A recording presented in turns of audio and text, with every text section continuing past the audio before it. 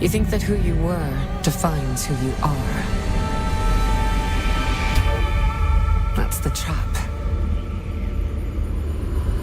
You are somebody.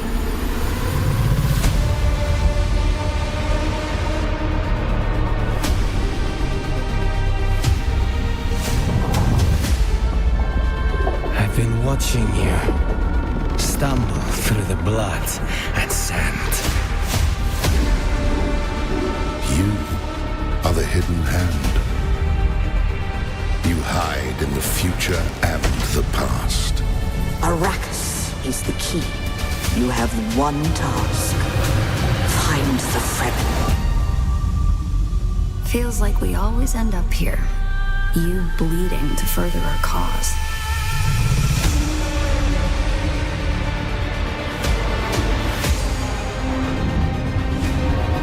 The future is a trap.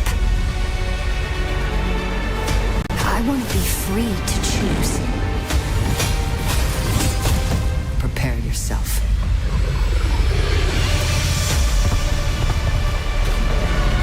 He who can destroy a thing has the real control of it.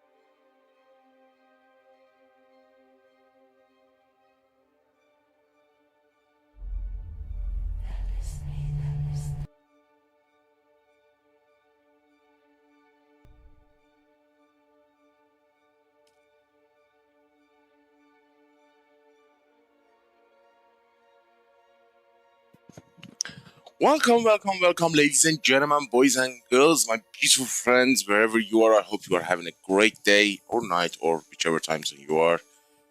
I finally managed to come online. Oh my god, I've been working to get things working for the past 5-6 hours. Jesus. But at least that trailer makes me feel better.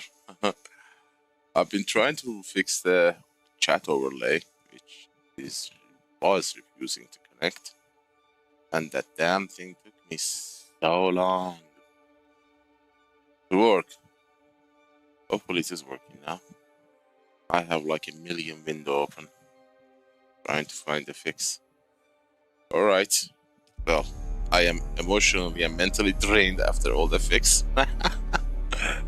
Let's see how long we can last. I mean, ever since I've been able to come online, I think I played like a total of a 10 hours raw gameplay, without having to fix anything. It's crazy.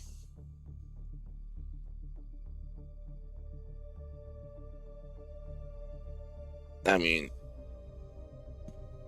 if only you saw what I have done to stabilize this goddamn game and stream. It's beyond insane.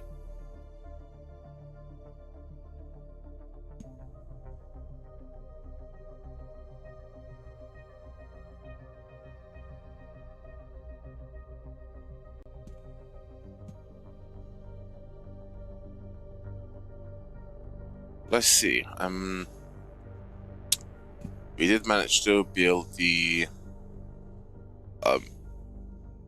framework of the base, and it remains just the storages, fabrication to units. Yeah, that's it. Oh yeah, last night I passed out here. Oh my god, I was so mentally exhausted last night. It's the same thing every single day, guys. I do so many background things before coming online, and then during the live stream, just to keep it stable. My brain just runs out of fuel. I literally passed out during the stream, and I think I was snoring for hour and a half before I woke up. I said, "Oh my god, where am I? Where is here? Who am I?" That was brutal. I apologize for that, by the way. Oh, I sold the Vulcan. Nice. And I sold one of these. No one bought any of these.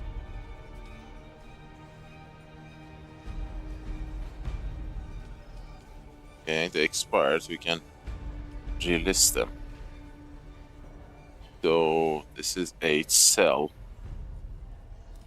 Let's sell this for. Why can't I select it?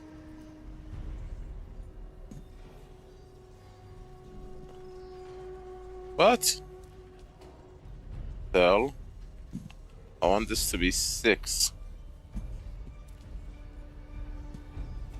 I want these two to be 0.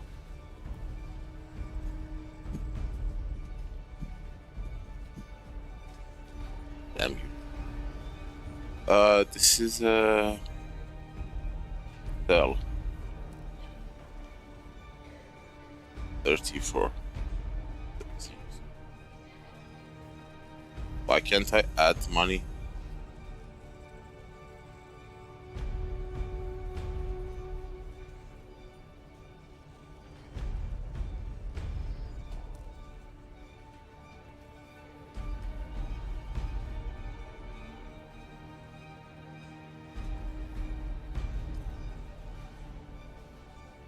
No.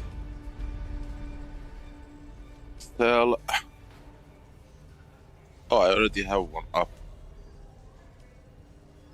Already have one up. Already have one up.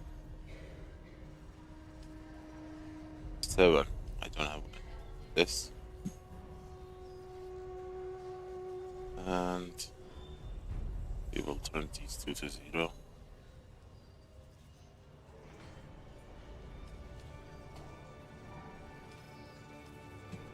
Sell.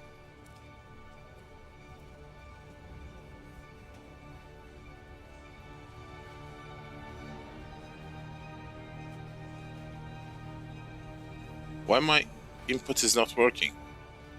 That is so strange.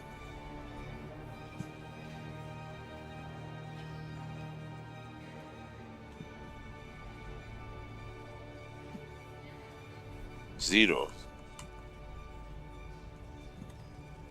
What the hell? Something is wrong with this interface. Do. 4 9 0 0 7 6 9 9. There. Sell.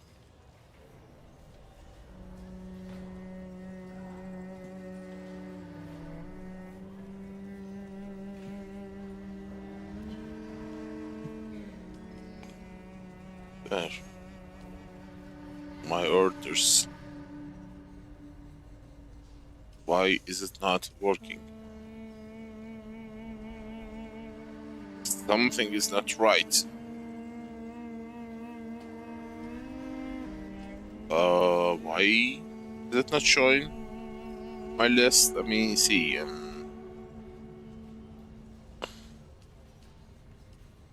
My list is not being prices active.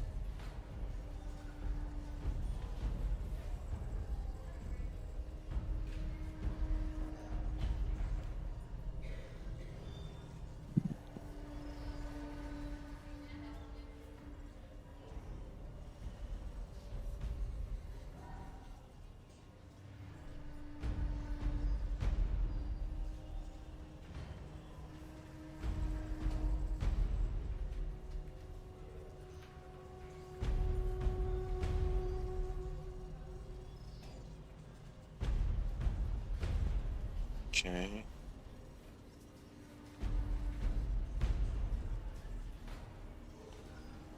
I didn't list. I did. I have 2 of them. Still.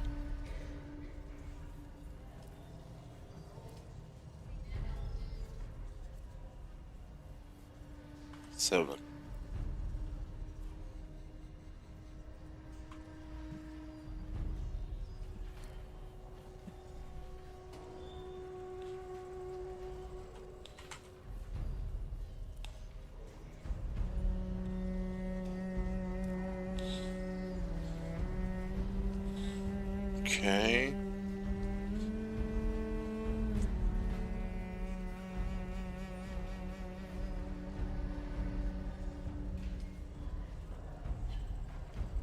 Why do I have access to this one?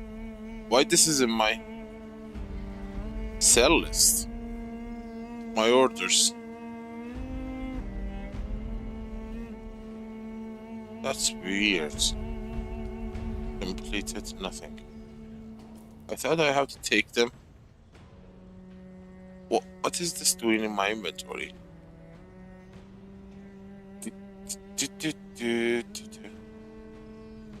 This is level 4.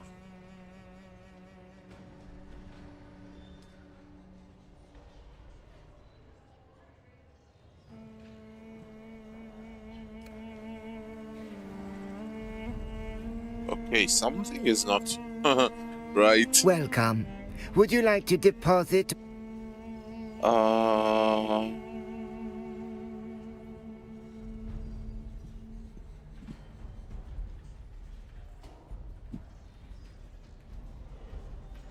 Regis. Why do I have a Regis container in my inventory? I need to check the yesterdays. Stream. I believe I have.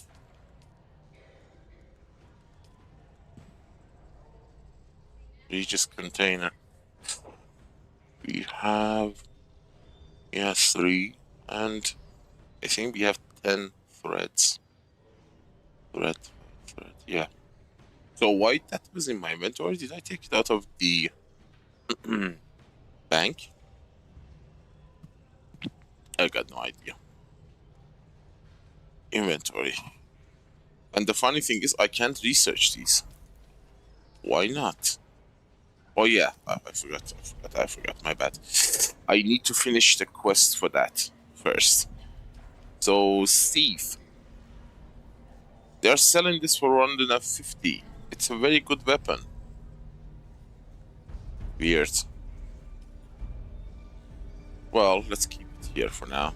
Welcome. Would you like to I'll just keep it.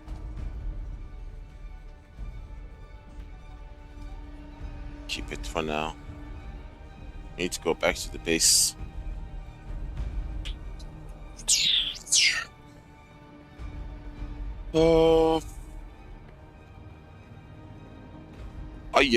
I should have checked.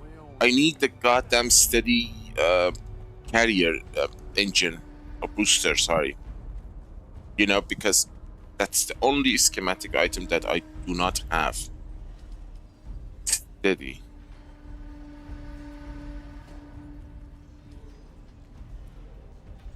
Oh baby, oh baby. Why there is no, there is no slot. But no free slot in this chain. What does this mean? Active. I don't have a lot of items in sale, do I? $2.99. Cancel order. Cancel. Oh, completed. Take it. Bye. Daddy. Bye. You. Hey bro, what's up? Oh my god. I'm gonna get this too. This is my lucky day, I guess. I don't know. Do not look a gift horse in the mouth. Right?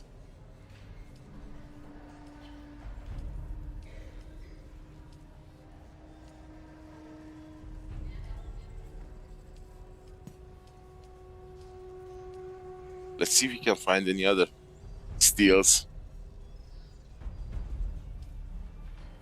Oh man.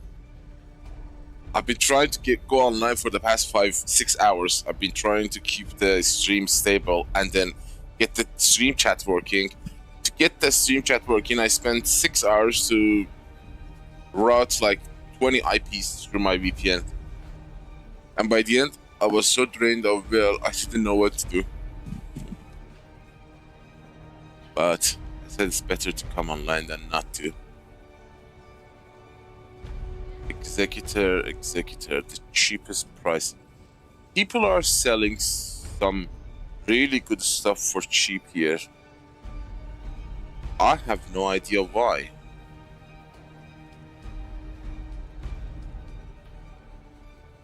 I mean,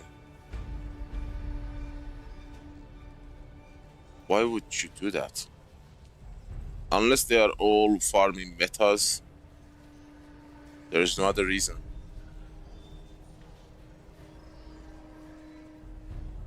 Well, the good thing is that even though I lost so much of these high-end stuff, then I lost my main base, I had at least 2 of them researched.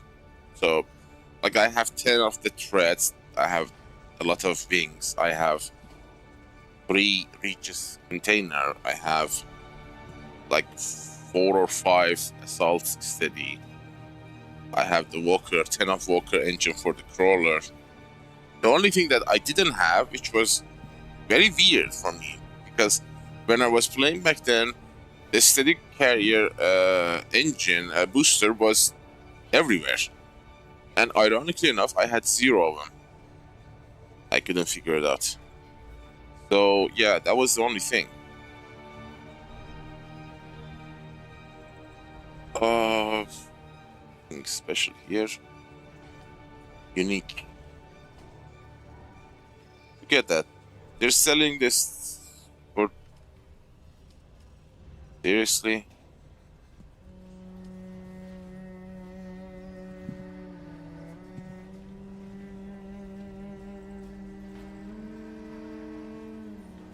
Well, I need to buy I need to buy 1 armor set, if I'm being honest, because I don't have enough house ranking to unlock a higher level, you know, armors.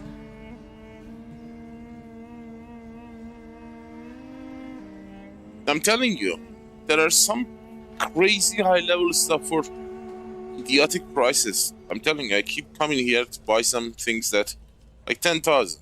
I would at least research it.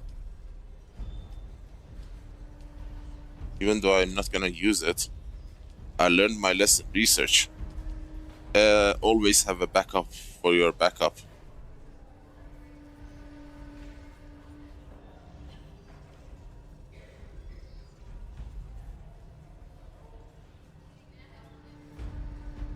I wonder if there is like a drop this week in the deep desert, because there are so many of these popping up.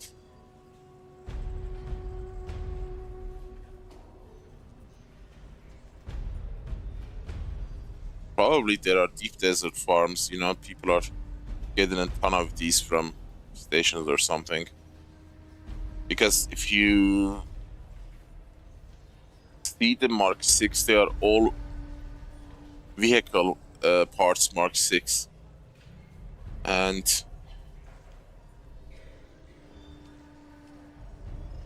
they are from a few days ago. So that means this week's deep desert is giving them vehicle parts.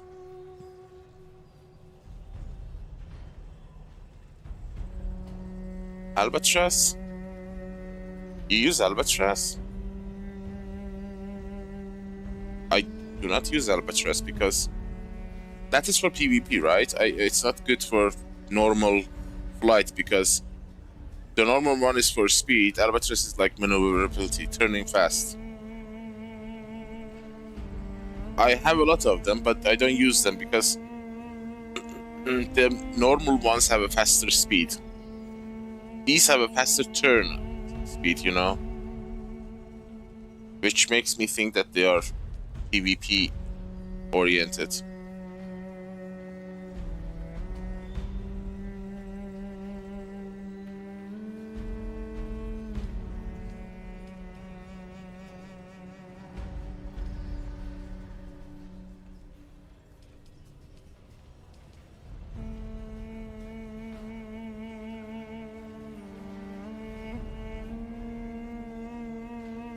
Albatross, Albatross, Albatross, Albatross, let me see.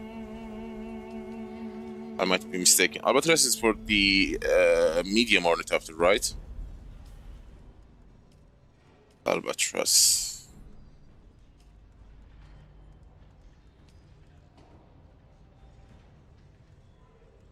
Alba.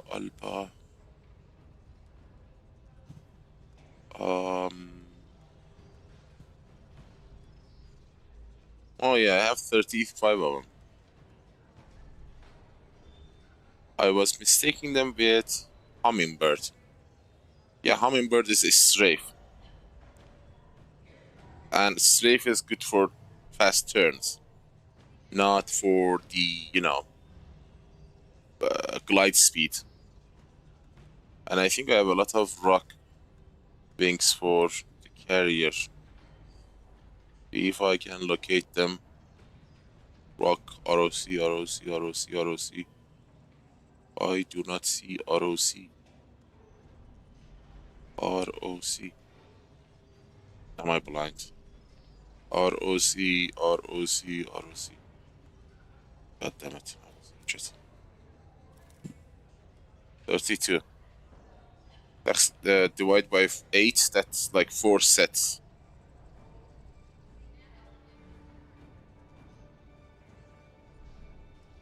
Yeah. They're mostly farmed from the time that I had like a lot of them being dropped in the deep desert back then. Most of them are from the time that they were like week-based drops, before Funcom changed it. Like every week there was a specific set of items being dropped. That's why I have a lot of some items already.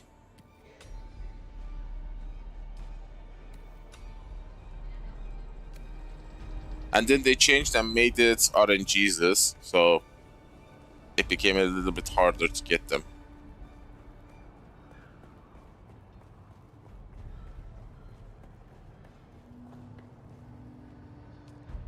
Yeah, a lot of these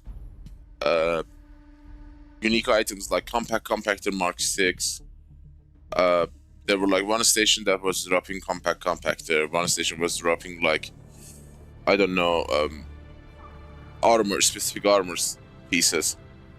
One station was dropping like, I don't know, Bloodshot Buggy Engine, Mark 6. And then they changed that. Honestly, I was complaining when they were like that because we were forced to wait weeks to get what we need. And then when they made it RNGs, I started to complain again. So they were like, damned if I do, damned if I don't.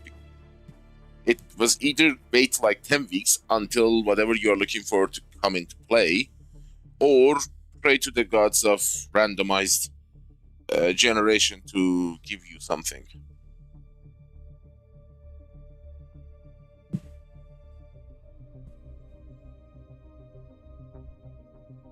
Yeah, I remember back then triple shot was a really big deal.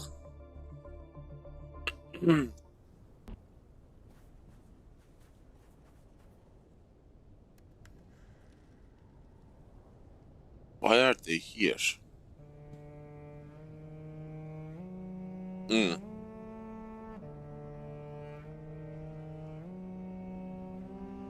Okay.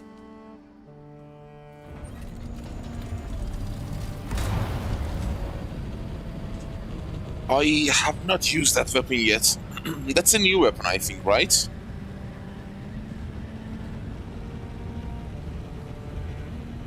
The Blind Fury... I've never seen it before.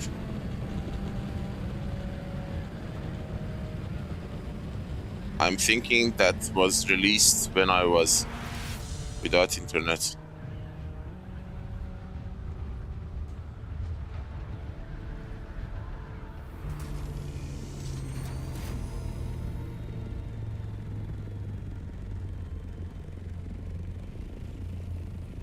The funny thing is that bullet drop was not a real thing when I was playing. They added bullet drop during the chapter 3, I think. I'm not sure.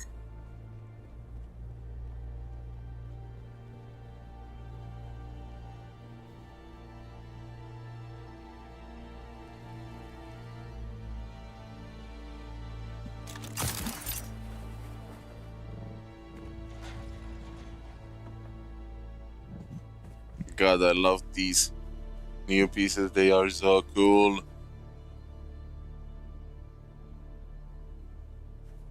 I can't wait to get the entire base looking good like this. The level of detail in this thing is so crazy.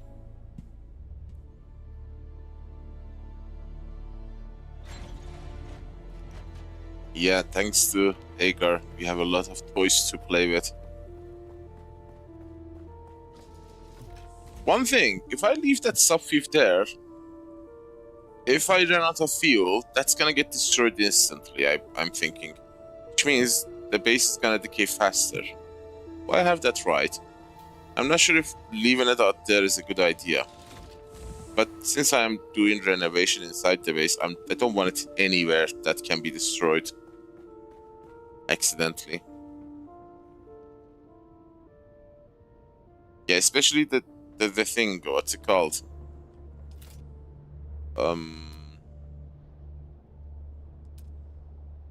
The water shippers is insane. One thing that I don't like is the fact that the other building pieces are missing some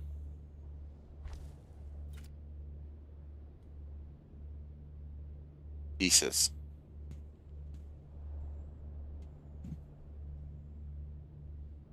I know, it's 60 days. But I need that sub-5 because I use sub-5 to fuel my generators and whatnot. Also, if something happens, 60 days not gonna save me. I was offline with no internet access for 5 months. That is under than 50 days.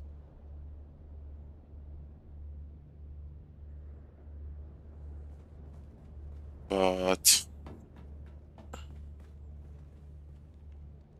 first thing first.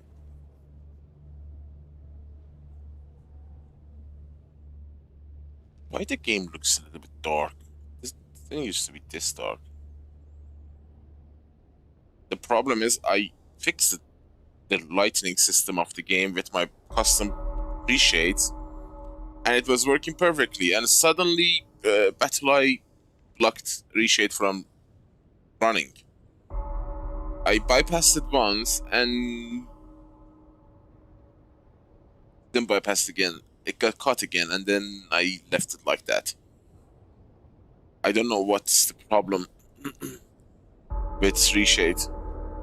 It can be used for cheating, but it's not a tool for cheating. It's a tool for like making shaders and weird stuff be invisible. But most games allow it. Dune has suffered from so many cheaters, they don't let anything to be run on their goddamn game. I really need that to work.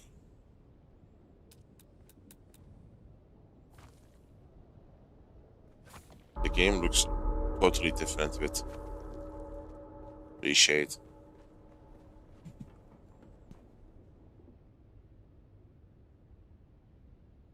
I never had a problem with the tax, to be fair. Although they did make it a twice a month, that was a little bit annoying. But they should restore all that tax stuff, you know? The only problem with the tax was that if you leave your base too long, that would be like a secondary trigger to, you know, start the decay for your base and clear the world map from a dead base. They should make the tax like a bi-monthly thing, because now, if someone knows that they're not gonna play for more than a month, they can back up their base, which means no tax.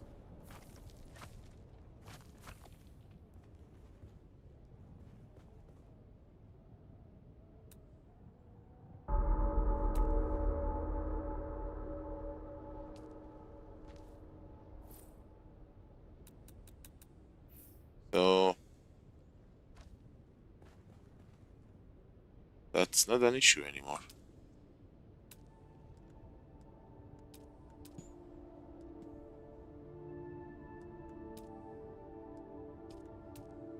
see how does this look.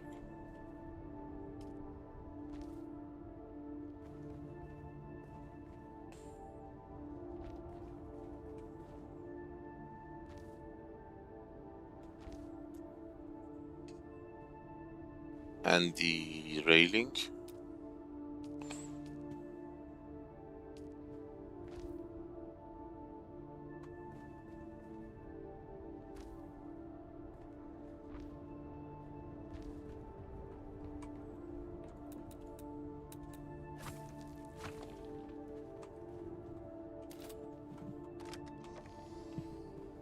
Now, if we confirm the door.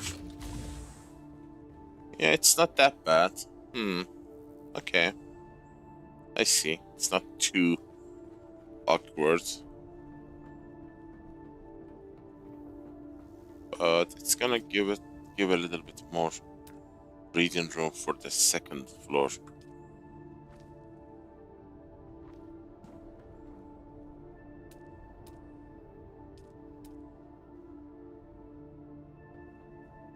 There we go. Now we have a little bit of a room to walk around the third floor.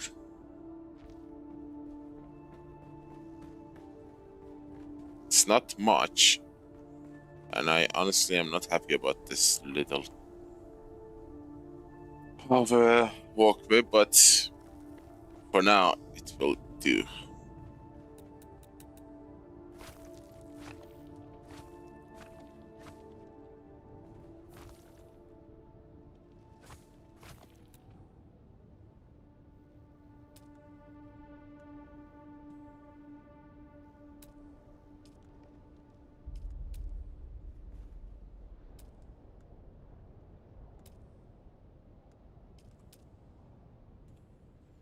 What does this hook?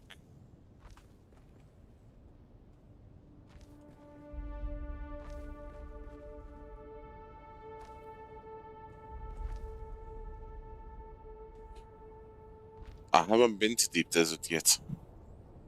I first have to do a little bit of a recon and see how active they are and how many gangs are there. If it is safe or griefed. The good thing about the old,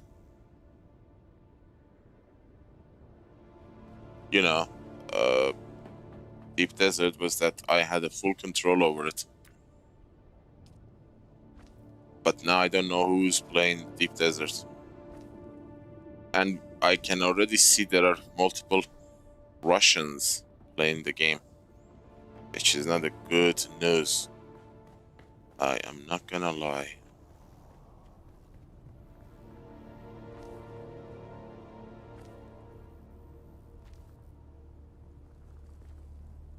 Damn it. This completely breaks symmetry. But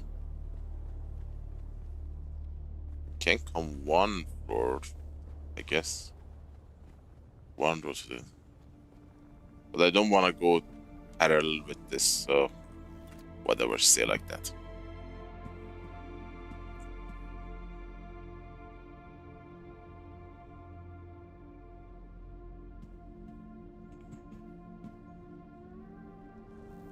Yeah? North American server or EU? I've heard that happening in the game.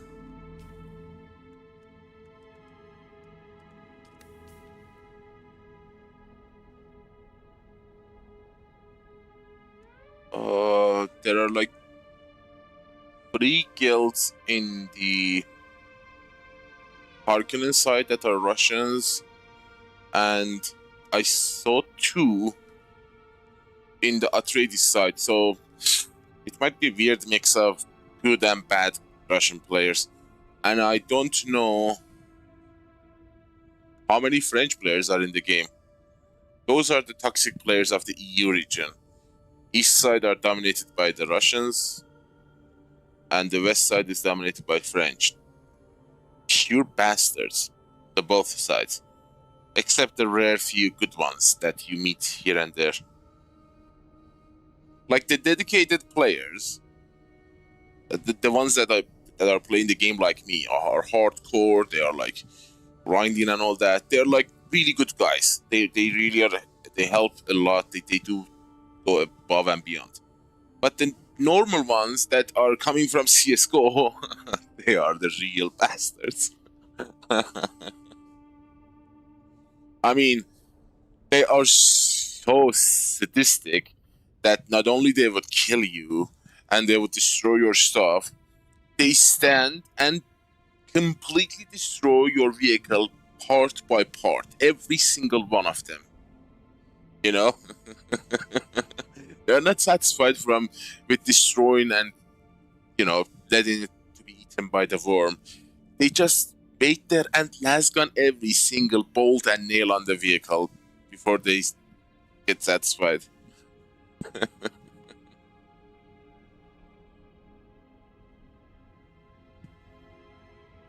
Well, if you're seeing it like that, we are all from CS. I was playing CS 30 years ago, I think. I don't know. When was the first CS 1.6, 1.5? I never played CS2.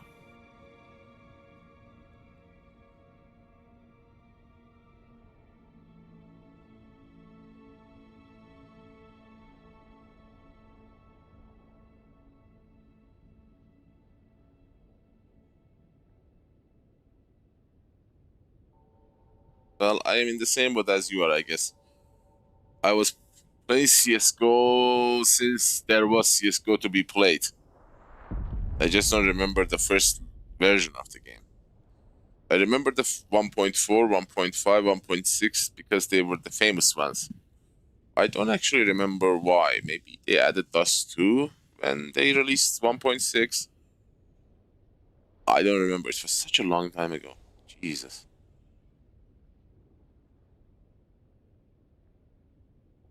Okay, can you help me out here? Why this counter is weird? Doesn't the recollection counter gets reset with every server restart? It restarted 20 minutes ago. What is this based on, this counter? Is it like a central time? Is it Pacific time? Is it GMT? Is it what?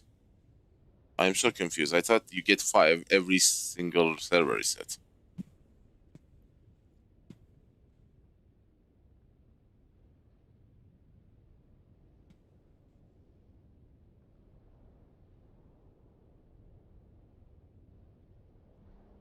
I know I get 5 per day, but this timer, this 23 hours, when this gets refreshed, when is the time that this starts? What is it dependent on? What I'm trying to say. I thought it starts after the server restart, which happens like in, I don't know, 4 hours from now. But it's not based on the server restart. I'm confused about that timer. I don't know the real reason behind why it was restarted 20 minutes ago. Doesn't make any sense.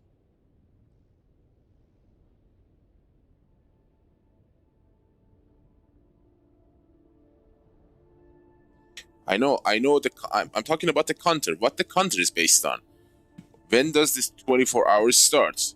Does it start after the server restart? Does it have a fixed time zone allocated to it? Like, for example, the game developers set it to Pacific time to be the mean time for it to start at 0 o'clock Pacific, which is not 0 o'clock in the Pacific or anywhere in the world. I mean, there is somewhere 0 o'clock, but I don't know, 3 hours, maybe somewhere in Japan.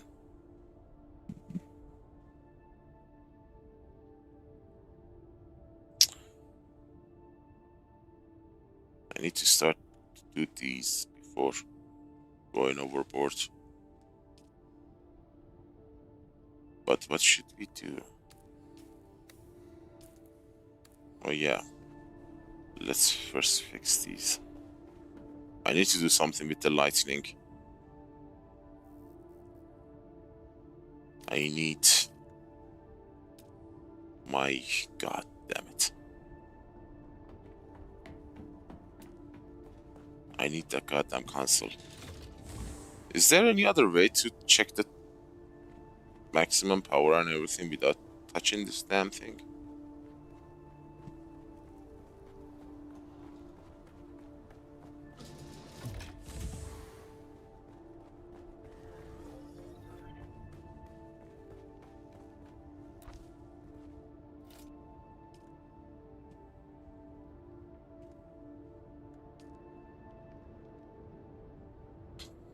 $1,000.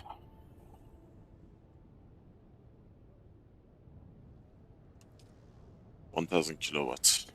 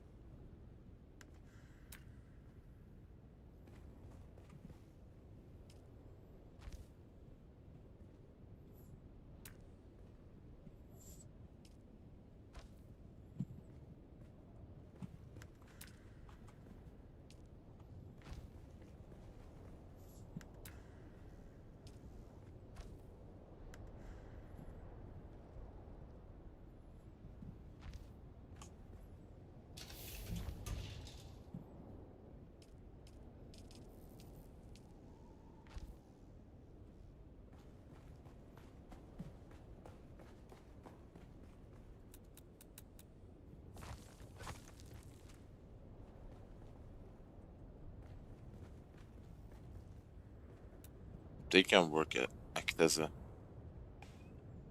foundation. Oops. Act as a foundation.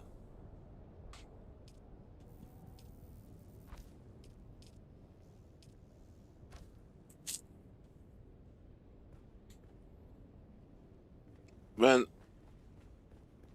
CSGO was a big deal, after that came Battlefield 2. God, I love that game. I freaking love that game. And I couldn't get people to play that game. Because, you know, that was a very complex game compared to a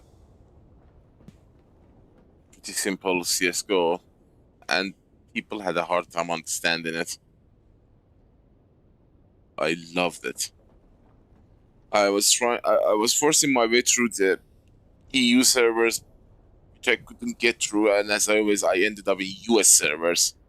I was playing with US players, but the problem was that I had a very high ping time, so God, those were the days. I freaking love that game. And I also played Generals, Command and Conquer Generals. I love that too, 0 Hour and the core game. It's a pity EA didn't make more of it. It was a game that had a lot of promise. I mean, there is a new game, Tempest something. Looks similar to it, but it is not the same.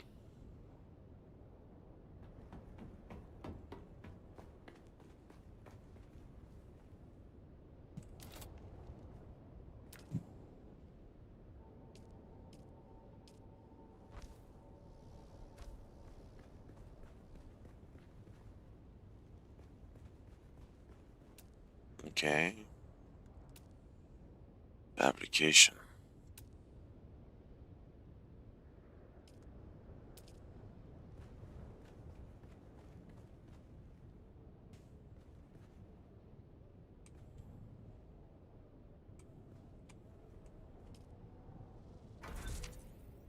Wow. I can't believe it took me 10 days, 10 streams to get back the basic framework for the base that I lost. I was not expecting it to be that difficult or that long, you know. But it was.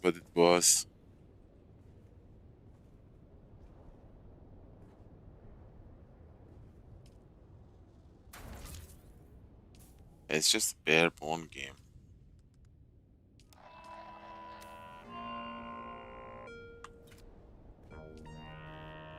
Let's see, storage.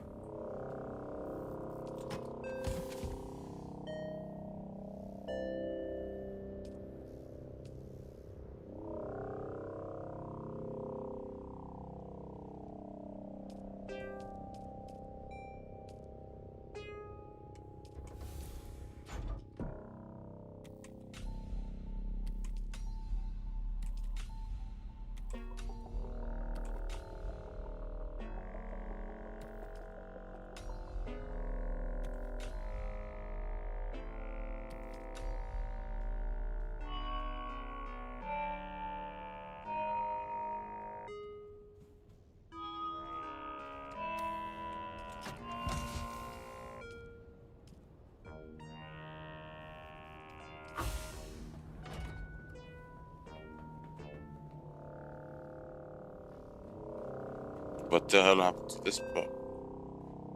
What? Seriously? This got destroyed on its own. This is your master inspirator with the daily motivational. Today we must remember, when you live with purpose, hard work isn't an option. It's a necessity.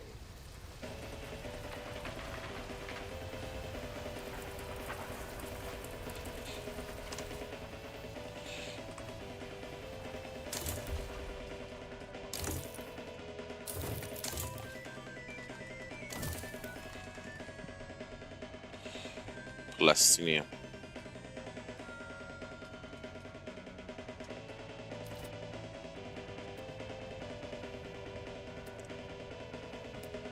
Storage also requires Palestinian.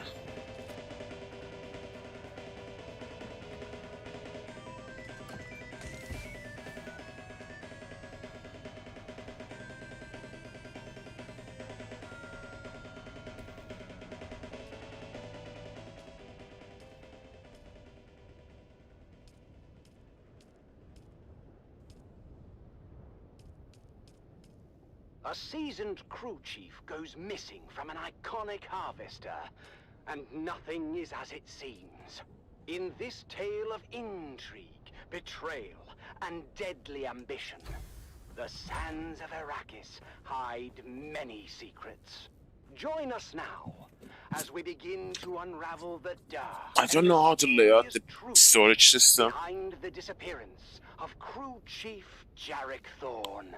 It's Death on the Titan, Episode 1, Eye of the Storm.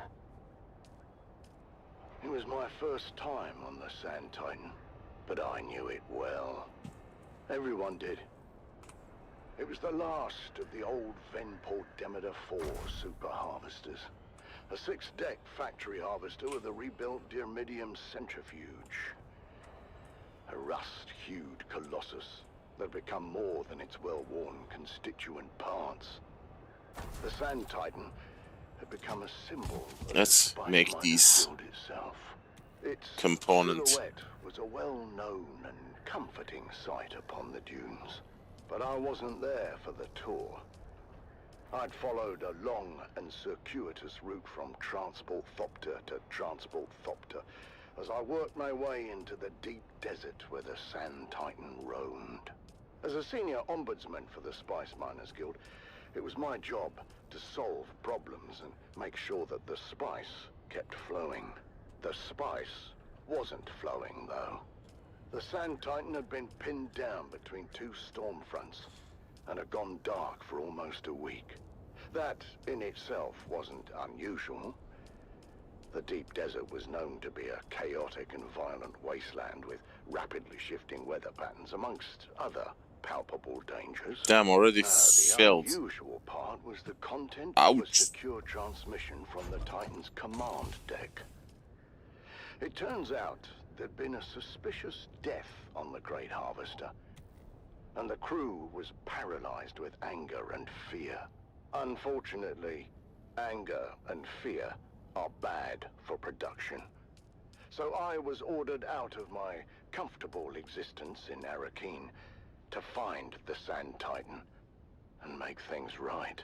As the last leg of my fragmented journey neared its completion, I examined Chief Thorne's guild record once more. Chief Thorne was a man of discipline and was well regarded by his Okay, crew. let's say By those all are. accounts, Thorne wasn't one to shirk his responsibilities or fail in his duties. Now, in fact, Thorne had never even been late for a single shift until that fateful night.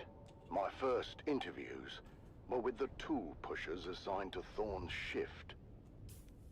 He just didn't show up.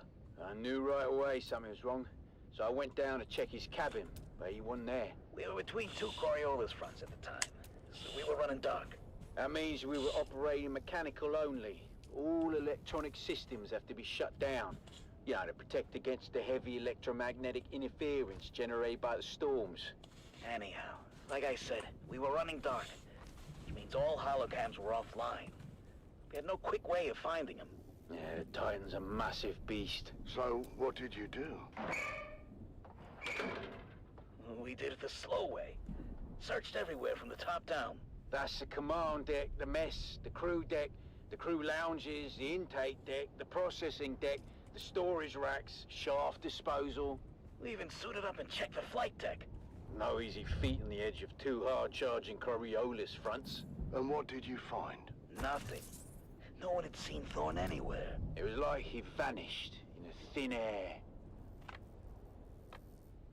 Plastinea. Hours passed as the crew's anxiety grew with each tick of the clock. Then, in the early morning light, shift supervisor Lena Orlov made a gruesome discovery. I found him. What was left of him, anyway. His body had been pulverized in the separator. I only knew it was him from the clotted tufts of blonde hair mixed into the stew of blood and bone. Crew Chief Thorne was dead. That was for certain. And the circumstances of his death were anything but clear. But what might have been written off as an accident at first soon began to look more and more suspicious.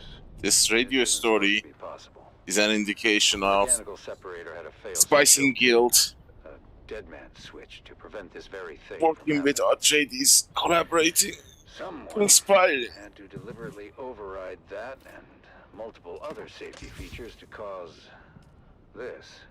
At that point, Captain Andahar Noah, the Sand Titan's capable leader, sent his call for help before launching his own investigation. And among the crew, one name quickly rose to the surface. Deckhand Rico Marr. After an anonymous report, Rico had been investigated for skimming unprocessed spice, an offense that led to a heated confrontation with Crew Chief Thorne. Tell me, Tessa, how did you come to be in the crew lounge when Thorne and Rico came to blows? It was Captain Noah's Oath Day. I was passing through the lounge on my way to pick up the cake. And what did you see when you got there? Thorne and Rico going at it. Well, there was a lot of yelling at first, but it got physical quick. I mean, Rico was a big guy, but Thorne knew how to fight and laid a beating on Rico. We separated them before it got too bad, but you can see for yourself. The holocam caught the last part. Think you can humiliate me like this? I'll be shitting teeth for a month. Count yourself lucky, thief. Oh god. In the old days, they would have fed you through the mechanical separator. I have no bloody idea how that got there. I've never seen that before. I need a The metric ton of incident has cobalt. been diffused, for the time being. But the tension between Thorn and Rico was palpable. Was it enough to drive Rico Ma to murder? That's what I was working to find out. I was shift supervisor in Chief Thorne's next rotation. And how would you characterize Thorn's state of What? mind? Thorne was worried. He didn't report the fight with Rico straight away, which is weird for such a straight arrow. What happened next? We don't know all the details, but holocam coverage tracked Rico to Thorne's cabin later the same night. There was some kind of second altercation. Did Rico have an alibi for the time of Thorn's disappearance? No, he didn't. He claimed he was in his quarters. One gives the whole 10, time, I believe. but the storm front had closed in and we were running dark. There was no way to confirm his location with the holocams. So, with suspicions mounting against the deckhand, Captain Noah ordered Rico Ma to the brig. And what we found next raised even more questions. What am I looking at? That's a mnemonic film wire containing a coded message to Thorne. I knew exactly what it was, but I wanted to learn what the shift supervisor knew. As far as we could tell, the code was based on old cipher used by Atreides signal intelligence. Speed on lockdown. Was thickening. Why was Thorne receiving secret messages from the Atreides? And why was that message in Rico's possession?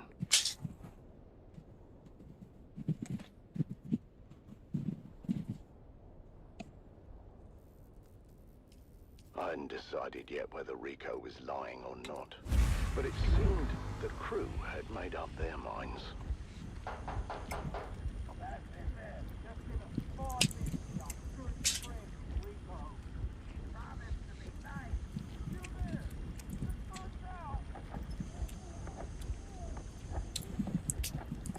Communications specialist Jeb Dolan was tasked with deciphering the secret message, and I tried to impress upon him the importance of doing a quick but thorough job.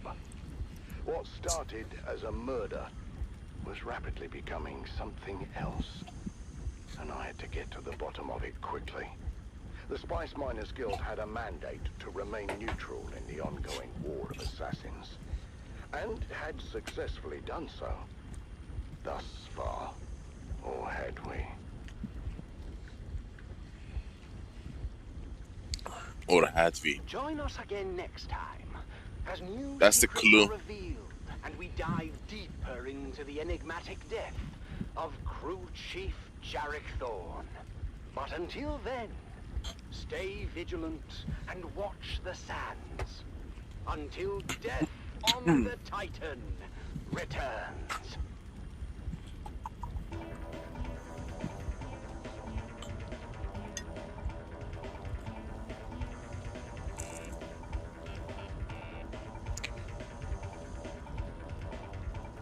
You know what's interesting? Everything is working now. The stream is smooth. The game is smooth. The chat is smooth. Everything is working properly. Windows is not overloaded. My CPU is not being hammered at 100%. PC is not overheating. It's like perfect. Ink time is fluid. Everything is going according to the way I like them to go. But this is the funny part.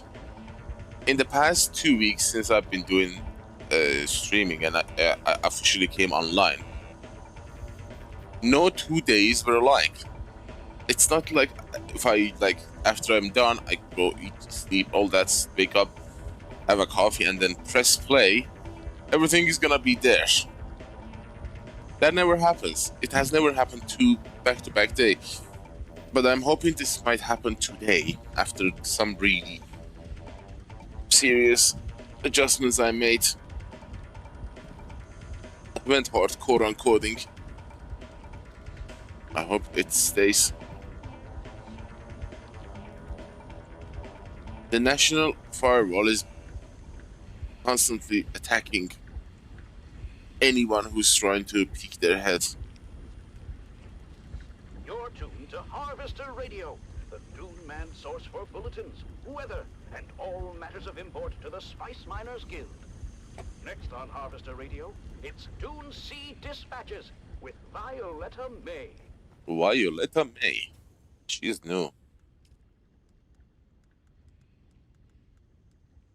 We need cobalt. A lot of cobalt. And even after getting them, we need to go and farm a carrier container worth of it.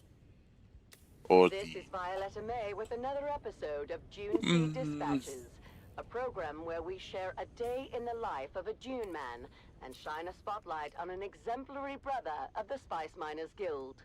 Today we have a very special episode as we journey deep into the Habaria Erg, where we join Harvest Crew AD-377 and their star-crossed crew chief, Keith Valari.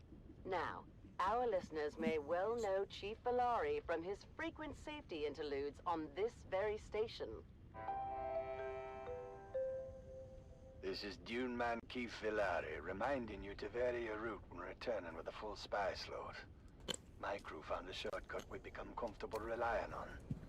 But then so did a gang of ruthless brigands. Our carrier was forced down and stripped before we knew it. We were trapped on that rock island for 57 days. Be profitable. Be safe. 57 days indeed.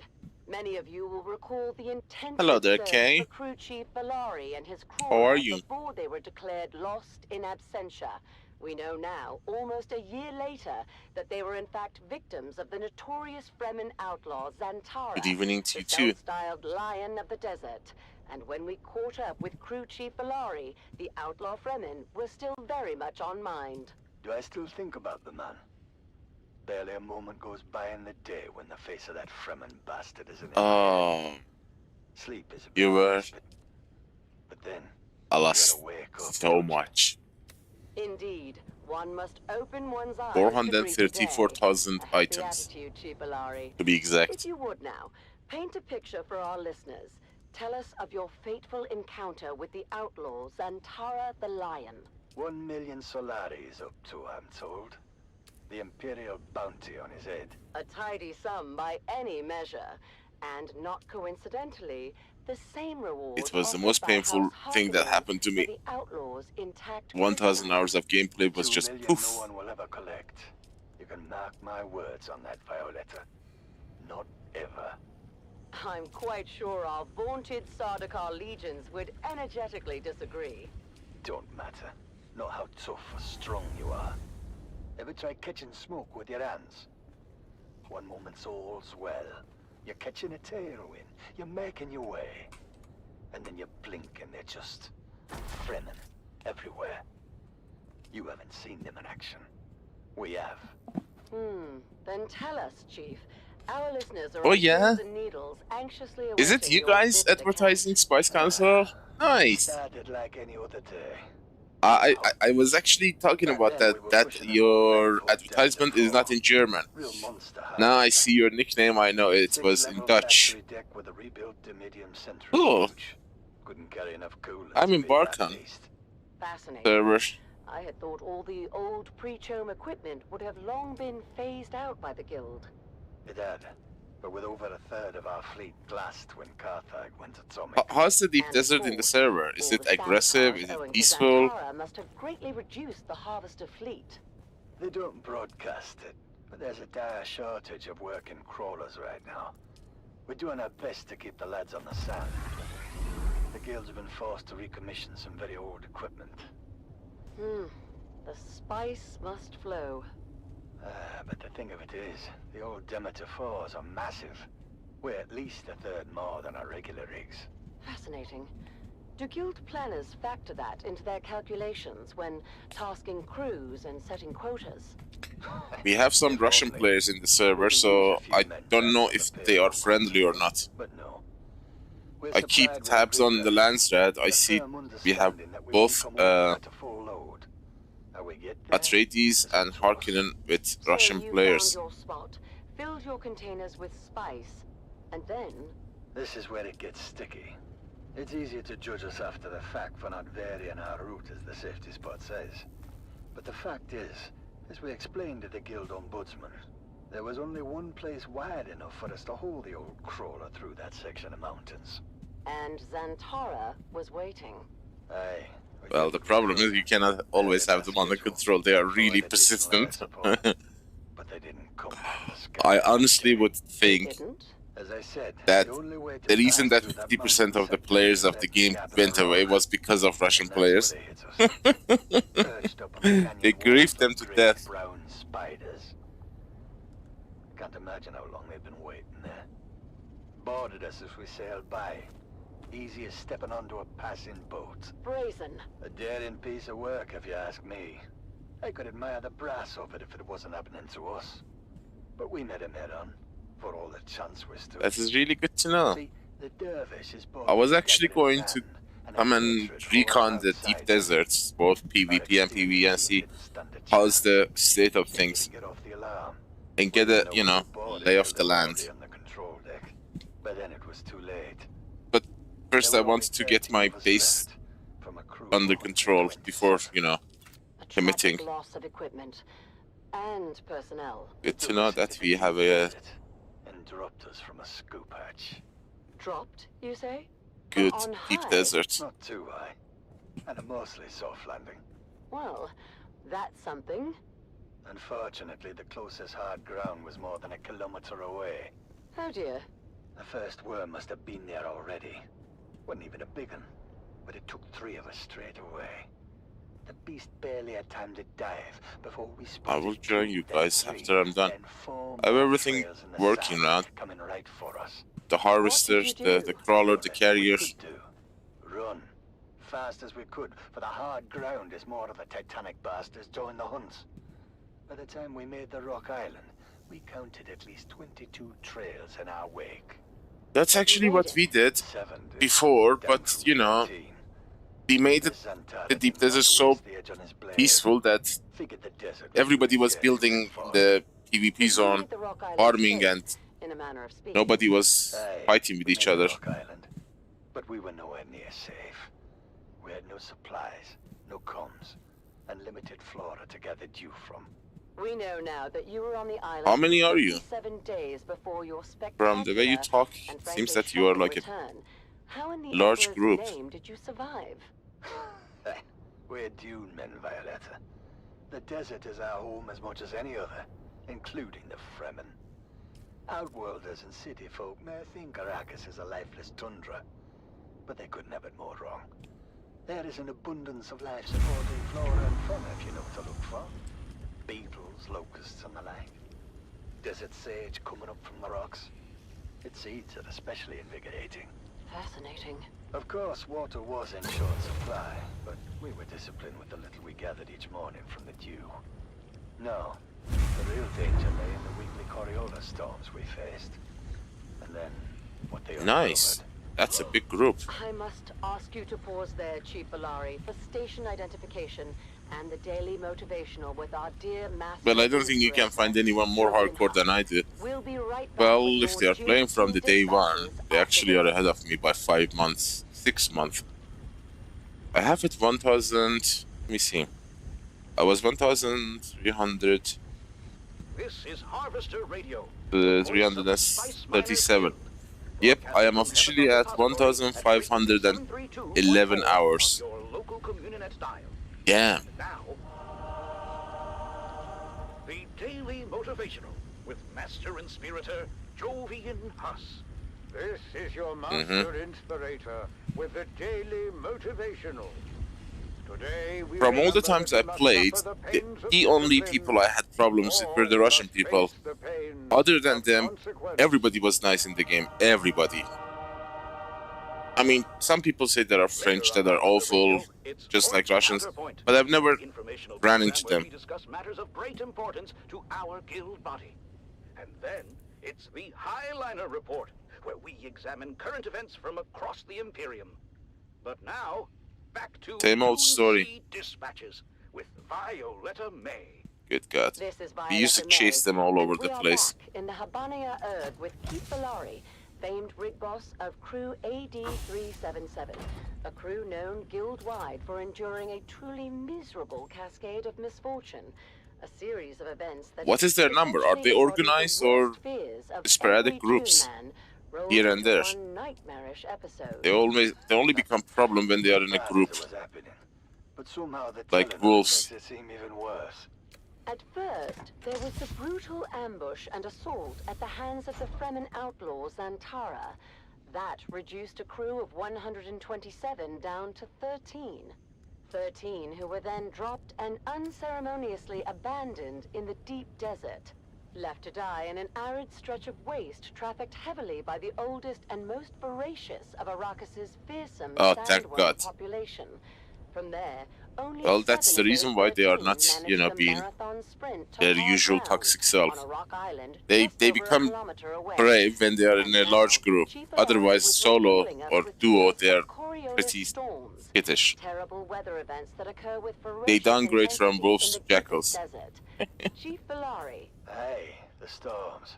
Would have killed us outright on the first night.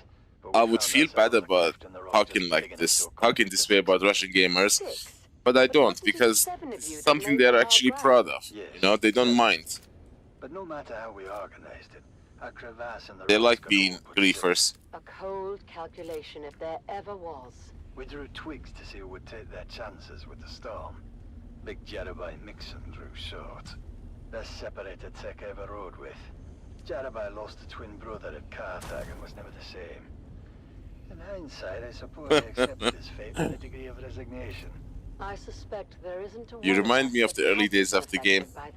We were teaming up to fight them. To some extent. A brother, a cousin. We were patrolling the deep desert in the morning, and when we were going to bed, when I woke up, I saw like there are 20 ornithopter corpses all over the place. We said a few words on his behalf. The rest of all us. Good times. But then it was time to turn our attention to rescue. A very slight hope, one would think. We actually had a national teams. We had Germans, Netherlands, UK, 2 from Australia actually. And how did it go from there? We were like 30 people divided by 3 guilds. How did it go from there? In a word? And then slowly everybody went away and just remained us, the grinders. On the right side of the grave. But morale went south. Even the Russians went away. Suppose the natural protections of the shield wall have insulated us from the full, unbridled force of the Coriolis storm. But there was no such protection in the deep desert. No, it's not about running, you know. I don't have any problem with PvP. It's the griefing that annoys me. Reshape a landscape. How do you mean? I mean, we survived 5 major storms in the It's the desert. goddamn griefing. Like, one entirely redefining you know, our camping to do After the first storm, harm when there is no reason or there is no way of defending yourself. That's not PvP, that's just annoying someone. One would imagine. And Russians are not PvPers, they're griefers mostly. We were sun-scorched, I would love to be in a battle of 20 versus 20 players. That would be fun. That is actual combat. I'm a Battlefield player. I love massive combat. 64 versus 64. But in this game, the game is made in a way that welcomes griefing so much. It has a lot of griefing everywhere. You can grieve with a Alaska. You can grieve with a Mark II ornithopter. You can grieve with pretty much everything. We dusted off after a bad night and got a look around at how small our world had gotten. O'Denny said, "No, thank you," and simply walked out into the waste. He didn't get 20 paces before he was inhaled by a breaching worm. When the last storm came on day 57, we had passed into a kind of strange euphoria, where the lack of food, water, and hope Amen to that. finished us to the point where we didn't care anymore. Honestly, the reason I stayed solo was because I didn't know what's gonna happen next in our deep desert. And by the time I had a solid group of people, everybody was so efficient. I had a team of 20 people, but we were not in a guild. We were 20 solo players acting as a guild. but we were controlling our own bases. Because, you know, we each had our own unique way of playing, and we were really efficient at it. I personally solo farmed 100 and, well, not farmed and refined 170,000 spice melange solo. That is like 50 days of non-stop grind, large spice refinery running non-stop. Which we foolishly clung to, considering all the static electricity arcing around us. But that's when we saw it. A light. And by the time we were actually enjoying the game, I lost connection and everybody. And then migration happened, and now I see everybody's spread over all over the place. And some of them are even not playing anymore. Longest 500-meter crawl in history. When we got there, only Tom, Tenny, and I were left. What happened to the other three? Dunno. They just weren't with us. When we got there, there was no practical way to look for them. And what was exactly the same thing with me? The light was coming from a hatch in the ground. Surprisingly, the mechanism still functioned. And Tom, Sonny, and I pulled ourselves inside. The country that's being bombed, We were in one of those old Persia. mechanical testing stations. I'm running 4 VPNs right now. One VPN is directing the game's connection separate from everything else. One VPN is going for OBS. Another is going for the APIs and links. Another is running the browsers, Chrome, Firefox. It's a mess. We couldn't believe that it'd been here the whole time as we lived and died just a short distance And the way they are fighting right now, they might actually disconnect our internet again. I didn't lose connection. They shut down the internet for the entire 92 million people in the country for 5 months. And here we are, almost a year later. I was almost about to lose my mind. You have no idea how life is without internet. You think you can survive it, but you can't. I hear the vote was nearly unanimous. I may have been the lone dissenting voice. I think my guild. I really don't think I can survive the second shutdown if that happens. There is a certain degree of irony in the appointment. I might go and do something about it. Or die trying. Would you say you're star-crossed? No, I wouldn't say that. Absolutely not. Do we live a hard life? Well, to be honest with you, I was actually going to find that siege with most active players in the server. But I messed up the goddamn backup tool. Well, I didn't know it has a 7-day cooldown, you know? Indeed. Profitability is the lubricant It's that keeps our messed up my running. plans.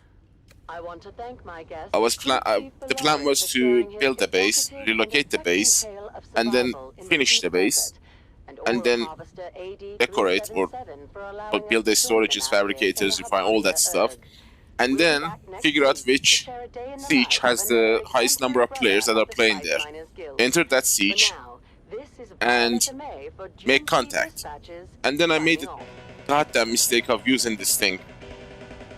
And I didn't know that there is a 7-day cooldown. What the hell, Funcom? Why 7 days? At least make it a 24-hour cooldown.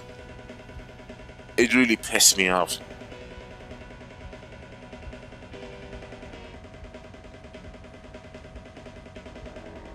Well, I hope it doesn't come to that, because that would be like the apocalypse. Problem is, you feel so powerless about it, you can't do nothing about it. You are the tiny fish in an ocean filled with sharks. I need to make plans and find a way to get the hell out of this place. I need to find a creative commons visa or something. This is too much. It's not my war. And this is not my country anymore, I'm not gonna lie.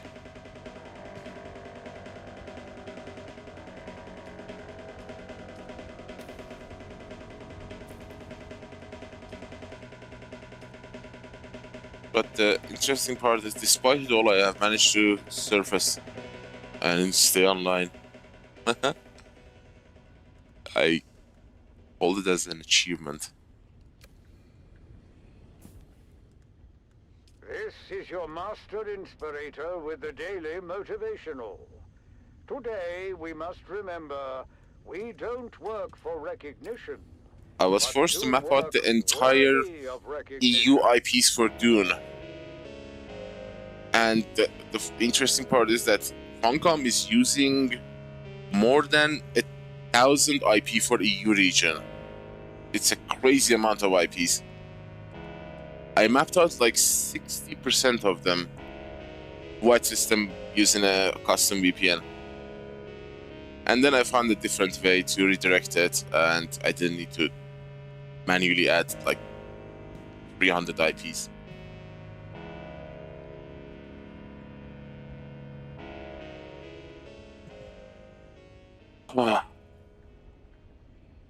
If we change position, you would not survive this situation for a single hour, let alone a day. It's crazy. Especially if you are a gamer. When you are like super focused on ping time and stable connection. I mean, normal people are not bothered. They use internet for Instagram and all that stuff. They don't care about ping time or anything. They won't even notice if the internet is bad. But gamers suffer the worst. And we are not being supported by ISPs. When you call, they say, we don't support games. It is what it is.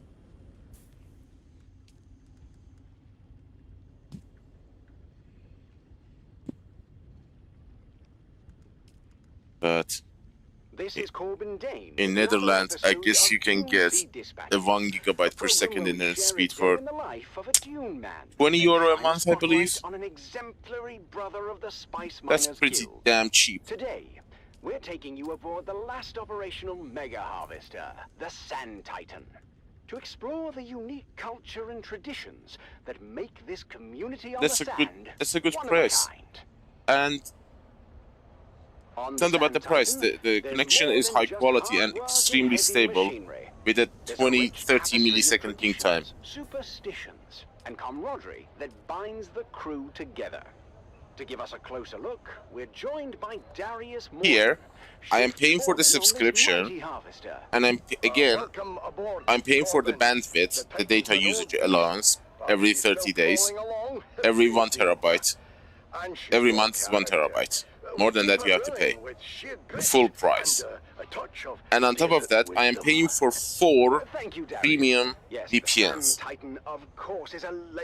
So, do the math. Can you tell us a little bit about the traditions and rituals that have developed among the crew over the years? Well, it's the little things that matter out here, Corbin. Like, you can always spot a rookie by how they buckle their harness. Well, veterans know better than to strap in too tight. There is something wrong with the servers in Netherlands, by the way. I don't know if they are degrading faster or something, but there is something weird going on with the Netherlands servers. If you check the EU servers, there are 2 locations. One is for Netherlands, they're located in Amsterdam, and the second region is in Paris, France. The Paris servers are lower ping time than Netherlands ones, by 10 milliseconds, which is kind of interesting. Well, there's an unofficial pecking order. France is using the Central EU connection line, but Netherlands, I think, is using the Northern Europe connection line, which is 10 milliseconds higher ping time than the Central one. Ways for the new guys to prove they've got what it takes. We call it earning your sand. If you go to the server browser, you can easily see. Especially concerning the sandworms. There are 2 types of ping times. One is 10 milliseconds higher than the other. Out loud. It's a bad luck word. And every last man's got a charm or talisman of some sort. You survive an attack, you pick up another one. You can see old-timers out here with a whole plethora of knickknacks around their necks, jingling like blood rose trees, some of them. It sounds like a deeply ingrained culture. Now, what about the daily routines and the way you dress? We don't make a big fuss out of it now. What with the purge and everything. But most of us have picked up Fremen customs without even realizing it. Like the way we wrap our faces from the sand. More than practical, it's ritual. And we've got our own style, that's for sure. You'll see all kinds of patches and modifications on the standard issue coveralls. Meals, of course, are a big deal. That's the one time of day we all come together to share stories. No one eats alone, unless they really want to be left alone. What about the legends and stories amongst the crew? Every veteran's got a story or two, that's for sure. There's the tale of old man Rashad, who supposedly rode a worm for half a mile after getting thrown off his buggy. Those stories keep us connected to the past and remind us of what we're up against. Interesting enough, I do. Now, finally, I think our listeners are eager I will to show you hear about in a moment. famous nicknames. Kinda interesting. Infamous, maybe I should say. Well, if someone asks for Tariq al-Salam out here, nobody knows who that is. But ask for Dune Rat, and everyone knows that's 1217. Then we've got Shovel Slicer, Rock Raider, Spice Sniffer, Cotter Tutu, then there's the Scorpion. For you, it's the other way around because you are in Netherlands. You see, there is a 10 millisecond ping delay. The rule still applies. The not so much. Nutcracker, Spice Head, Eve Master. Then there's Dune Walker, the Cuckoo, Cardboard, Mr. Pudding, Oink Oink, the Judge, the Taxman, and the Thief of Caladan, Cave Dweller. Oh, smelly. Chubby, then Tin House, Arn the Raider, and the Sausage. And those are just the ones fit for civilized ears, mind you. Yeah, those are some fantastic The Sausage. names. Well, this has been a fascinating and informative look into the unique culture the Dune men have created here.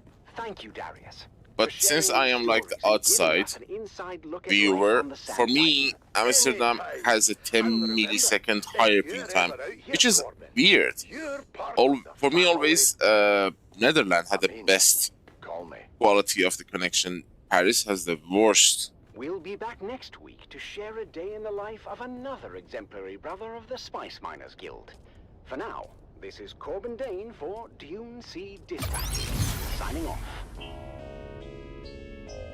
13 days. 26 days.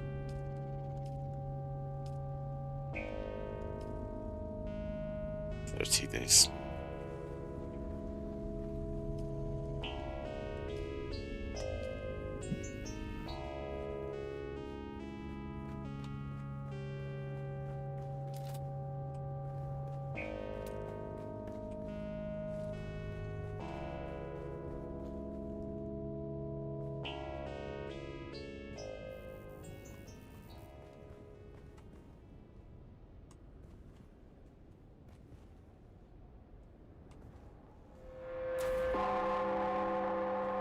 The Combined Hunted Communinet Theatre presents an Arrakis Playhouse production of 5 Days at Carthage.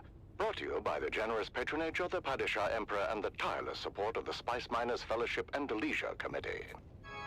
And now, it's time to dim the lights and return with No, the big boys, the large refinery and the large spice. It's part 2 of 5 Days at Carthage. These are the power suckers. The Imperial Scenarist Guild has been provided unfettered access. I will build them here for now until I finish 4th floor. The following dramatization represents the official truth, as judged and signed by the Imperial Chamber Court and Aulic Council. So let us journey then to the burning sands of Arrakis, a desert planet in a far-flung corner of the known universe. Oops, silicon block. The year is 10-1-94. and the war of assassins between House Atreides and their ancient enemy House Harkonnen is well underway. We join our story in the bleak hills of the The only way to get the Regis component is the buying from the Lansred shop. We can't find them, but for the crew craft of them. smugglers carefully negotiating the rad-blasted hellscape. The locals say these hills are haunted. What locals? There are no locals. Not anymore. That half-blind fortune teller in Arsum said these hills were wild with evil spirits. She called them Jinn.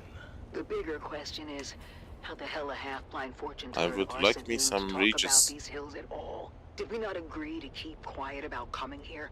Simple was a restricted sector. Sardaukar kill on sight if they find you. I didn't say we were coming. I asked if it was haunted. Chingo and Max were saying it was, and I don't want any part of any ghosts or jinns or whatever. So, what did your half-blind fortune teller say? He told us an old grabbing tale about the jinn. Angry spirits, born when someone dies suddenly and violently, without knowing the how or why of it.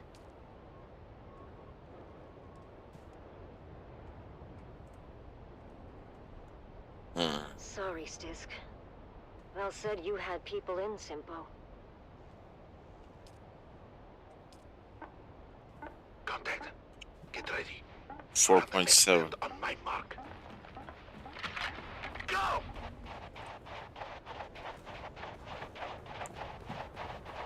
Hold up! Hold up! What?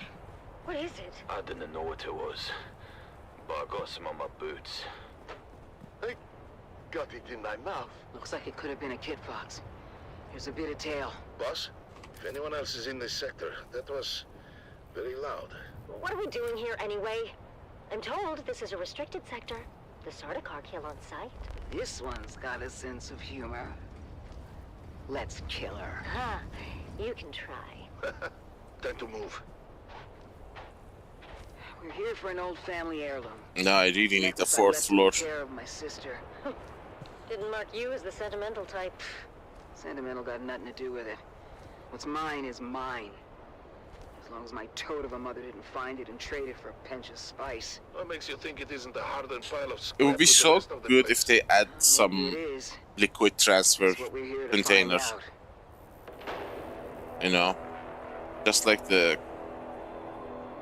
cargo one.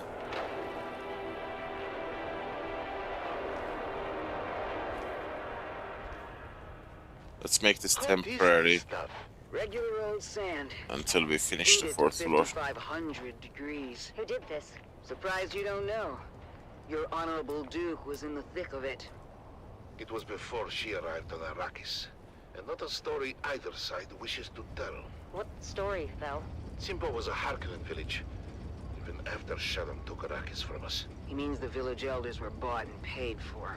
Anyway, it seems the town water system had a crack in it, or a deficiency of some kind. But no matter how many times the village petitioned us for help, they were met with typical Harkonnen indifference. Granted, we had a war of assassins to wage, and there were other priorities. But that didn't sit so well with the younger folk in the town. Seems that dying of thirst makes you cranky. Go figure. So let me guess. They went behind your backs to the Atreides. Yeah, you got a smart one here, Val. Don't screw it up. Of course. That clever bastard Tufir Hawat immediately saw both the strategic and propagandic value in turning a Harkonnen stronghold. Duke Leto tasked his best men with the job. You know, I don't think propagandic is a word, you big ox. What did the Harks do? Harkonnen loyalists within the town began a campaign of sabotage to discredit the Atreides and undermine the system. I wasn't expecting to run out of stuff so fast. A superficial investigation uncovered the treachery, but the Atreides engineers couldn't prove their innocence and were ultimately arrested. I'm sure that didn't sit well with the Duke. The Atreides acted quickly and decisively, deploying a full garrison to free their engineers and install the younger upstart villagers as the new town leadership. I'm sure that fat slig of a bear would love to hear that. He did not. But it was spread Didn't I claim the cobalt? even when the new town leadership formalized their fealty to House Atreides. Good for them. Sorry, Val, but your old crew were a band of snakes. You must never be sorry for observing the truth. But at the same time, snakes are at their most dangerous when cornered. What happened? The Baron grew tired of losing ground to the Atreides, and dispatched the biggest snake of all to fix his nephew's problems. Peter de Vries, the Lord High Snake himself. Upon returning to Arrakis, Peter de Vries' first order of business was to organize the destruction of Simpo, as a warning and message to those who contemplated disloyalty. A massive host of Harkonnen House troops arrived in the dead of night to encompass the town. Need to make some. Outnumbered and surrounded, it was all the Atreides could do to fall back.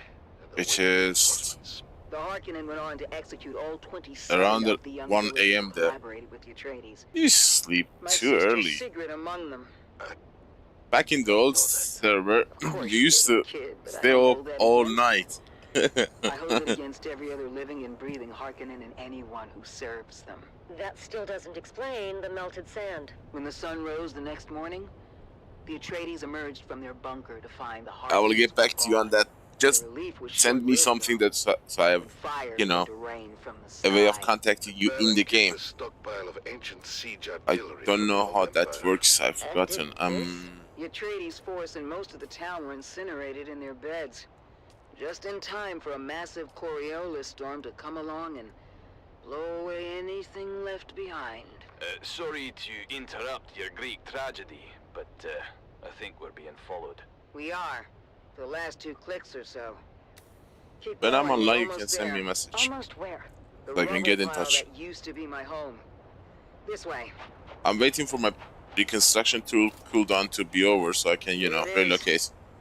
Not much to look at top. 2 idiots here are blocking the aluminum route, so I don't want to stay in this siege. Pull it shut behind you. Damn. Alright, no It's all problem. scorched and melted. I was worried I'm about really that. happy to meet someone from this Bombardment must have cooked this server. place like an oven. That's actually gonna make things a lot easier. For nothing. Not for nothing. Thank you, I appreciate it. We're in business. Go get some beauty rest, What kind of and we will necklace is that? hopefully catch up tomorrow. A lot sooner than this. I thought we'd have more time. Before coming online, I was working to go online for the past 5 hours. Otherwise, I would be online like, Before they kill us. I would say 8 p.m. your time. The scabs in the Haga Basin. Oof, that's a lot. Hopefully tomorrow will be better than today. You don't have far to go. Sector weather alert. A large sandstorm is approaching. Before sundown. I know. First round's on me. I actually made a Discord server for the Full burst through the hatch. And then channel. Run like hell. That's not a plan. Thank you for reminding me. Shoot! Go, go, go! You can exchange those. Multiple contacts! All around us! Weapons hot! With me! Info. Reloading! Reloading! Head for that ruined house! By the way, boss, Catherine's been dry for months. East Rabban has ordered a total prohibition on Here. alcohol. I know! He's a real bastard! Then what are we drinking when we get there? Oh, ye of little faith! On 3, we grenade and move!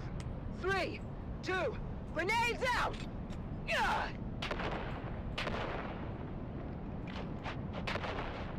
Almost there! Where? Box Canyon! Just down this grade! A box canyon? That doesn't Fingers sound good. crossed. Go, go, And go! thank you. Have a great night. Keep going! All the way to the back! The end of what? The dead end? Here! Where? Oh, shit. The canyon wall is fading. It's... A Solito hologram. That's a big door. Locked. Lucky we have the key. Haha. Your sentimental family heirloom. It Let's is see. now. Inside, quick! Closing door. What now? There's got to be hundreds of them out there. Trying to get in here. We ride home in style. Val, get the lights. Nice. It's a Mark IV medium chum gunship. Can you fly it? Does a worm shit in the sand? Mount up. You know this is overkill for a bunch of scavs. The gunship isn't for the scavs. Check the hold. Shy Halud. That's a lot of booze. Stisk, you crafty devil. Told you, Val. First round's on me. Buckle in. God damn Next it. stop, Carthage. Oh, it's working, actually. But you cannot see the chat from Twitch on YouTube, but you can see the chat from YouTube on this Twitch. That's so weird.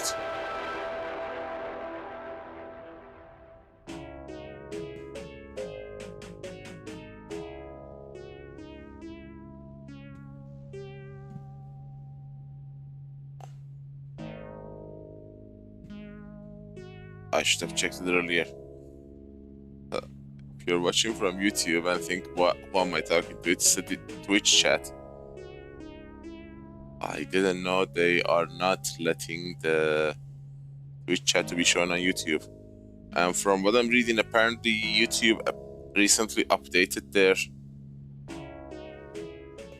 backend, which blocks the chat bot from redirecting chat from Twitch to YouTube. I can bypass that, but it's a paid version.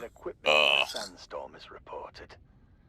My crew kept working through the first and second warnings until static electricity shorted out our transmitter. As a result, we missed the warning, telling us the storm was bearing down on our position. Aye, many widows were made that day. Be profitable. Be safe. Yeah, it's not working. You can see the chat from YouTube on the... From YouTube to Twitch works, but from Twitch to YouTube doesn't work. The chat doesn't get shown. I need to find a way to fix this.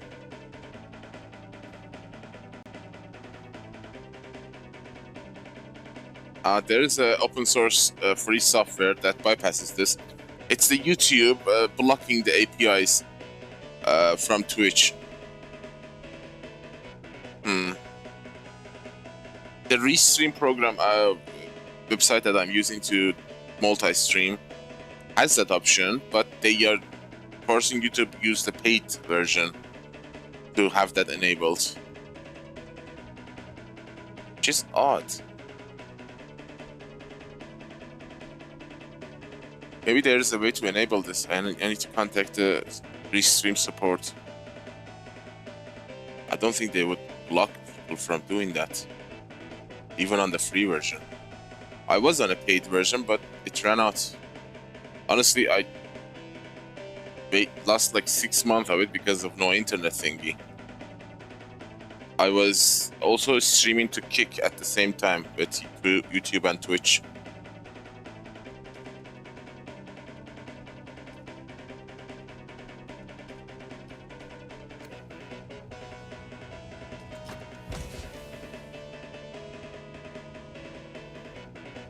Can't. No, that is weird. You should be able to.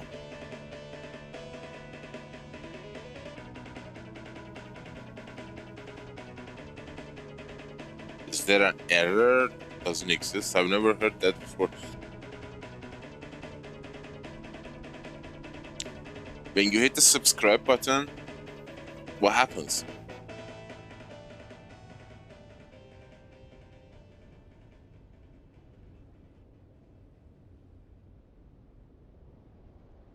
Secrets and lies run deep in the crew of a legendary spice harvester. Oh, that's weird. There is more to fear on the Dune Let me than see. monstrous worms and deadly storms. Sometimes death comes in the How's guise that even of possible? those you trust the most.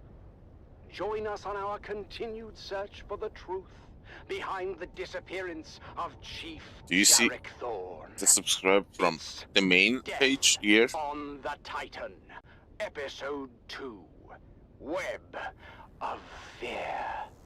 Crew Chief Jarek Thorne died under questionable circumstances following a heated argument with I deckhand don't think Rico it's Marr. possible to have a channel with no Searching subscribe Rico's button. locker, Captain Noah discovered a coded message from Atreides intelligence addressed to the dead crew chief.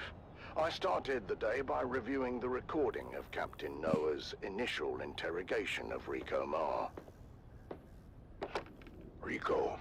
The option for subscription on Twitch, I haven't enabled it yet. I mean, it's unlocked, but I haven't. Well, when it unlocked, I lost into it. I had to, you know, do the banking stuff and registration. I haven't got around to do that. But YouTube, that is so weird. I've never seen a channel with a subscribe button. Idiot. Chief Thorne's death is the least of it. That's a weird glitch. The man the guild sends is here to get the spice flowing again. And that won't happen until the crew settles. It won't? No. Well, honestly, I've been focused so badly on game and stream stability, I have not had the time to, you know, check these things. The fact that I'm able to send data to these platforms is my main focus. I don't know anything about any mnemonic film or anything like that. Thank you for letting me know. I need to more from you, see what the hell is wrong with it. How did you know about the message, and who ordered you to steal it? No. Why would I risk everything for some stupid message? Yes, Thorne and I fought. But that doesn't mean I killed him. Rico was adamant that he spent the night of Thorne's murder alone, in his bunk. That is, until a witness came forward saying otherwise. Well, you learn something new every day. Channel with no subscribe button. Slipping into the sugar wire hut. Okay, I was there. I saw the message come in and I took it. But I didn't kill Thorne. It was at this point I arrived on the Titan and witnessed the following. Why did It's like everywhere you go, everybody's screaming subscribe. You found the channel that has no subscribe option. Oh my god, the irony is so delicious. Your hand, son. Place it flat on the table. You open a 2-minute guide channel and 1 minute of it is please subscribe to channel, please subscribe to channel. And you found a channel that has no subscribe button at all. It is so funny. No further application of pressure was necessary, as Rico Marr finally confessed. Tessa put me onto it. It was her all along. She knew Thorne was getting those messages. She wanted to expose him, get him kicked out. It was all her idea. Tessa I know it was there.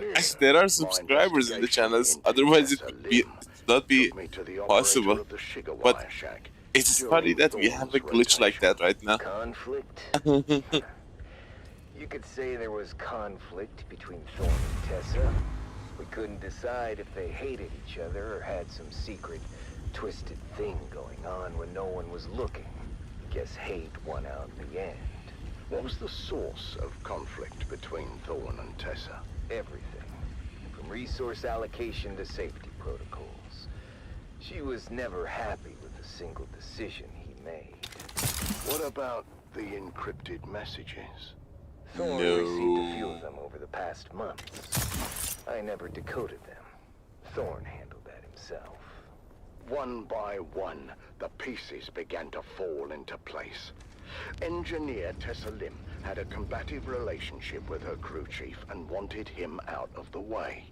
But I knew there had to be more to it. And to discover what that was, I would have to go to the source. Thank you for letting me know.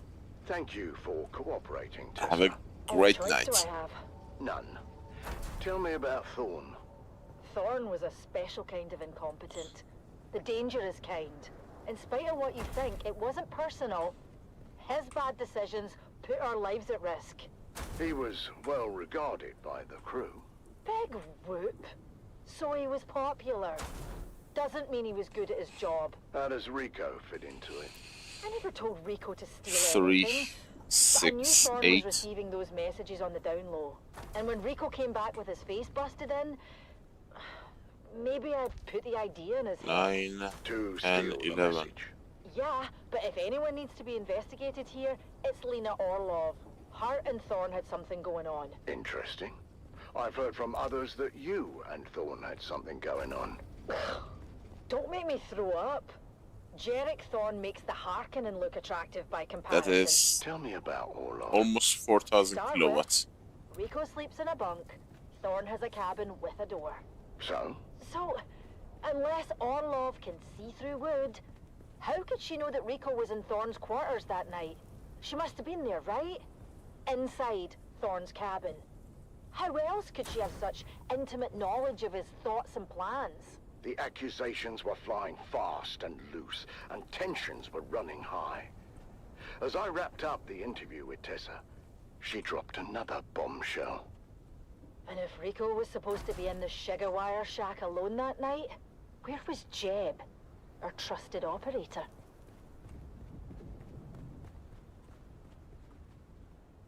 The mystery deepens on the Sand Titan as the web of deception grows. What is the truth about the relationship between Thorne and his shift supervisor? And what was Shigawire operator Jeb really up to at the time of the murder? The truth is out there, dear listener, buried in the sands of fate. Join us again next time as we uncover more secrets and lies on Death on the Titan.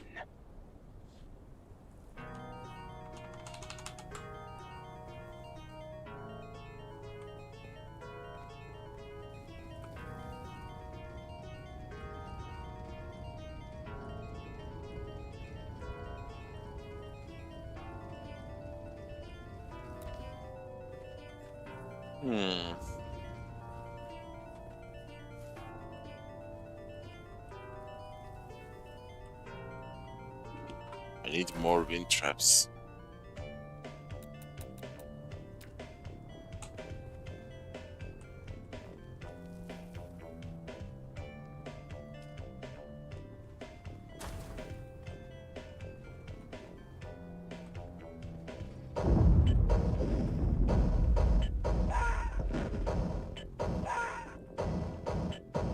Enemy.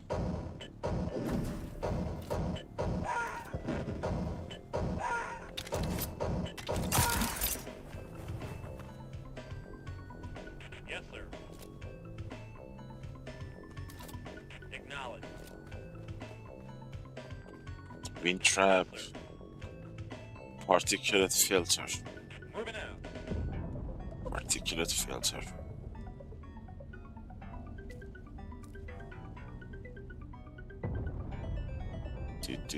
Do. 46.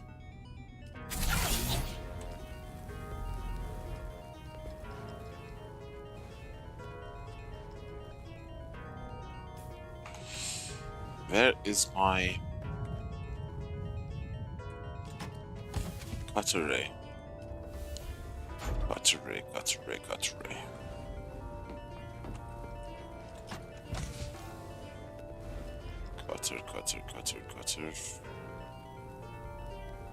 Cutter ray.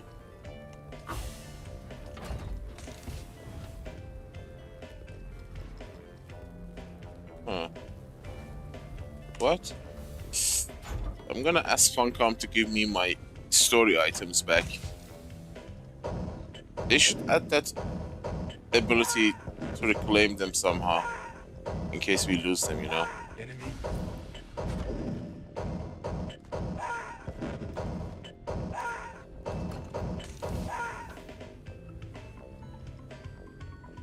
Yes, sir. Acknowledge. Yes, sir.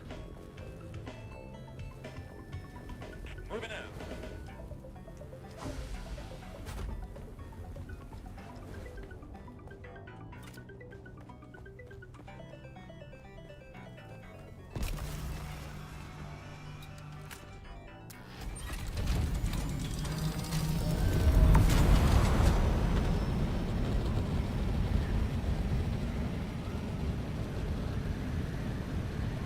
This is Harvester Radio, the voice of the Spice Miners Guild. Broadcasting from Everstone Depository, frequency 732.4 on your local Communinet dial.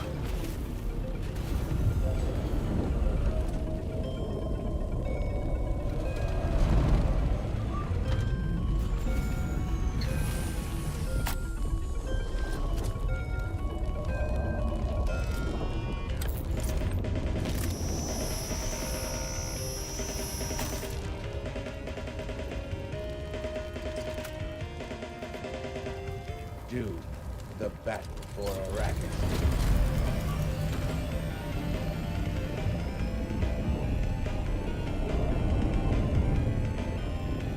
That thing is gonna come here after that.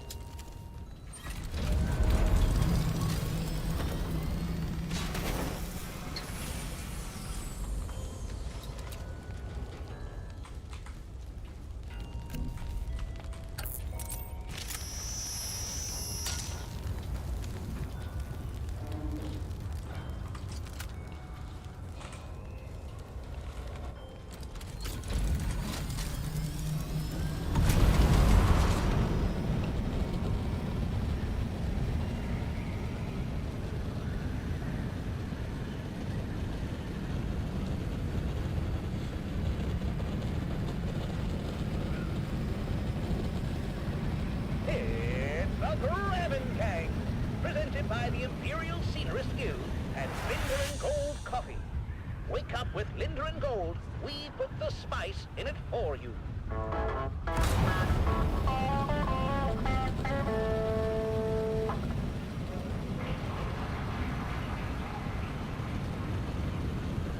The Grabbin' Gang was recorded before a live studio audience.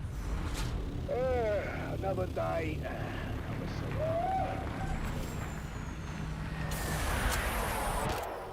And there goes Frank flying by.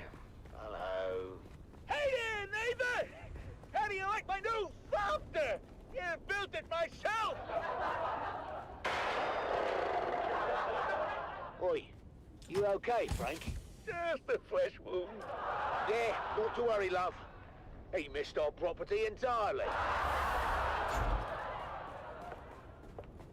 Oh, there you are. Morning, sunshine. Grabbin' life isn't for the faint of heart, but at least we keep it interesting. Now, if I can just get this old water recycler working. I need to get some spice working, because, you know, I need the dust to create fuel and some other, like, particulate.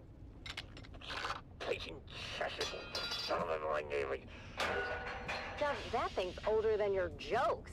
Give it up already. No. Don't you listen to her, Betty. Who's Betty? What? The water recycler, of course. At least we know who we're burying when she conks out for the last time. Yeah, right.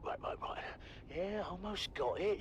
She just needs a little coaxing, and she'll start purring. R.I.P. Betty. Gone, but not forgotten. Maybe you should get Frank to help. Do you remember the last time we got Frank to help?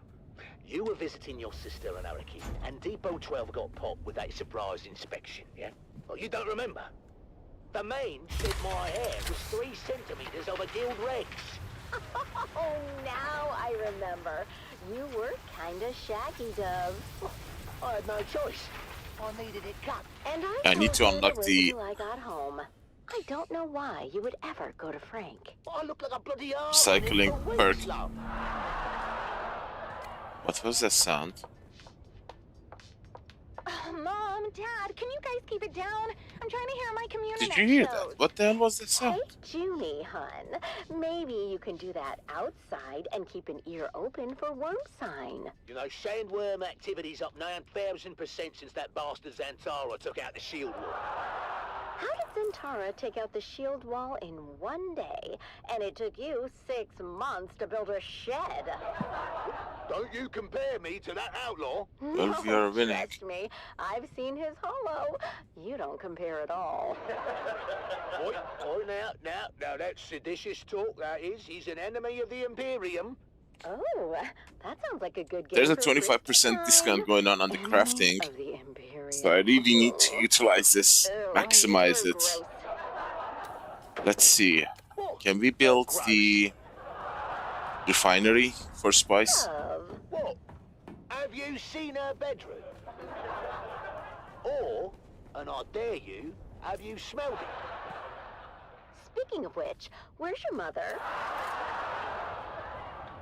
Cobalt paste. Jesus. You overgrown bottom sucker.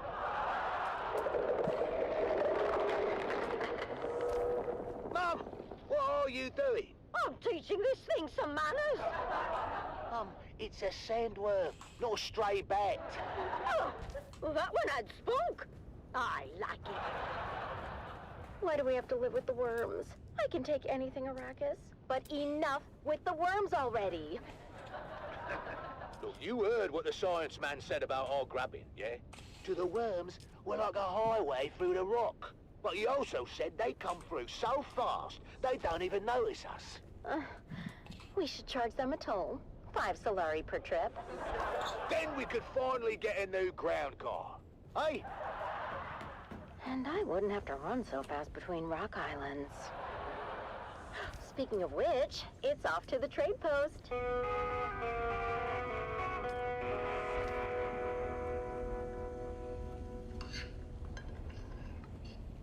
So big news from Guild Authority.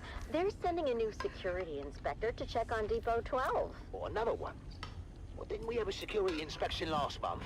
We did, but that one needed some time off after his visit. Time off? Must be nice. I'm not sure how nice it is. The Guild Is it me, or they have reduced the luminosity of the lights? A tranquility pod. They feel a little bit Isn't dim. that where they put the crazies? Sounds perfect for you two. Well, couldn't be worse than visiting your sister in Winsay. Anyhow, this new inspector is supposed to be a real hard nose. Name's Inspector Rix. Ooh, I knew a Rix once. He had a big one. What? That's disgusting, Mum. Oh, you know what I mean, right? Yes, Mother, we all know. It rhymes with Rix. We get it, Mum. Face it, Dove. Depot 12 isn't exactly known for having the tightest security system. Now, don't talk about old Gus that way. Who's old Gus? He's, our security system. And he is just fine as long as he, doesn't drink hot That's so cool. What happens when he drinks hot Coolon milk? Every single building piece for the water shipper is so cool. He locks himself in the toilet for 30 minutes? No, he falls asleep, of course. That's much better. Depot 12 had 3 centers in the last quarter, Dove. The Spice Miners Guild is going to shut us down. Well, not if I can help it. Me and Frank are going to come up with a plan to make Depot 12 the most secure spice depot on Arrakis. This thing is super luminous. I love it. Relax, Dove. I've got us covered. Yeah, that's what I'm afraid of. Hey, don't knock until you hear the plan, buddy boy. I rigged together a special security apparatus. Frank, my dear, you are still picking bits of your last apparatus from your arse. Don't remind me. Yeah, trust me, buddy. This one is foolproof. My best invention yet. And that is what I'm afraid of. Good morning, Depot 12. I'm here to conduct This is a good also, I thorough like it. inspection of your current security initiatives. This sector is one of the worst in the Imperial Basin. You can blame the Kirab for that. In Inspector. I'll decide where the blame goes, Dune Man. Now, show me your security. Very good, Inspector. Frank? Oh, that's my cue. Sorry. Automaton, awaken! What am I looking at? My new sentry automaton. I named him Gary.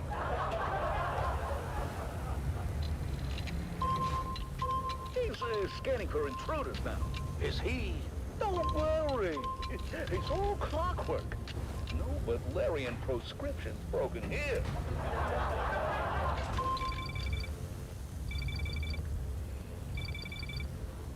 Frank, he must think we are the intruders, eh? Oh, that's not good. What do you mean that's not good, Frank? I mean, maybe it's time to,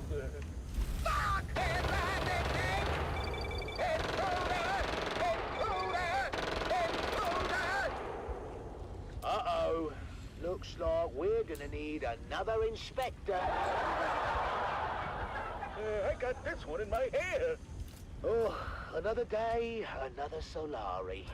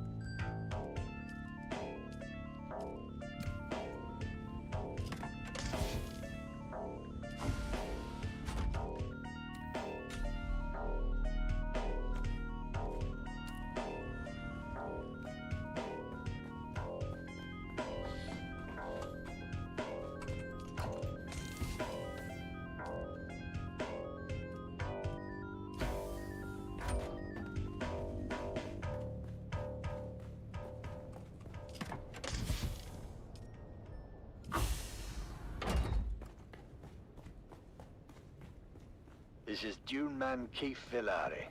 All guild brothers know about the danger of entanglement in harvesters. But what about the cost and equipment downtime? Each moving part must be carefully sanitized. Hey there, Hager. Bone and other How are you? Costing your guild greatly in lost time and efficiency.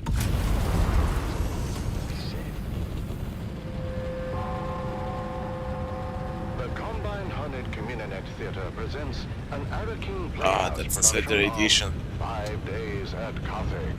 Brought to you by the generous patronage of the Padishah Emperor and the tireless support of the Spice Miners Fellowship and Deletia Committee. And now, it's time to dim the lights and return with us to those fateful days. Oddly enough, yes, I did. I did solid 10 hours sleep. 5 days at Carthage. I really needed it.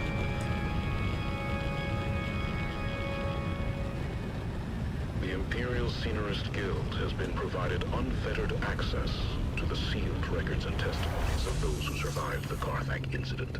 The following dramatization represents the official truth, as judged and signed by the Imperial Chamber Court and Audit Council.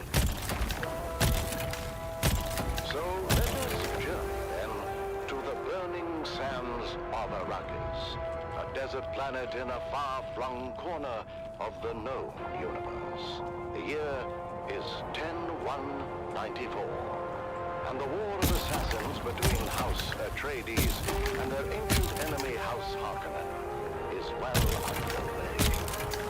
Our tale unfolds in the teeming industrial sprawl of Carthage, the seat of Harkonnen power on Arrakis. It's early morning in the Beyond Water, as the workers ready themselves for a long day of toil in their baron's name.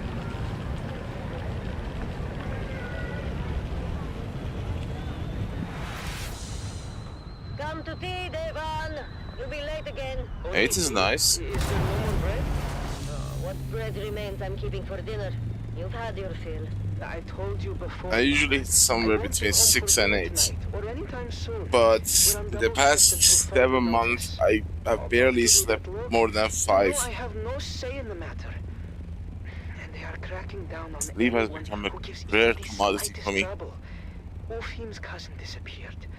But yesterday, my brain was so exhausted, I actually fell asleep during this stream. The stream was going for an hour and a half. I was like snoring and all that. The microphone was like next to my mouth. I didn't even notice. I just suddenly woke up. Where am I? Who am I? What the hell is going on? I just stopped this stream and then went head first, crash landed to bed and woke up 9 hours later. We happily say the words every morning.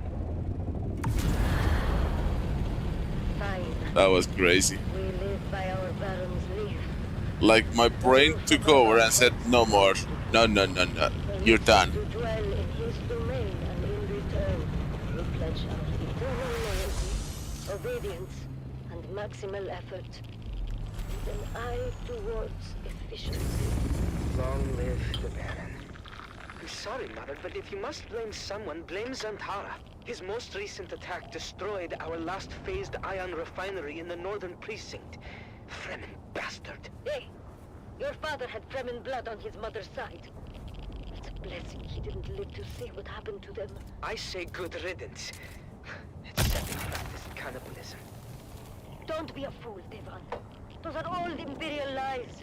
It's well known that the Ikwan Bedouin remove the blood of their dead to make water. Mother. Open your eyes, my son! I wasn't going to tell you, but thanks to your Fremen hero, we're test firing a long-throw cut-array auger today with an ungraded barrel. That's dangerous. Only if the phase differential is off by more than 0.0003. No, it was me. You can't. I forbid it. Why are they making you do this? Because, Mother, Zantara destroyed the last facility. I have no idea when that happened, how it happened. I just woke up after the fact. Be careful, Devon. I feel something very bad is coming. The shadow is already upon us.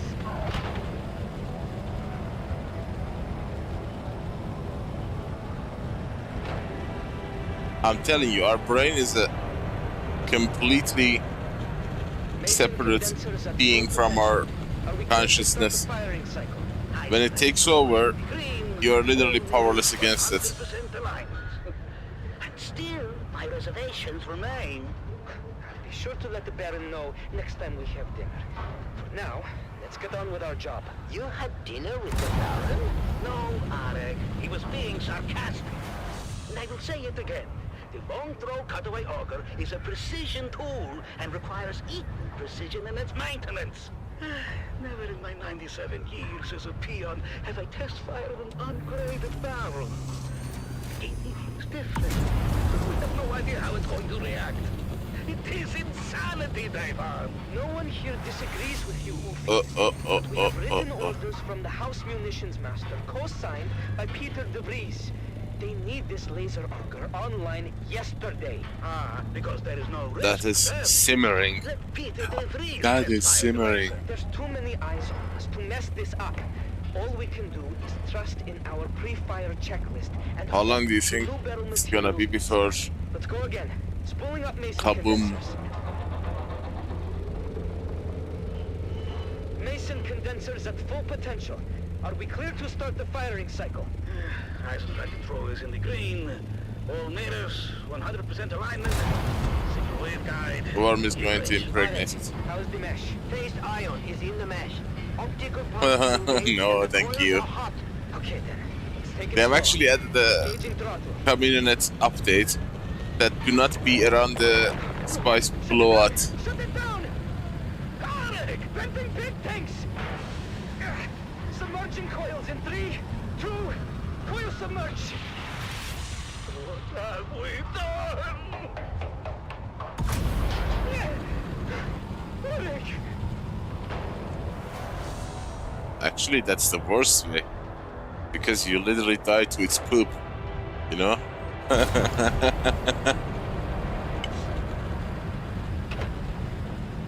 Deva, down.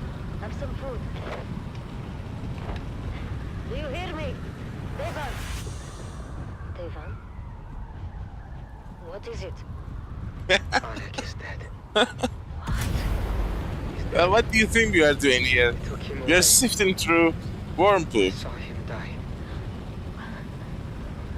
I mean, some people Laser auger went out to face. smoke weed, some people lick a frog, some people sift through worm poop. The most precious poop in the universe. The screaming. He suffered. Badly, I think. And you are just home now. How could you work after this? Did they not shut down the shop? No, they just moved us back to munitions repair and we finished our shifts. Oh, what is that now? August Spear! Droba, what's happening? It's August Spear. He's coming! The gladiator. What do you mean? Lord Ravan just announced it. A festival with music, food, and August Spear is going to fight! For the first time in 7 years! Right here on Arrakis! Oh, I've got to go. Hey, wait for me! Did you hear that, Mother? The gladiator, Argus Spear, is coming to Karthag, all the way from Grumman. Bread and circuses. Imagine it. Right here in Karthag, the greatest gladiator in the known universe. And what about your friend? Which friend? The dead boy. Arik. Oh, yes. Poor Arik. Yes. Poor Arik. He would have loved to see Argus Spear.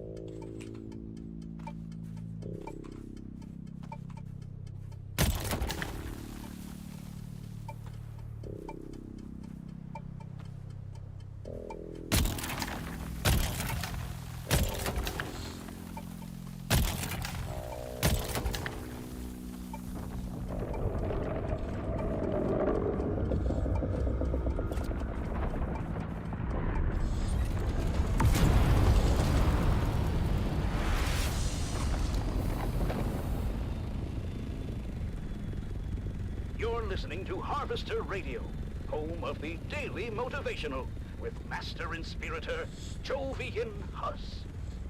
This is your Master Inspirator with the Daily Motivational. Today we must work hard, in silence, and let productivity be our cry.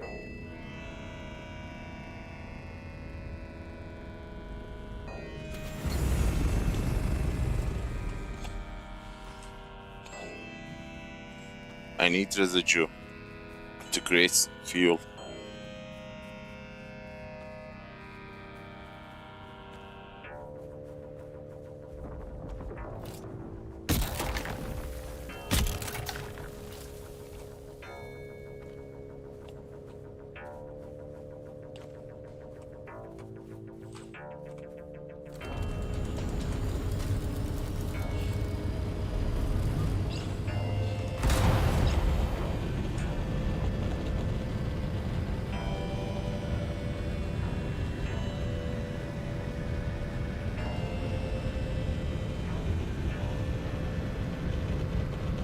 Well,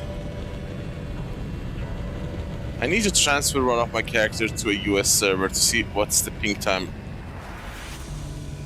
I've never actually tried it. I mean, I tried it once, but I didn't do anything intensive. I just got some stuff from a friend who was willing to help.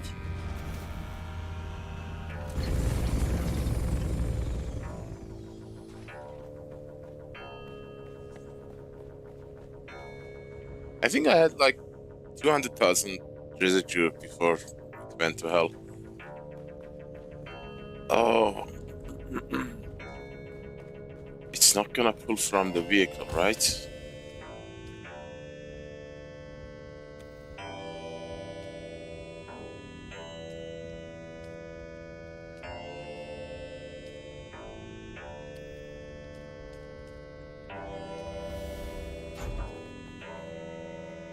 I love these so much. They have the highest luminosity of all the lights in the game, except the one from the smugglers. The mystery deepens aboard the Sand Titan, as Crew Chief Jarek Thorne's death remains unsolved, and the flies begin to circle. It's Death on the Titan, Episode 3, The Visitor. We need to talk about where you were, Jeb, the night Crew Chief Thorne died. 6,000 kilowatts. Almost 7. Exactly. I might have stepped out for some air. 25 days. The work gets stressful, you know. You were running dark that night, but the weather hooks were engaged on Pad 1. Why do you think that is? I don't know. Malfunction? What do we know about weather hooks? What? They're used to secure ornithopters in bad weather. But isn't it true that weather hooks I don't have can enough. only be engaged from the cockpit of a thopter? I don't 7,000. I'm a comms guy. Do you recall seeing an ornithopter? No, I don't recall seeing a thopter or anything. Damn it. Really. You sure about I that? really should take my carrier It's hard to miss even in the in deep a desert. storm. Especially I know, if we are in the engaged with 25% weather discount Well, week. I honestly can't recall anything. Lance Rat. Maybe the hooks malfunctioned. I'm sure it's happened. Everything else malfunctions before long on this Okay. tub. Of course, we could find no evidence of any unscheduled thopter landing on the Titan. But maybe someone else knows something. Maybe someone knows exactly who landed on the flight deck that night. I told you already. I don't know anything. Am I free to go? With Jeb's memory failing to provide any clarity, I turn my attention to Shift Supervisor Lena Orlov. Sector weather alert. A large sandstorm is approaching. Hinted at a closer relationship with Crew Chief Thorne. There had to be more to their connection than she was letting on.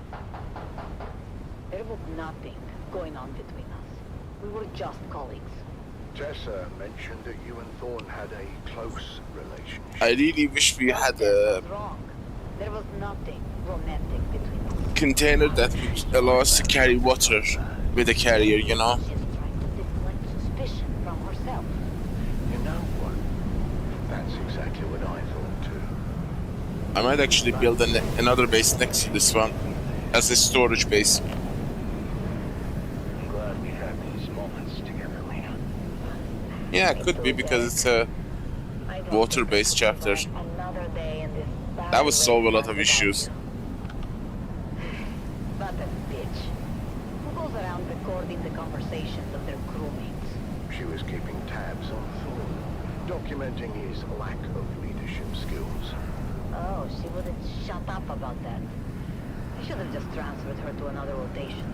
Tell me about you and Thorne. All right. We were involved. But we were happy. I had no reason to harm him. If you had nothing to hide, why keep it a secret? Because it's personal. It had nothing to do with his death. Did anyone else know about your relationship? No, we kept it private. It was nobody's business. Tessa has always had it out for Thorne. She's just trying to stir up trouble. Tell me about Jeb. What about him? His alibi is weak.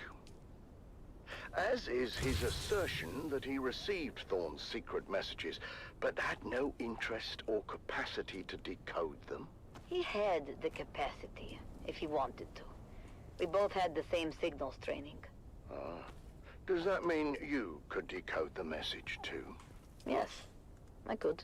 Then tell me, what did the secret messages say?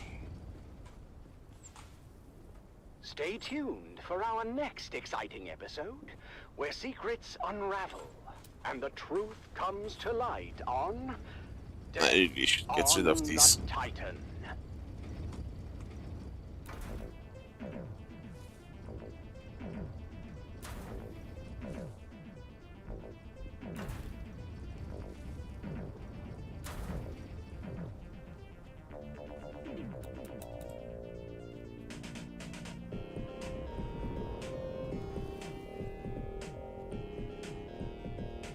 I usually carried like a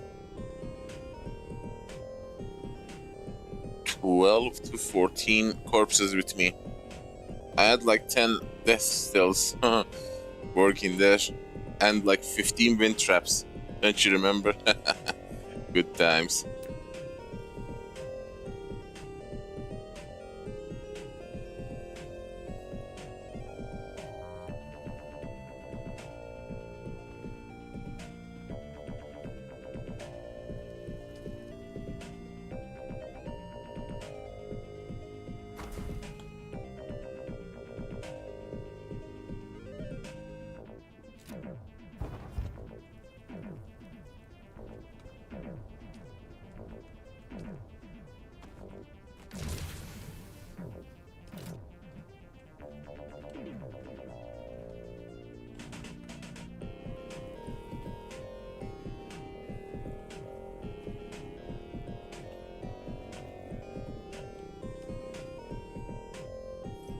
Aluminium. Son of a gun.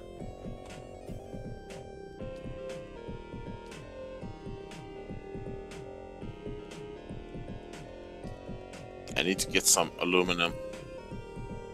I ran out of aluminium faster than I thought I'm going to. Oh, damn it.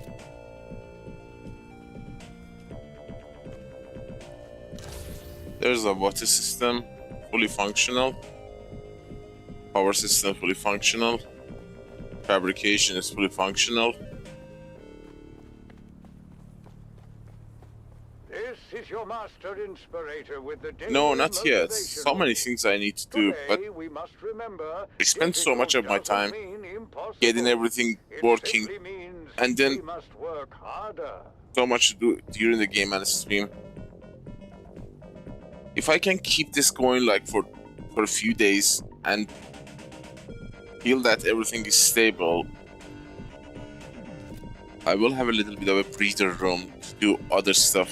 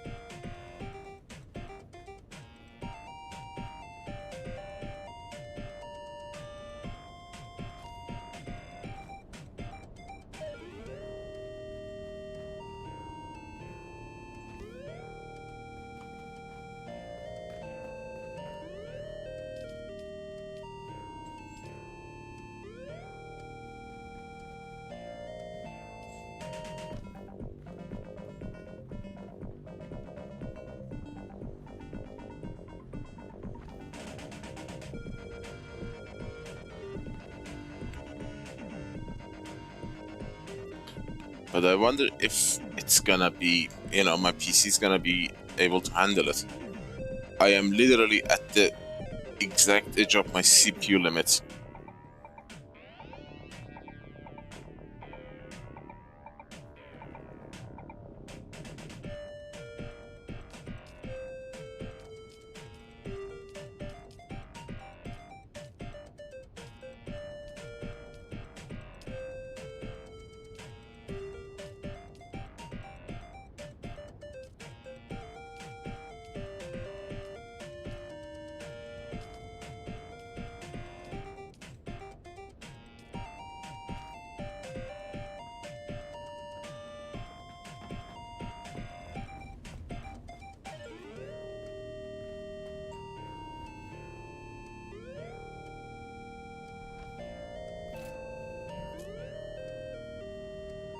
starting to look like a home.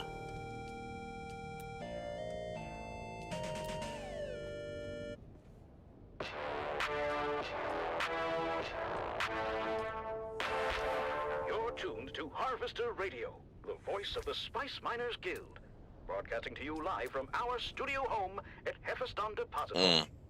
Next on Harvester Radio, it's Point Counterpoint with Cato Crix. But first, a word from our safety warden. This is Dune Man Keith Villari, reminding you to clear the area at first sign of a pre-spice mass. My crew wanted the bonus for a full factory load, and chose to linger even after our deep sand probes detected rising temperatures. We managed to get the carry-all away before the catastrophic spice blow, but our ground teams weren't so lucky.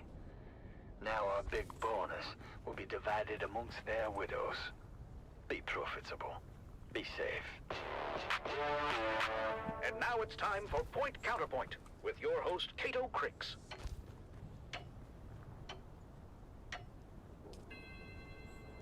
Welcome to another episode of Point Counterpoint, a debate program where we examine all sides to an issue of great importance to the Spice Miners Guild. This is Cato Crix, coming to you from Winsack Village, a location known well to our listeners as the site where House Atreides and Harkonnen first came to grips in what has become a very fierce and personal war of assassins. Their ambition? To decide who holds the planetary governorship of Arrakis. Both my guests today have deeply vested interests in the outcome of that all-important question. Who will control the spice? Standing for the Atreides is Cassini Brava, House Envoy and protege of the esteemed Mentat Thufir Hawat. Salutations. From House Harkonnen, we're joined by Chagu Lavro, House Envoy, and it says here, celebrated duelist. Yes. Celebrated by whom? There is no sport in killing. Listen to this one chirp when his esteemed mentor, Thufir Hawat, tallies his kills in the thousands. It is true, but Harkonnen pigs do not count, so the real tally is much lower. Gentlemen, please. Once again, we see the fabled Atreides hypocrisy in action. Another ancient Greek tradition revived by your duke. Gentlemen, I'll remind you that the very reason we agreed on Winsack as a venue is that it is neutral ground. All canly sanctioned hostilities must cease within village boundaries by imperial decree. I'm afraid our hostilities go far beyond canly or any sanction, but I submit to your request. You have my pledge not to get him until we are in the open desert. Very well, then. This is a funny radio show. In the past, the planetary governor of Arrakis, previously the Baron Harkonnen, has been the sole authority over all legal spice mining operations. The Baron dictated all guild planning from the setting of quotas to crew tasking, which of course is the designation of which crews and equipment would be assigned to which spice fields, some being richer and more dangerous than others. That is correct.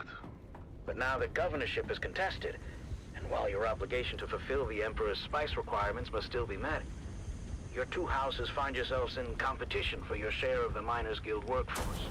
The Dune men cannot hunt spice for both of us. They must decide which house to support. Of course, the only sensible answer is Atreides. And now here's where things get interesting. I think it's no secret at this point that the Harkonnen strategy on this front has been to engage and incentivize guild leadership in their pursuit to secure the lion's share of crew tasking. Yes, it's called bribery. An effective strategy, if we're being honest. Whereas House Atreides has employed an entirely different approach and appealed directly to the guild brothers themselves. The heart of the Spice Miners Guild is and always will be the Sandman daredevils who risk their lives so that we may travel the stars in safety.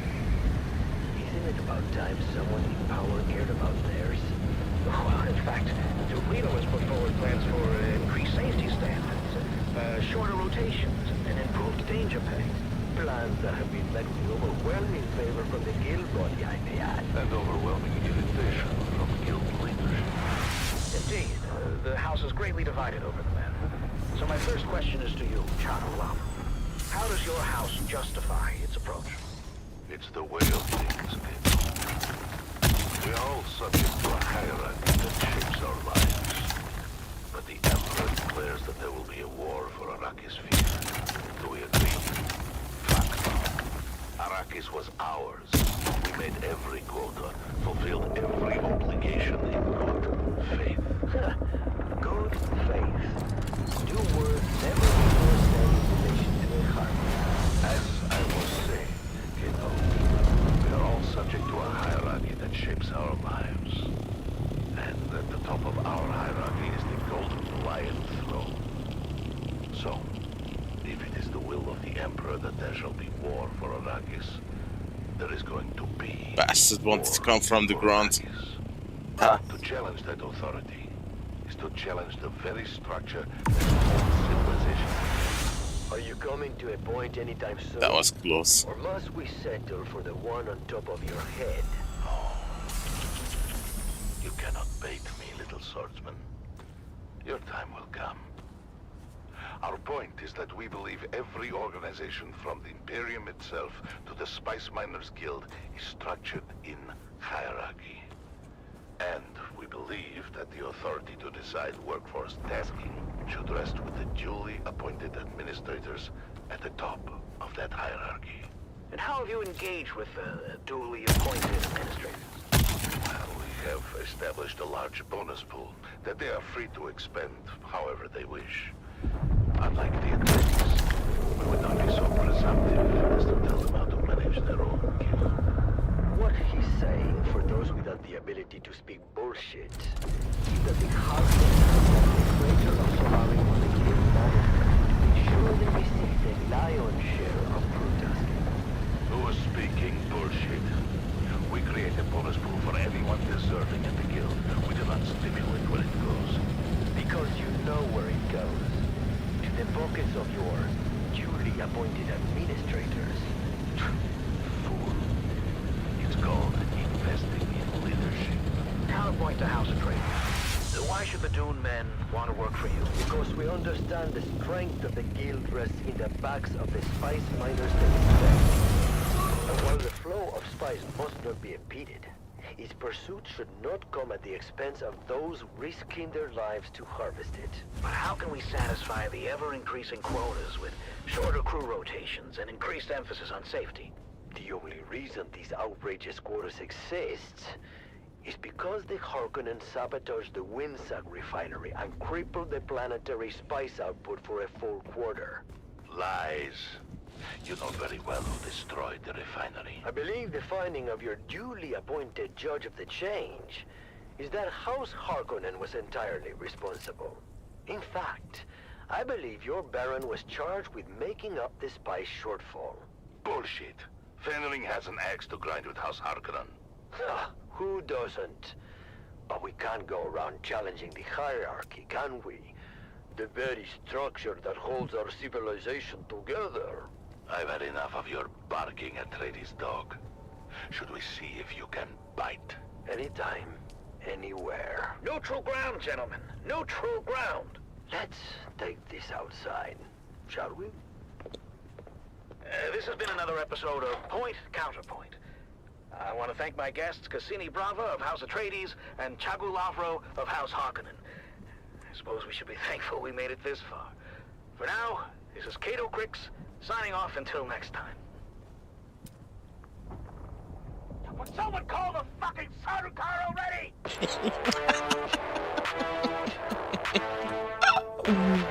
I love this new one. Listening to Harvester Radio. That was Point Counterpoint. How much CPU it's using? They seem to have been experiencing some technical difficulties, but I am sure they'll be back next time with another stimulating and provocative episode. Next on Harvester Radio, it's the Spice Report.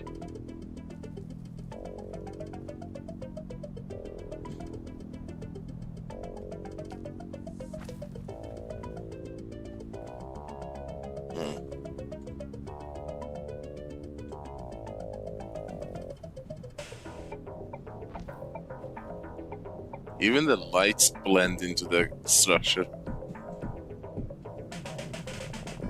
Nice. I will try it.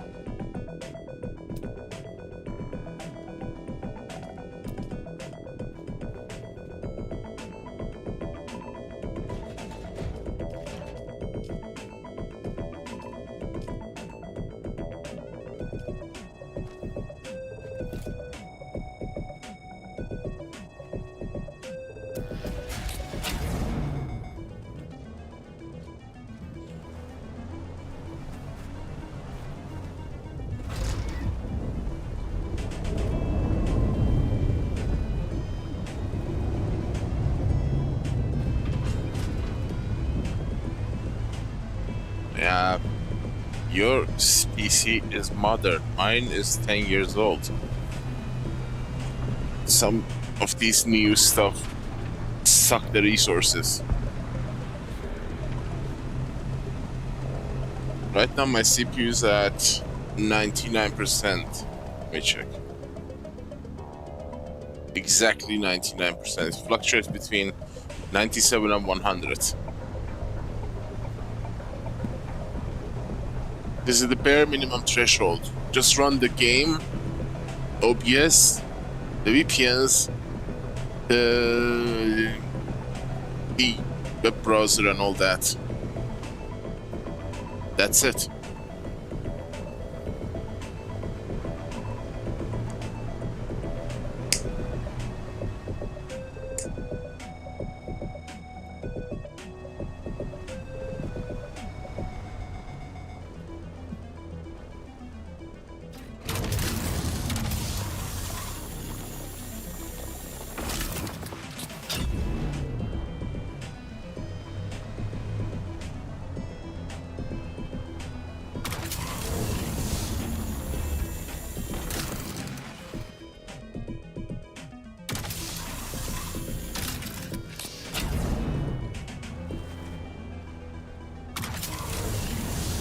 Every time I come to this location, pink time, not the pink time, game rubber bands, crazy lag. Today we must remember, no matter how hard we work, someone else is working harder.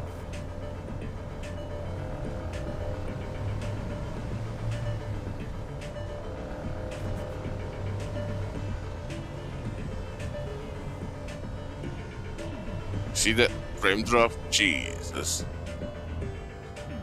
Every time I come here, it's the same thing. Lag and frame drop and rubber banding.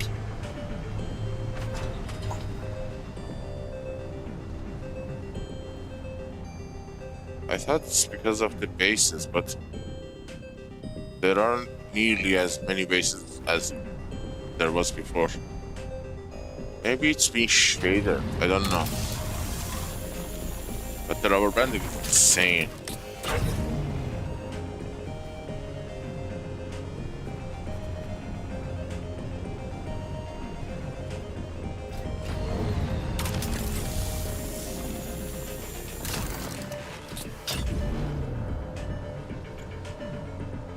I still have the muscle memory. Exactly when to release.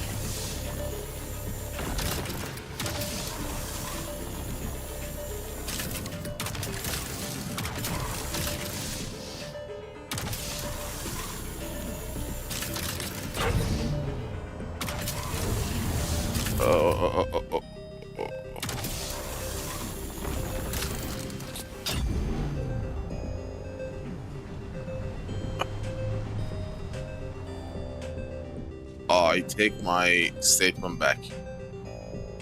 I blame these guys to be idiots, but I take it back with an apology. They have left the gap open.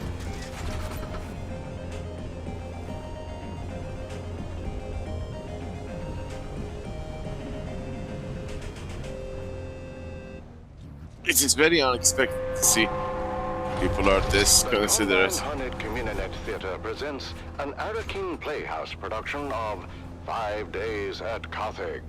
Brought to you by the generous patronage of the Padishah That location is like 4 nodes blocked. There are 4 nodes just there.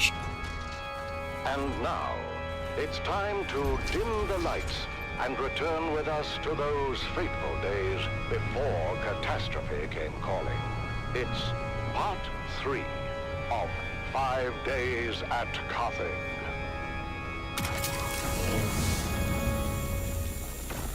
The Imperial Scenarist Guild has been provided unfettered access to the sealed records and testimonies of those who survived the Carthage incident.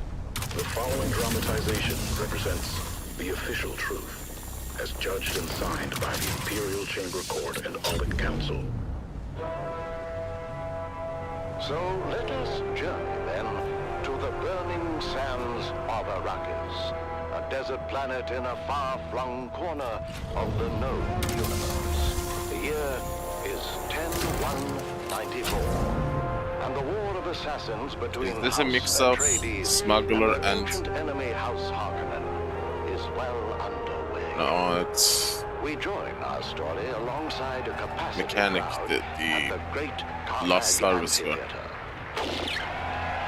As the Battle of Windsack is reenacted for the enthusiastic crowd, anticipation continues to build for the main event. The history-making return of the legendary gladiator, Argus Fear.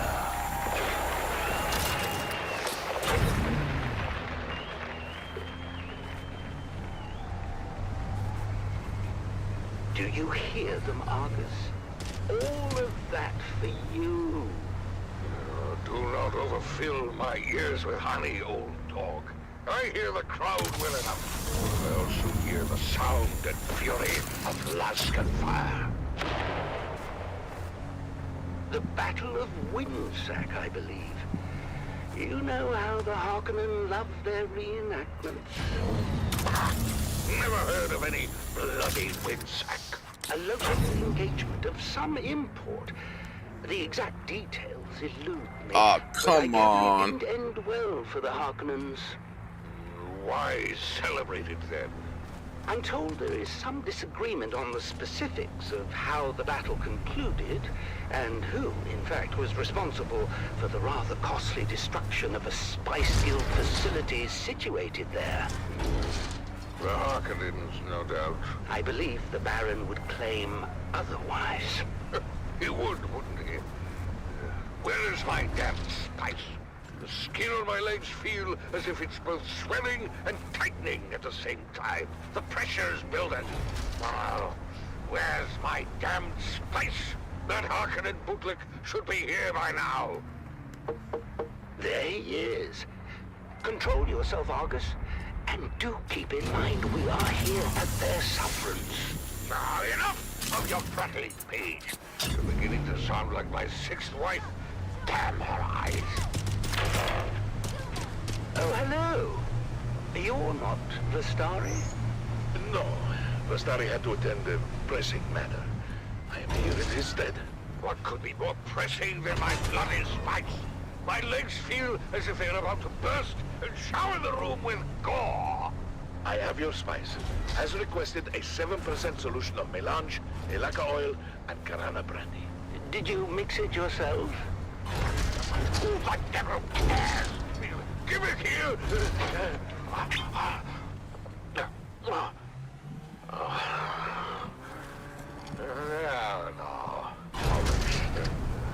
Go easy on the lad.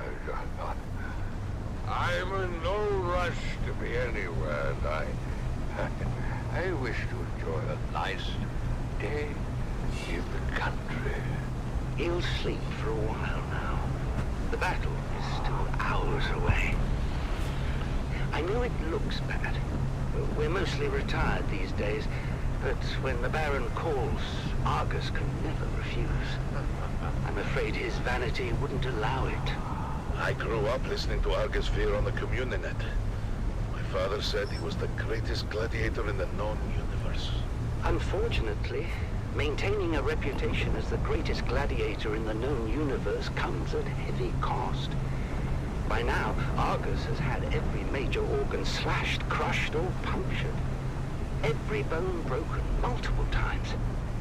He's had so many parts rebuilt, replaced, or regrown completely over the years, the Benich Lilacs will no longer guarantee their work.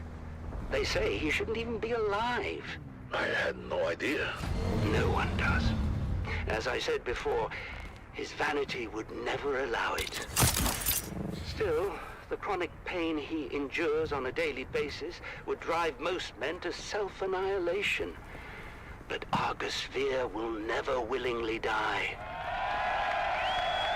His vanity would never allow it. And with that, the Battle of Winsack is litigated once again. The crowd making plain their love for the Baron's men, in spite of the long shadow cast by the outcome of that very battle. Everyone knows the Atreides were responsible for Winsack. That much has never been in doubt. House Harkonnen was punished because your thick-headed cousin Glossu destroyed the moonfish industry on Caladan. I've heard that before, and it's ridiculous. What could fish halfway across the universe possibly have to do with Winsack? Okay. Let me ask you this, dear. Who spearheaded the Imperial investigation into the destruction at Winsack? Your boss, Hasamir Fenring. Everyone knows this.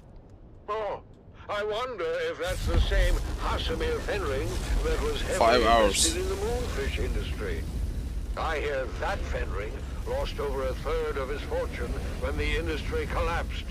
Can you imagine? The bastard. Who? Fenring or your lunk-headed cousin? The Count bleeds our house dry with massive debt for a facility we didn't even destroy. You know I love you and your whole eccentric family, dearest. But if someone deliberately reduced our holdings by a third... I would skin them alive, of course. Spoken like a true Harkonnen. Would you deny Count Fenring the same accommodation? As much as the Baron bemoans it, I doubt House Harkonnen is substantively injured in anything other than pride. I did you. But I enough need of to this. visit you. Are the girls ready?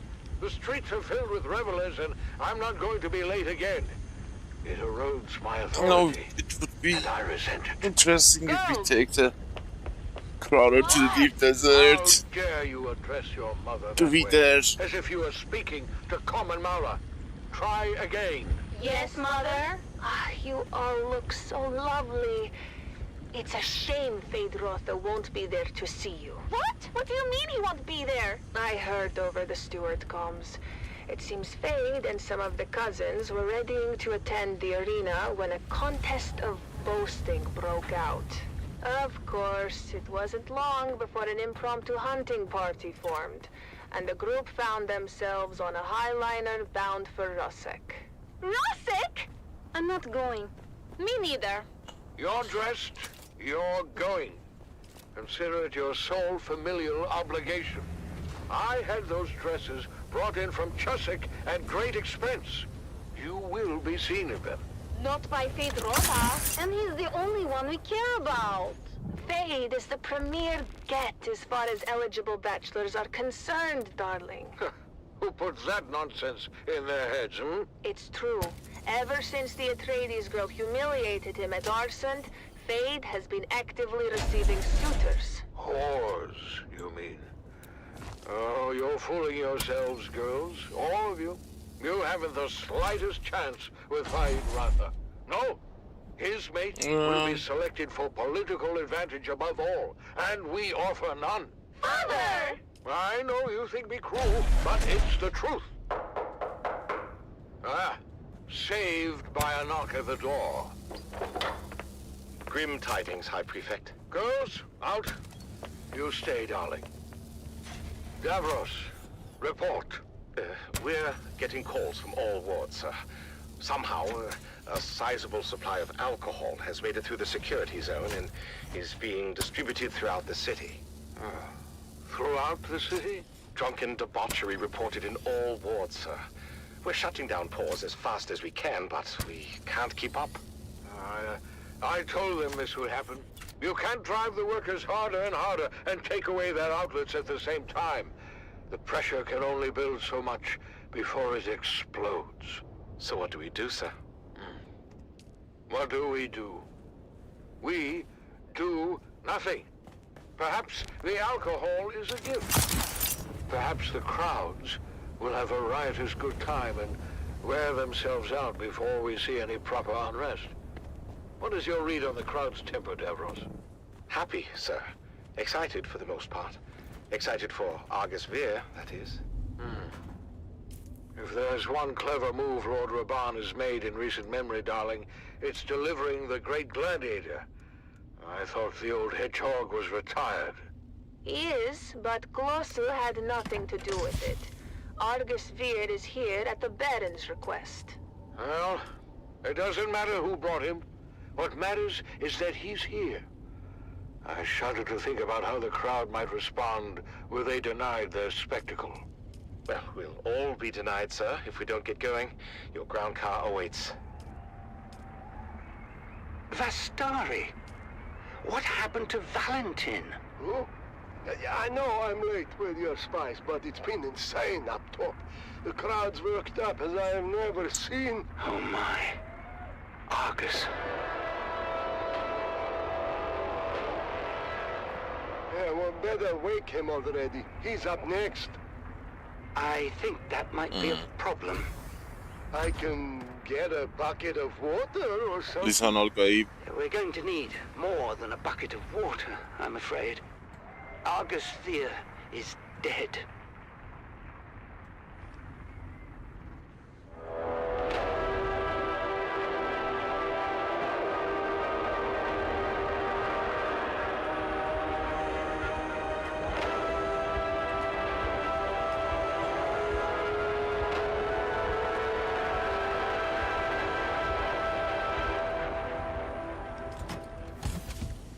You're tuned to Harvester Radio, the Dune Man source for bulletins, weather, and matters of import to the Spice Miners Guild.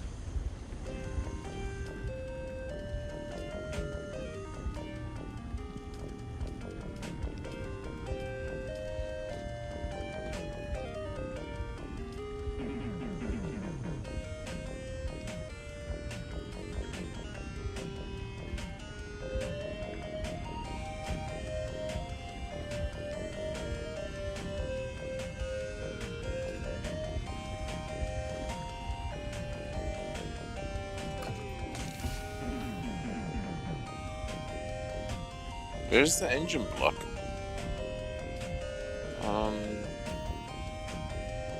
Engine is nuts. Is that the engine on the top?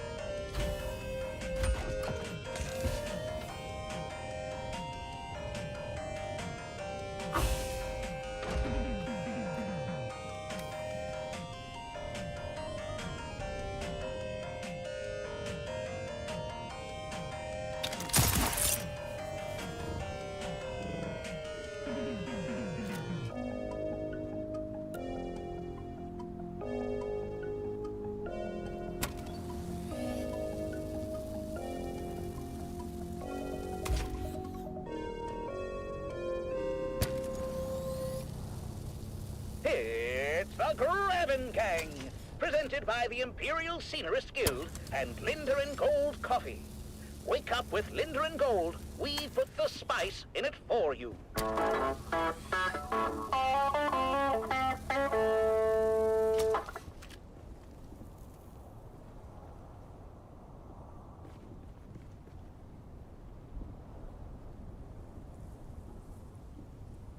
What? All of them? The Grabbin' Gang was recorded before a live studio audience. Another day, another Solari. Breakfast is ready. Well, then, so am I. Good morning, love.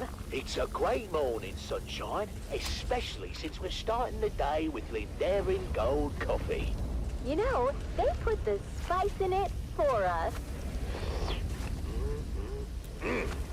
Thank you, Lindarin Gold.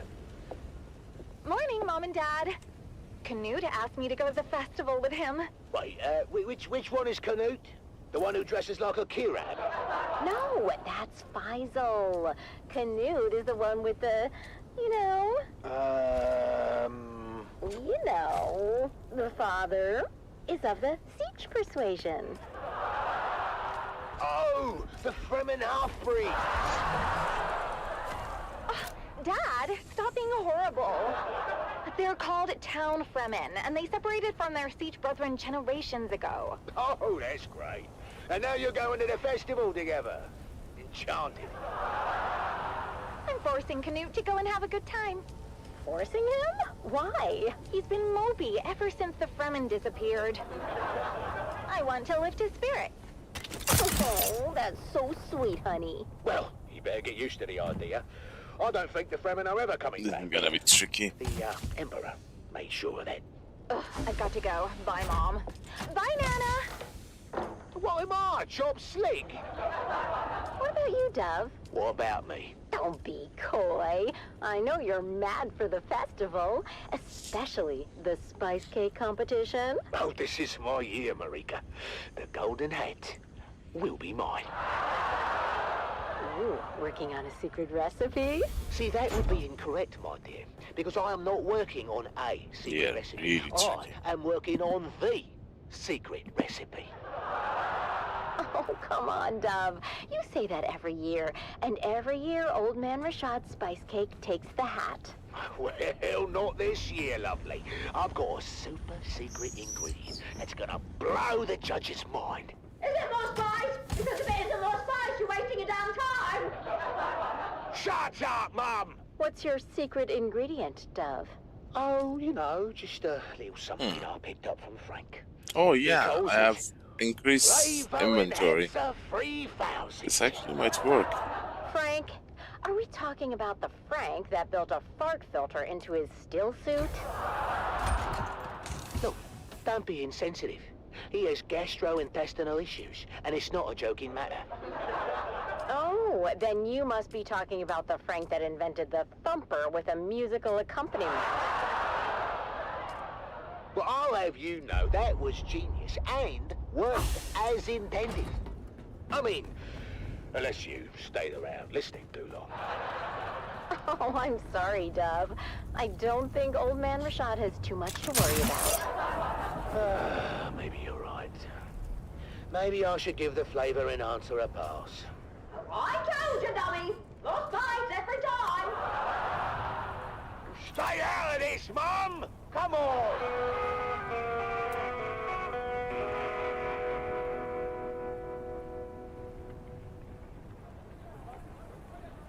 The Pharaoh sees all, but what does it say for you?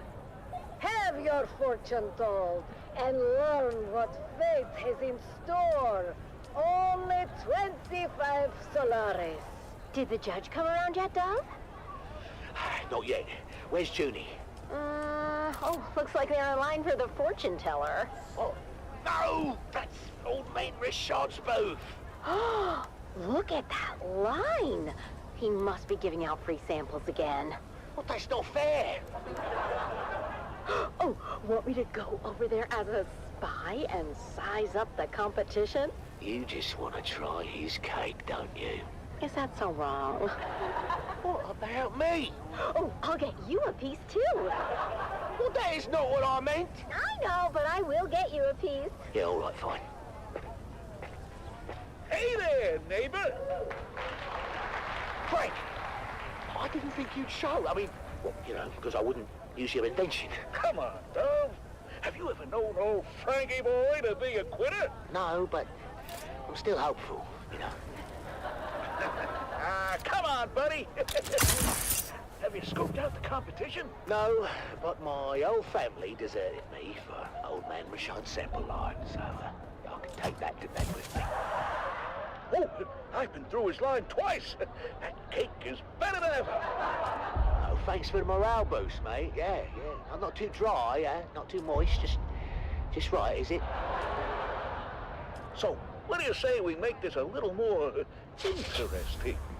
Wait, is that what I think it is? Well, that depends. Do you think it's the Flavor Enhancer 3000? Isn't it? Right on the money. Let's sprinkle some on. I'm not sure about this, Frank. That's why you got me around. This is gonna be interesting. I'm sure for the both of us.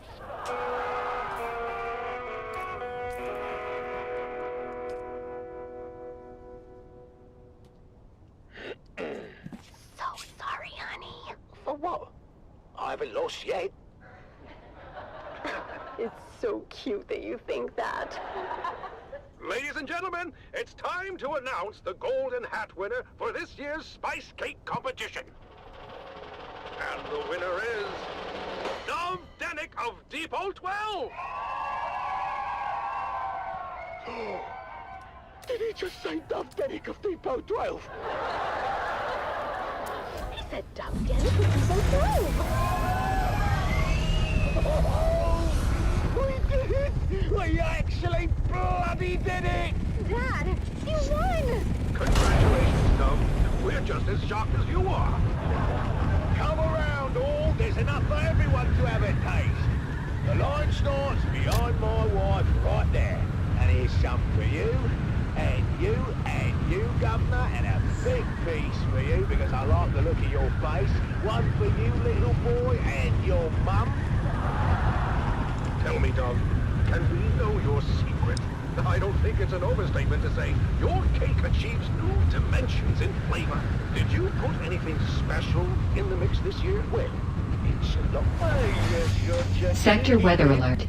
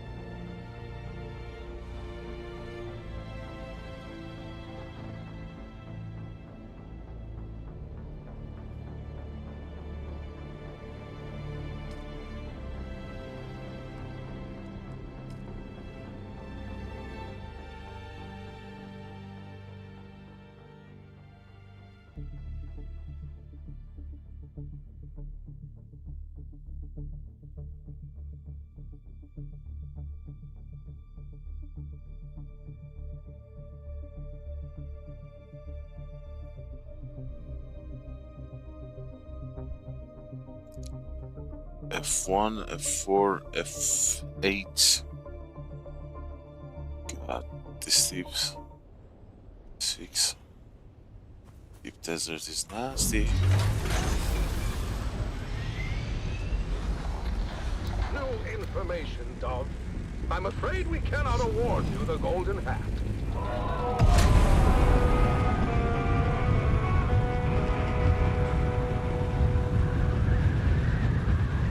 Well, we didn't win. But at least we didn't do any permanent damage. Yeah, Dad. That's progress. But you know what? All things considered, I think we did pretty good today. Yeah, we did.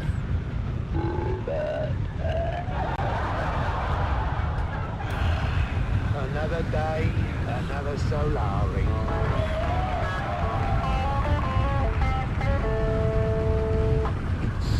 Like good old days.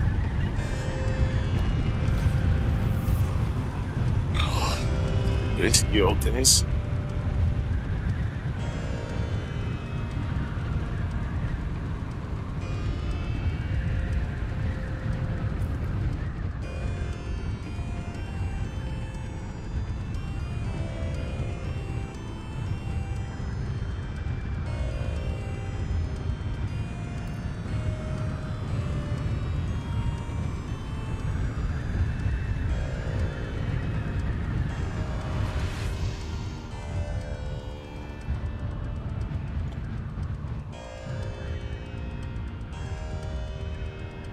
if I can get that thing running, I can save a lot of spice and then get residues so we can craft power cells and spice infused power cells especially.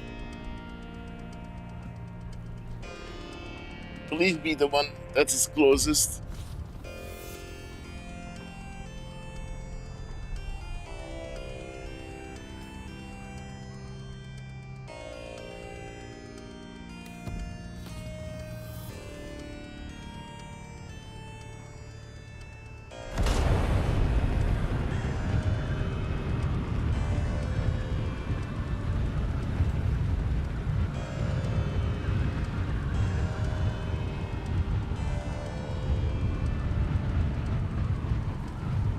What the hell is that?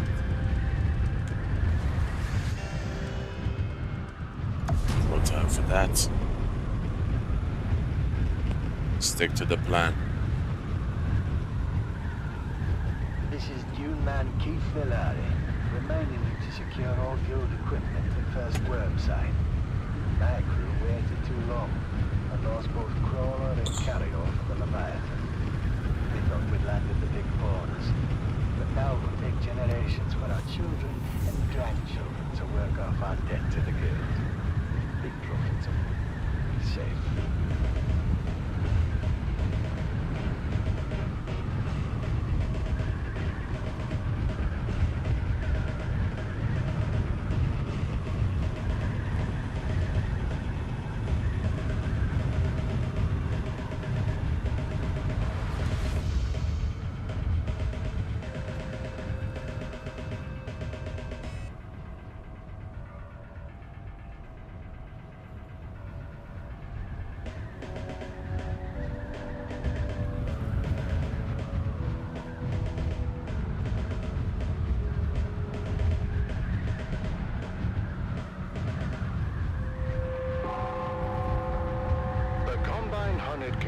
Theatre presents an Arrakis Playhouse production of 5 Days at Carthage. Brought to you by the generous patronage of the Padishah Emperor and the tireless support of the Spice Miners Fellowship. There should be a safe time to do this. And at least I hope. It's time to dim the lights and return with us to those fateful days before catastrophe came calling. It's part 4 of 5 Days at Carthage.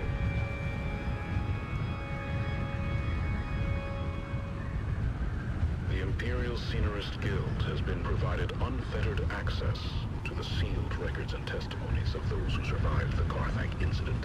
The following dramatization represents the official truth. Nice, but it's harvested or being harvested. So let us journey then to the God damn it. sands of Arrakis, a desert planet in a far-flung corner of the known universe. The year is 10-194, and the war of assassins between House Atreides and their ancient enemy House Harkonnen is well underway. Once again, we join our story in the tunnels below the great Carthage amphitheater. After months of being overworked and forbidden from all vice, a massive cargo load of illicit alcohol has found its way into the city and flasks of the anxious capacity crowd. What happened, Val? You've been gone forever. More importantly, is it done? It's done. I poisoned my boyhood idol. My father's boyhood idol. An old man at the end of his rope, just hanging on for one last time in the spotlight. One last bow. Something bad happened. Oh.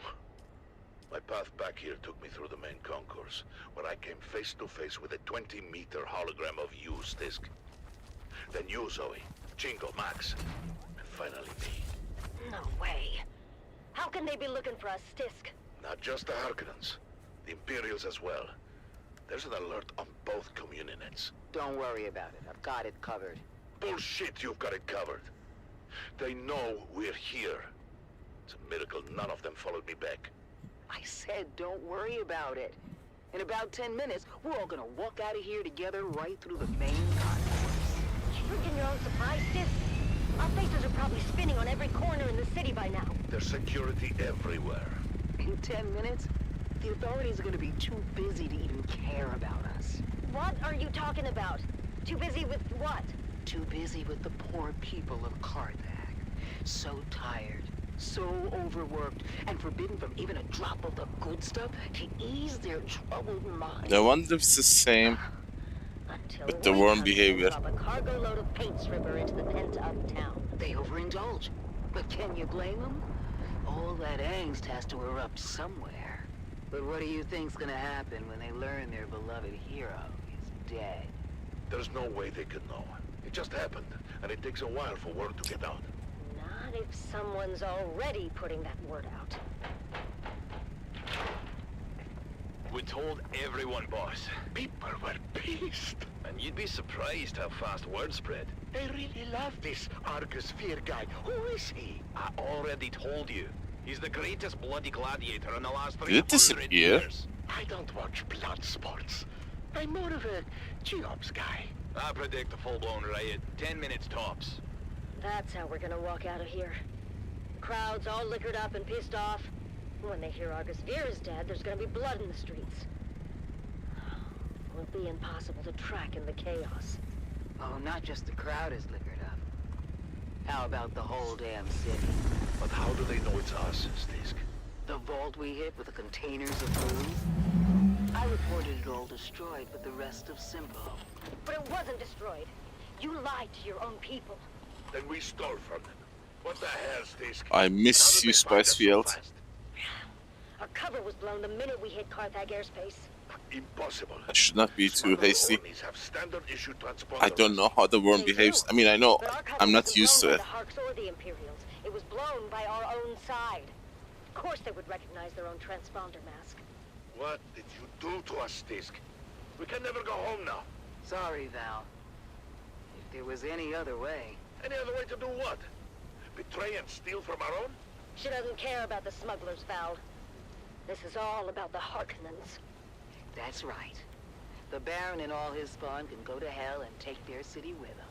Carthag can burn to the ground for all I know. Solo King is back, baby. Simple. Millions could die. Or they could live. If they get out in time. It's more chance than my sister got.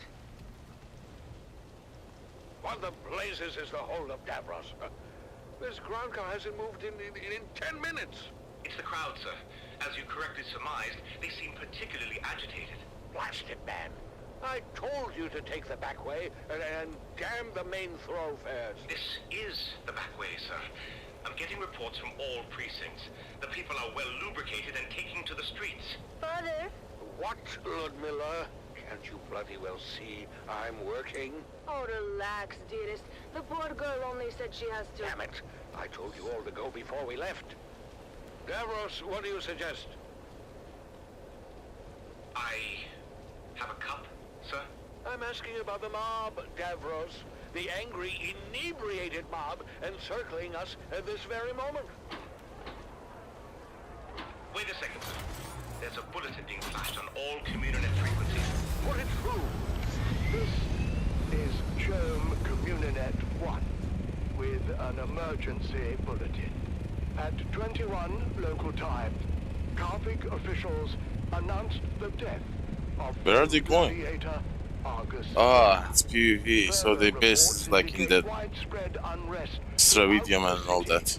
as well as full-scale rioting at Amphitheatre Square.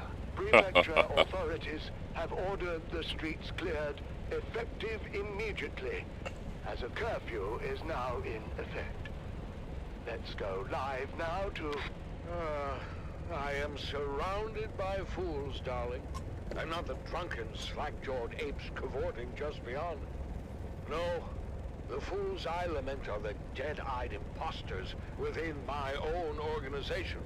The so-called prefecture authorities that have, for some unknowable reason, ordered a curfew and the streets cleared.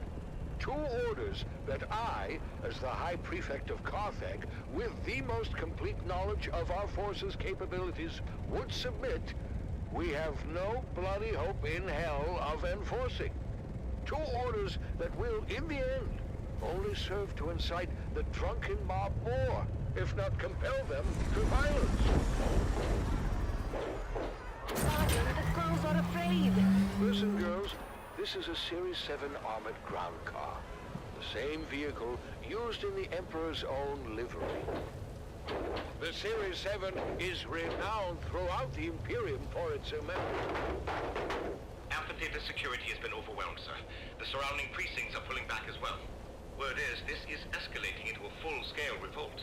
Darling, if we don't survive this, I want you to know, I hate your entire family. Father! Whatever happened to set this off? Oh, you can be sure there's a Harkonnen at the bottom of it. Actually, sir, reports are coming in attributing both the alcohol and death of Argus Fear to a rogue smuggler and her crew. Still, I suggest we withdraw to the residence until the situation is secure. Yes, Stavros, get us out of here. Sir, do you mean... Yes, Stavros. Engage the battering ram. Very good, sir. Now would be a good time to ensure all your safety harnesses are well fastened. It gets quite bumpy at ramming speed.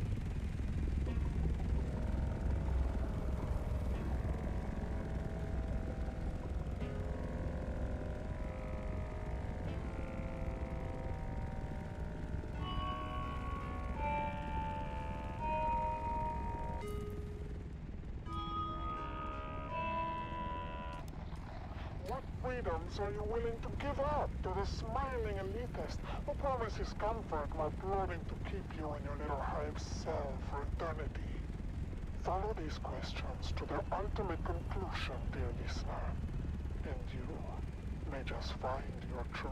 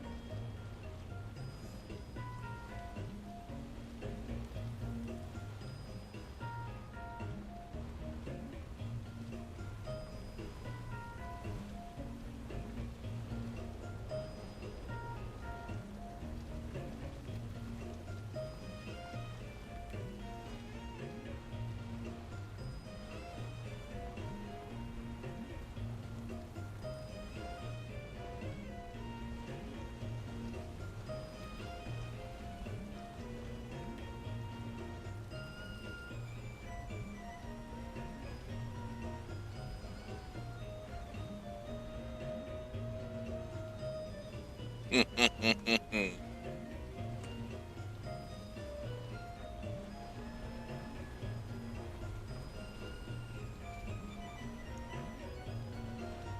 John, what's up?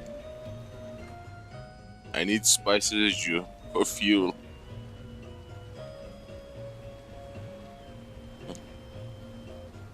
I'm not gonna lie, I miss this.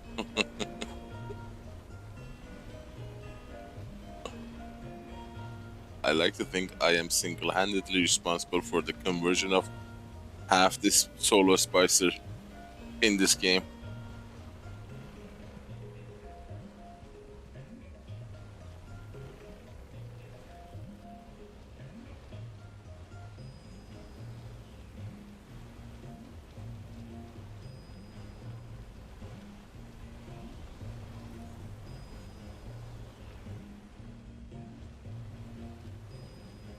Yeah, I did play that game, like I said, but it was a closed beta and a demo afterward, I think. I don't have the game in my library. I waited to get into the game, and then I read Nintendo is suing it, and then learned that they won the case.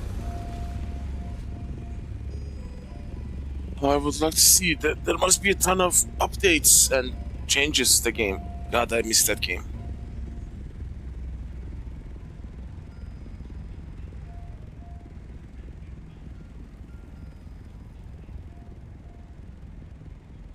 Yeah. Even at that early stages, it had a lot of promise. It was really fun to play. I loved it. The Harkonnen Network, where every moment is an opportunity to But it took a long time in the early access, so yeah, it entered the list of wait list. Greetings, my loyal listeners. I am, as ever, your I think it's $20. Plain, and I bid you welcome to another episode of Trust me, there are so many games I'd like to test. Zero money. program of the Harkonnen Network. Today, we find ourselves deep within the labyrinthian tunnels of Baron Draconis IV. Our mission is to track down the enigmatic Draconian Burrower, a magnificent creature. That game would be super fun to play in a privately hosted server with, you know, Is our elite tracker Vark, who has spent weeks custom rates and everything. Yes, Lord Havoc. It's been an honor. Listen closely, devoted followers. This Draconian Burrower, known for its bioluminescent skin and powerful digging claws, is a master of this subterranean world. Coming close to it is both difficult and dangerous. Lord Havoc, we've detected fresh claw marks on the walls. We must be near its latest burrow. Excellent, Varric. The glow ahead confirms it. Look at how the creature's bioluminescence lights up the darkness. Truly a marvel of nature. Behold the intricate patterns of its markings. No, it's another team. Mesmerizing. Farming. This creature is perfectly attuned to its environment. Its claws capable of carving through solid rock with ease. Look at the tunnels it creates. An underground labyrinth of its own design. Indeed, my lord. It's fascinating how it can navigate these complex networks with such precision. Yes, fascinating. But it is time to claim our prize. Varric, ready the containment fields? We will trap it in its own tunnels.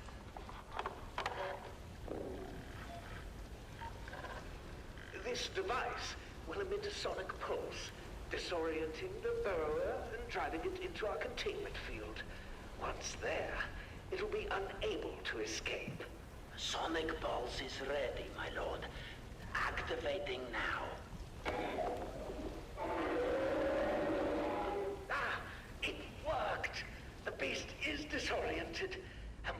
elevator secured before it recovers.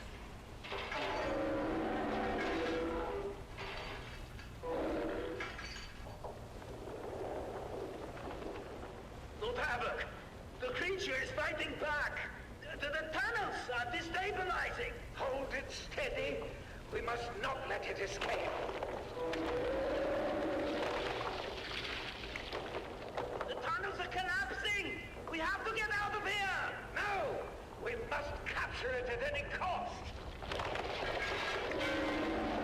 It's escaping. We need to leave now. You have failed me, Varric. Sacrifices must be made. My lord, please, fly! We can still escape together! Your sacrifice will ensure my survival, Varric. Goodbye. No! No! Please! The strong survive, Varric. This is the way of House Harkonnen.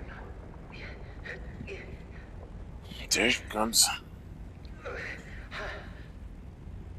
Loyal listeners, today we have encountered the raw power of nature. Though the draconian Berilla eluded our grasp, the knowledge we gained and the demonstration of Harkonnen resolve Sadly, these are people who are gonna wait until the last minute and get the worm aggro before getting off the field, which is gonna extend the time between the aggro by at least 3-4 minutes. And worm is surfacing now. Go. This is your host, Lord Havoc of the Obsidian Plane, signing off from somewhere. Where the hell is the worm? Worm was here. Magnificent galaxy. Did it despawn or something? Wow. There she comes. It's a fast mover.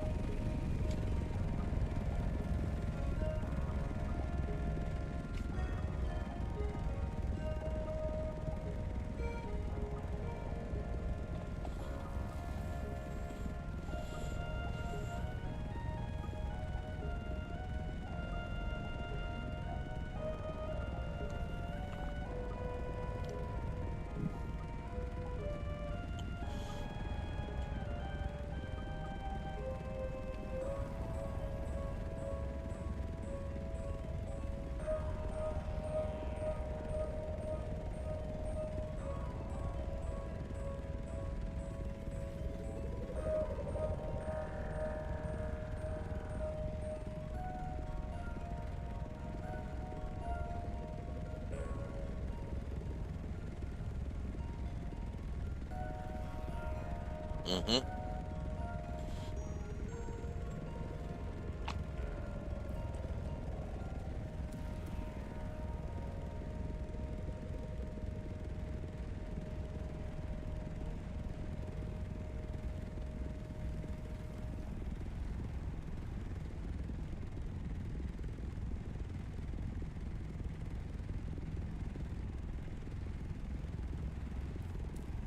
The Harkonnen Network, where every moment is an opportunity to prove your loyalty and strength.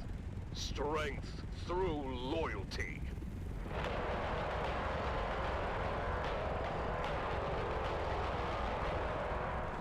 Welcome back, people of Arrakis, to the annual Harkonnen Family Games. The Mantrap competition continues with intense battles and unexpected turns. Let's join our hosts, Maxim Dubrov and Vera Kotila, for the latest updates. Thank you and welcome back. I'm Maxim Dubrov, Slave Master of the Labyrinth, and with me is the ever-insightful biologist, Vera Kotila. Vera, we've just witnessed an incredible display of skill. Indeed. That ferocious native of Arrakis, simply known as the Fremen, has managed to stand his ground against both the Morani twins in a fierce skirmish. Their agility was no match for his precision with the Chris knife. But just as he was set to finish them both, they resorted to a quick escape back over the labyrinth walls where the Fremen couldn't follow. Yes, very exciting, Vida. But the action doesn't stop there. Our next focus is on Funcom, who is once again running for his life from the deadly Fremen in hot pursuit. Funcom is severely injured and desperate. He's trying to escape, but the Fremen is relentless, tracking him through the twisting paths of the maze, as if he was on the path of some wounded animal. Look at that poor coward go! He's stumbling, oh, he's tripped, and oh, suddenly, he's right in the path of Kanto, our little slave contestant. The crowd is unforgiving, Maxim. They expect Funcom to flee again, and they're making their displeasure known. Inkling!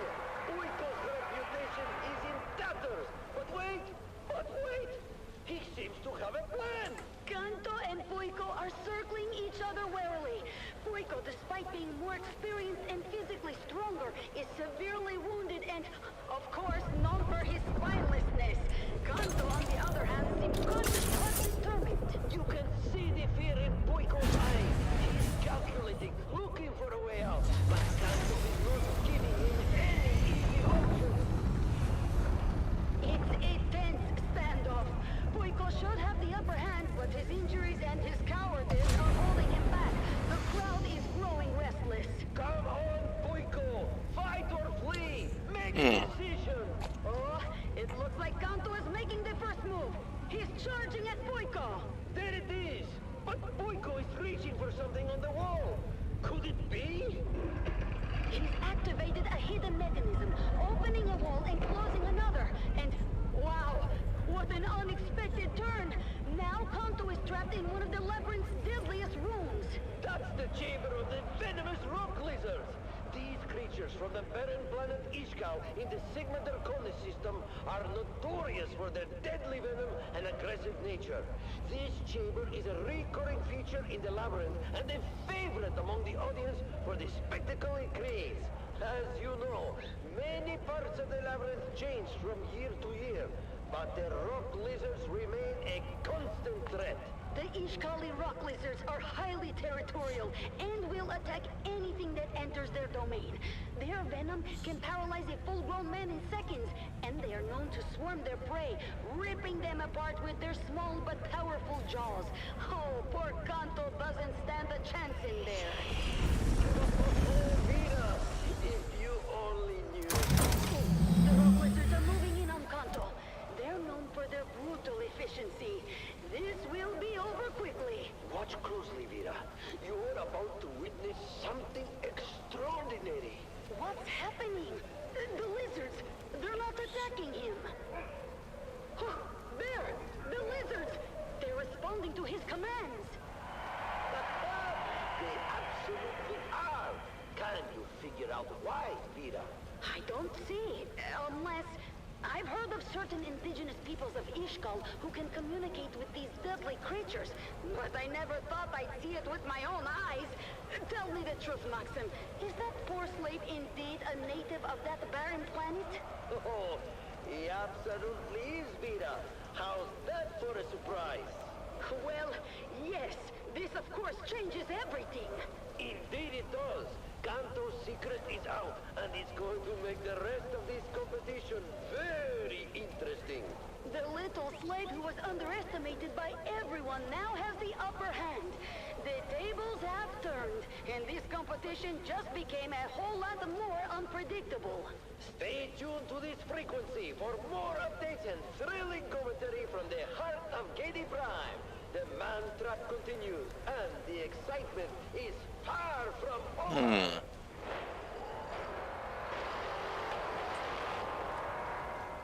Keep your ears glued to the Harkonnen channel for live updates and the most intense moments from the games. The competition is heating up, and you don't want to miss a second of the Man Trap. Wow! Wasn't that amazing? The spectacle of the Harkonnen family games unequaled throughout the galaxy. The excitement is growing as the contestants engage with the terrors of the labyrinth and each other. I don't know about you, but I, for one, just cannot wait until the next installment of the Man Trap. Let's keep the momentum going with another stirring anthem.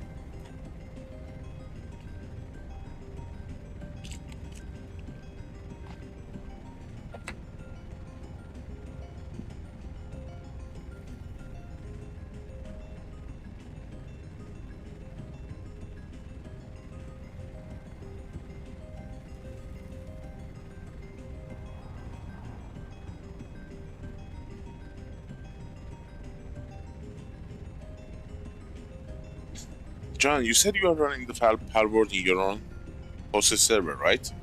Custom config?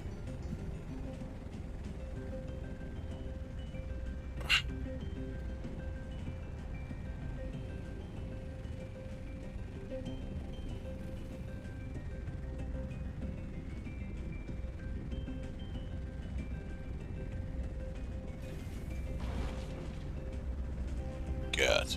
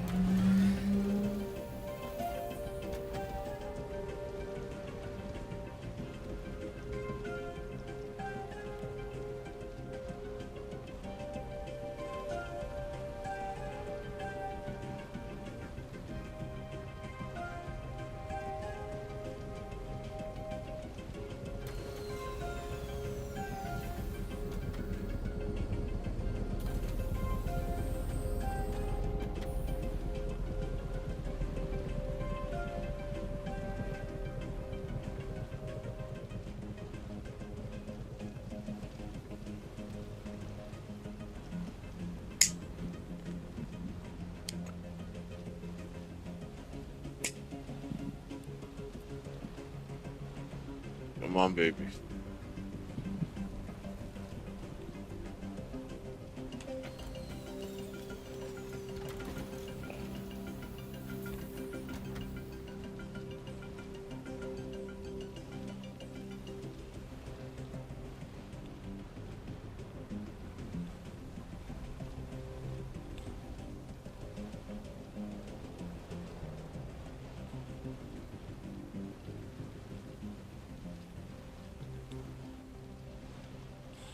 This is what happens when you don't harvest properly.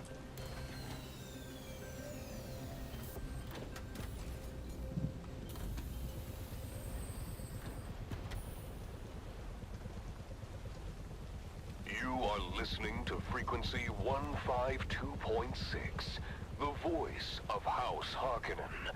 We are Arrakis. Now witness as the dark and tangled truths of House Atreides are revealed by... I love the brand new harvester. Pristine and shining. I am the Convert, once a high-ranking advisor to the Atreides regime. I have since escaped and live under the protection of our good Baron. I cannot divulge my name out of fear for my dear ones still trapped in House Atreides. I am not here to tell you what to think. I only offer you questions, keys that you might use to unlock your own truth. Today's question: what is the price of loyalty? Consider the loyal soldiers of House Atreides. They fight, they die, they sacrifice everything for their duke. But what do they gain? Just a pat on the back, a word of praise, a posthumous medal that does nothing. That's a fast mover. Families. Think of the countless lives spent in the name of a house that promises glory, but delivers only bad. What is the truth? Sector weather alert. A large sandstorm is approaching. How many families must be torn apart? How many futures shattered? Oh, you son of a... realizes the futility of blind allegiance. Ask yourself, dear listener, what does the Duke truly value? Is it the lives of his soldiers? Or the power he wields through their obedience? Why does he send them to die on distant sands, fighting battles that serve only to consolidate his own power? Now reflect on the lives of the Harkonnen soldiers. They too fight and die, but they do so with the understanding of their role in a grander scheme. They are not deceived by false promises of glory, but are part of a machine that rewards 5 minutes. and cunning. Dear listener, ponder this. Not good. Is it better to live as a pawn in a game Sector weather alert. A large sandstorm is approaching. The true nature of the beast you serve. What is the true cost of loyalty, and who truly benefits from it? Follow these questions to their ultimate conclusion, dear listener, and you may just find your truth.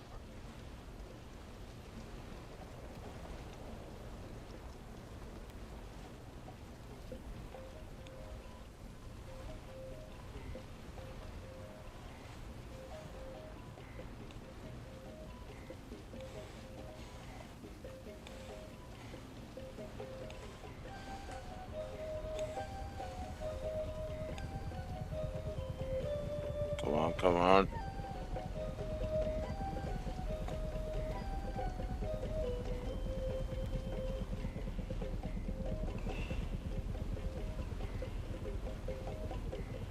Sector weather alert. A large sandstorm is approaching.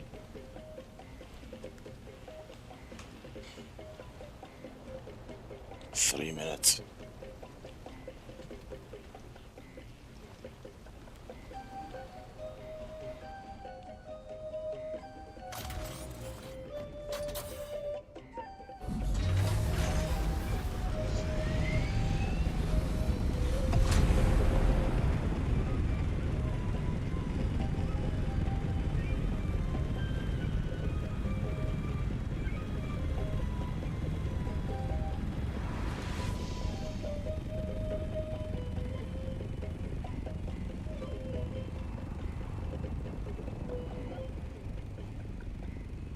The Harkonnen Network, where every moment is an opportunity to prove your loyalty and strength.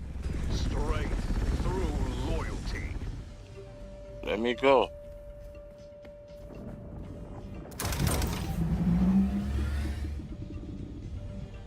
Sector weather alert. A large sandstorm is approaching. Oh, you son of a gun. Unsheltered.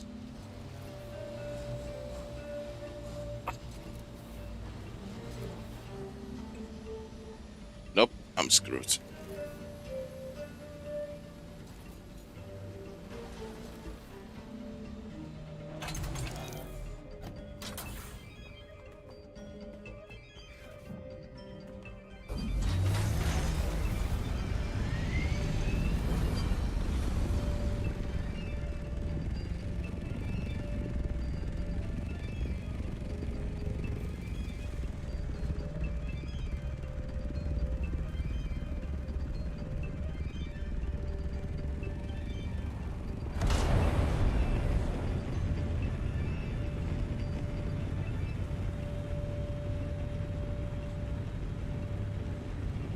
Sector weather alert. A large sandstorm is approaching.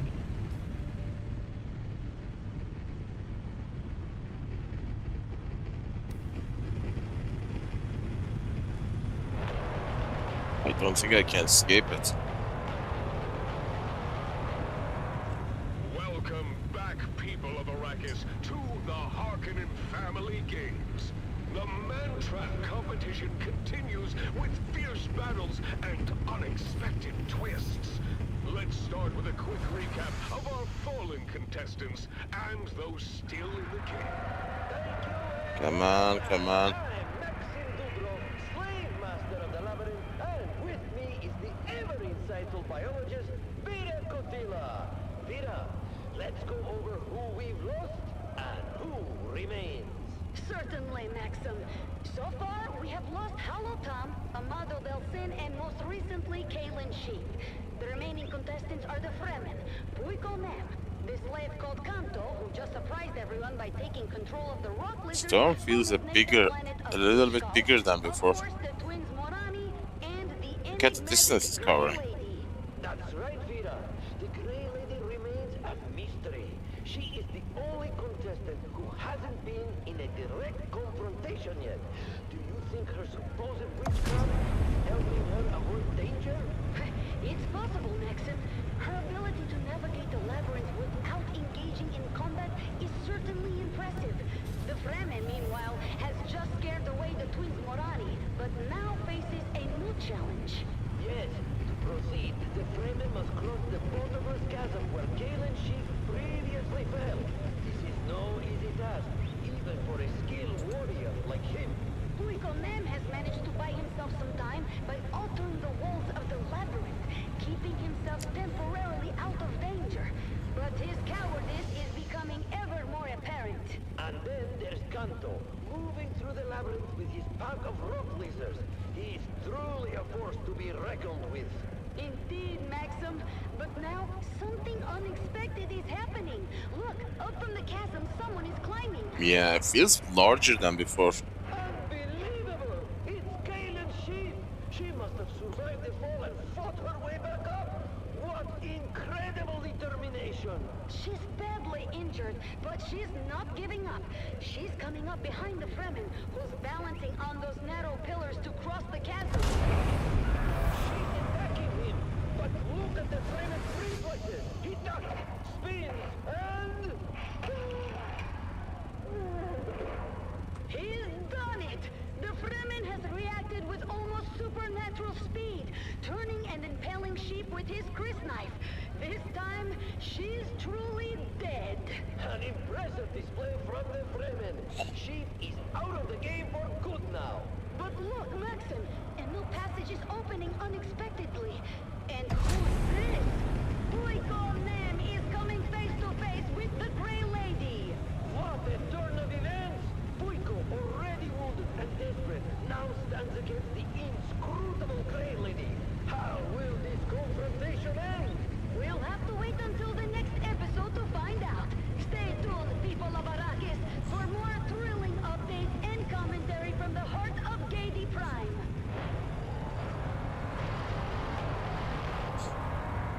Keep your ears glued to the Harkonnen network for live updates and the most intense moments.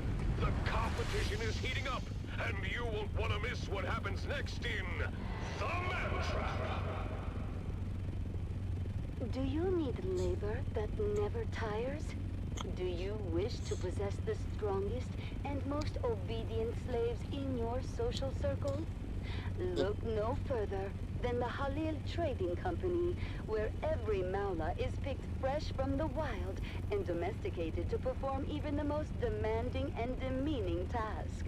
Whether you use them for mining, construction, or for your pleasure, we have the slave for you. Speak to the slave master in Harko Village. You're listening to the Harkonnen Network, where every second counts in our pursuit of greatness. Strength through loyalty. Remember, dear listeners, every action you take is a step towards greatness. Stay tuned for more programs and music throughout the day, and let the might of House Harkonnen guide you in all you do. Let's keep the energy high with some rousing music.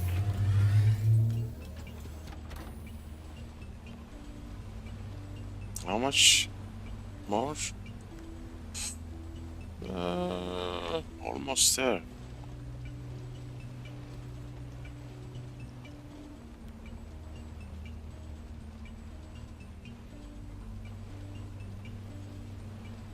Boy, the last time I was doing this, I reached the peak efficiency in harvesting spice. Fastest harvesting.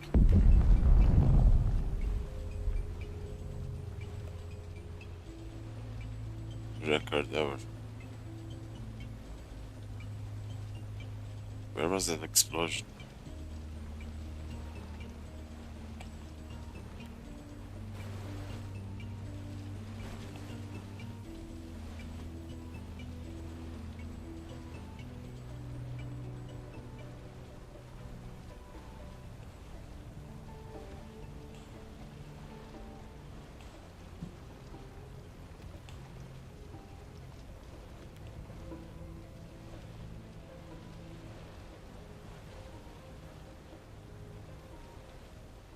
Felt closer.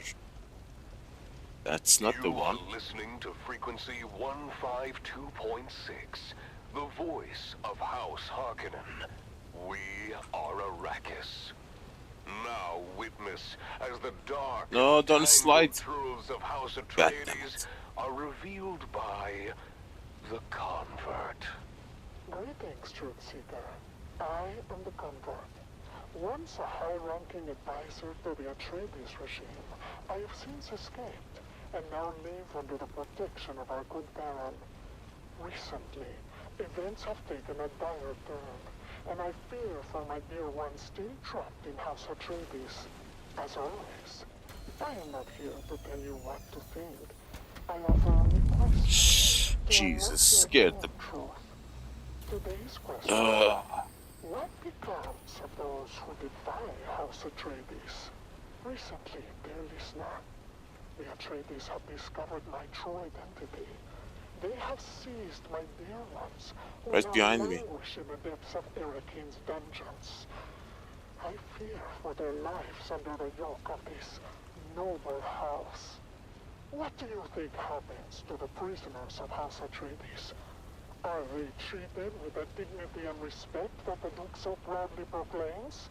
Or are they subjected to unspeakable horrors, hidden away from the eyes of the universe?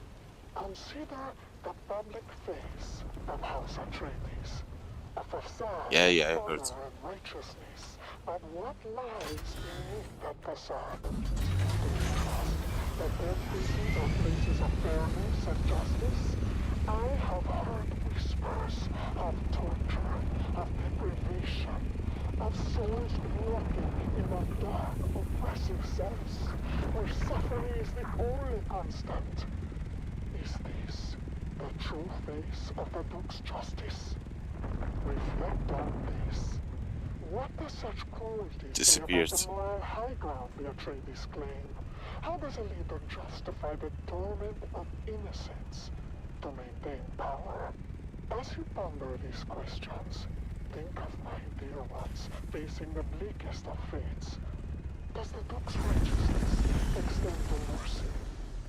Or does it stop at the threshold of his ambition? Dear listener, ask yourself, can a house built on the suffering of others be trusted? Follow these questions to their ultimate conclusion, dear listener, and you may just find your truth.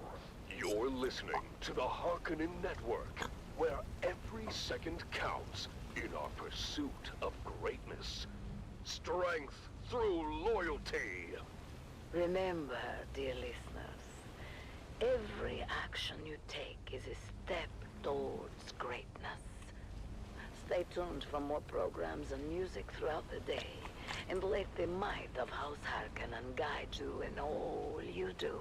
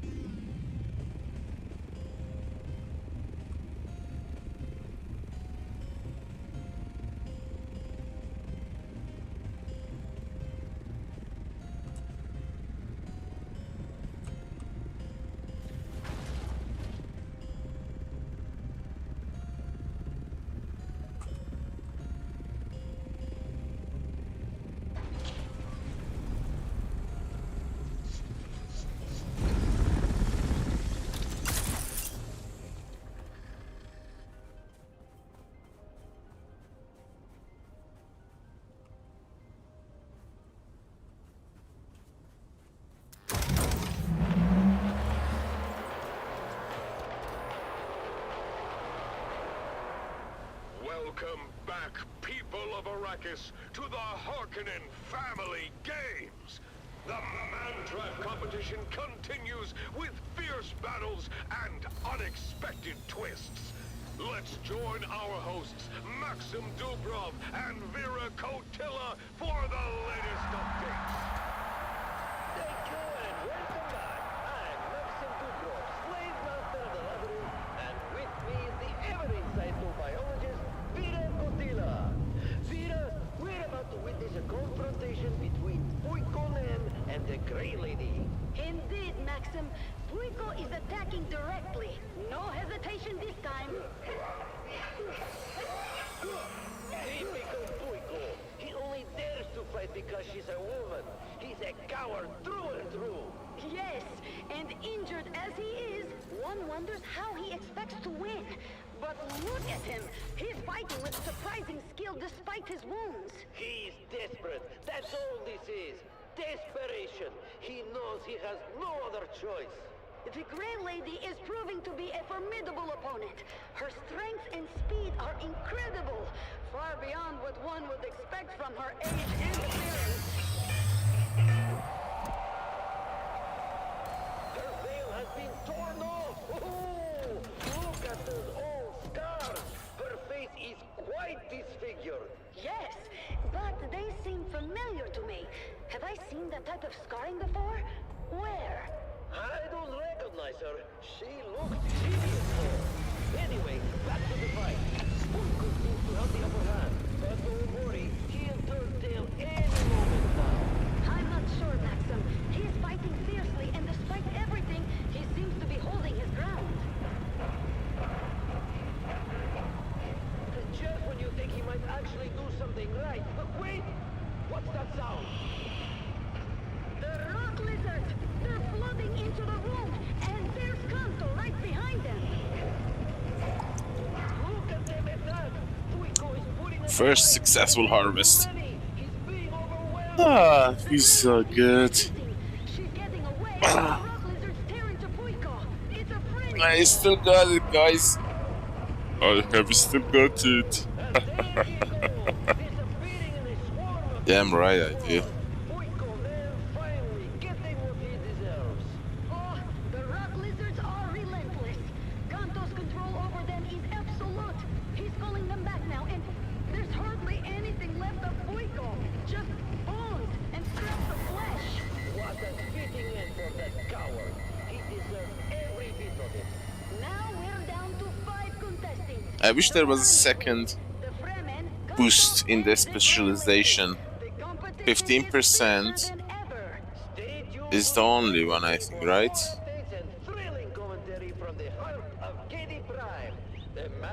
Oh, that would be so sexy if we had a second one. 30%. Please, one more. Keep your ears glued to the Harkonnen network. I would give half the heat build-up for a speed boost. The competition is heating up, and you won't want to miss what happens next in The Man-Trap. Let me tell you, Maxim, those scars, I've seen that kind of scarring before. If I could just remember That was The Man-Trap, brought to you by the Halil Trading Company. I wonder how much this worm thread affects. Stay tuned for more exciting content. Harkonnen, we are Arrakis.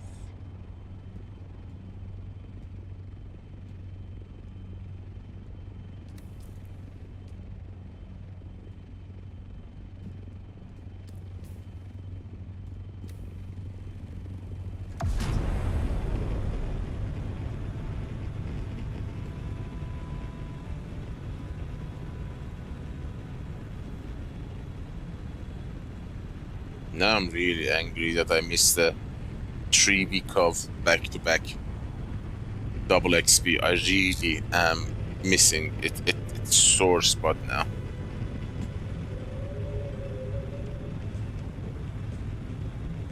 Diagonally? How?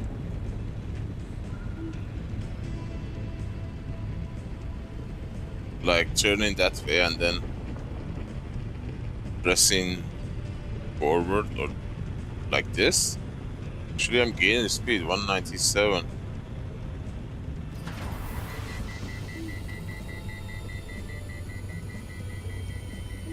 Interesting.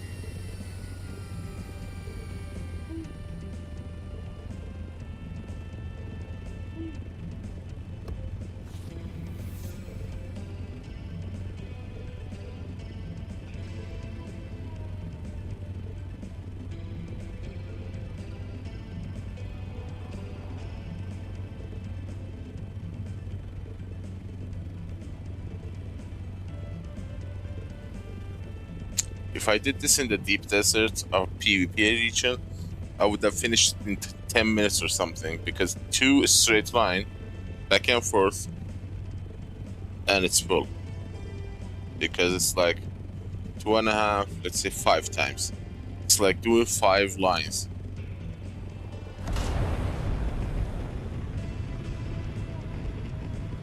Because it's 2.5% extra reward, so if you do the math, it becomes 5 straight lines.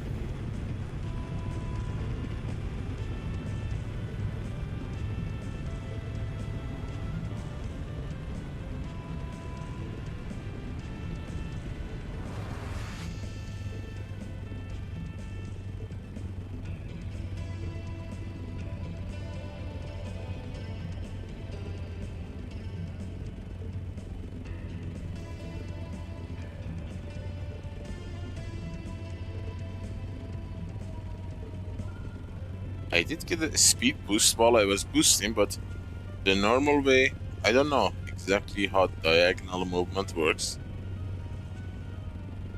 But oddly enough, I did notice that boost while I was... the speed increase while I was boosting, going sideways. Oh my god, this is the very first time I have ever crossed the deep desert with a carrier and the crawler attached to each other. This was my very first time. After 1300 hours of gameplay, this was the first time. Because they introduced that ability exactly when I lost internet. Insane, right? Before I used to load like that, bring back to the deep desert base that is fully set up, and then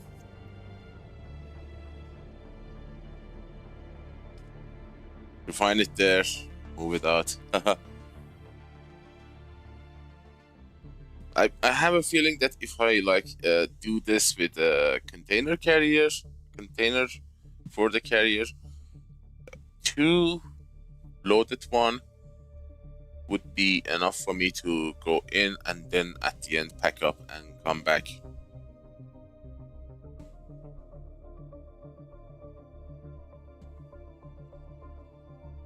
So I will check it out. The thing is, I was not planning on a spice farm today. The residue forced me. Because I need spice infused power cells to use the 60-day. You know, you'll never know what happens. So let's be prepared. That's why I was in dire need of spice, residue. The problem is they're selling the spice infused power cell, but at extreme high prices, like 100,000 per. That's stupid. It is not that expensive to build. It's an extremely cheap item to build. Why are you marking it up like that? Well, it is what it is.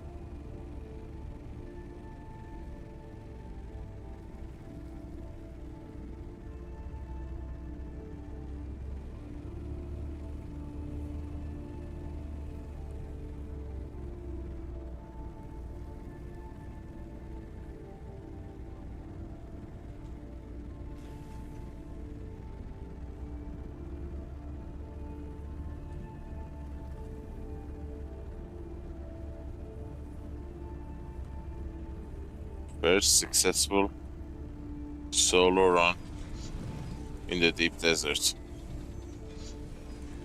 Survived Shai Halut.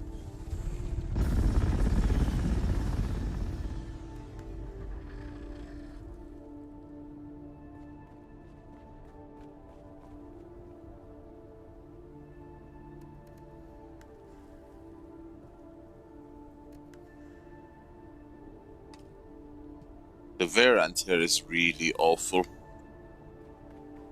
You know?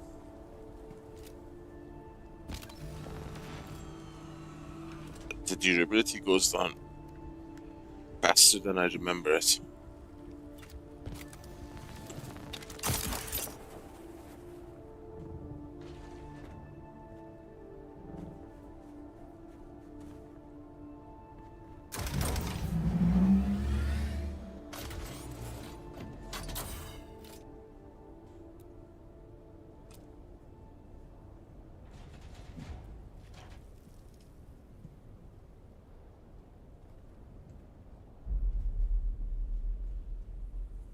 What the hell is that?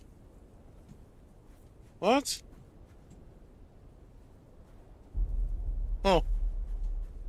Is that a bug? Wow. Interesting.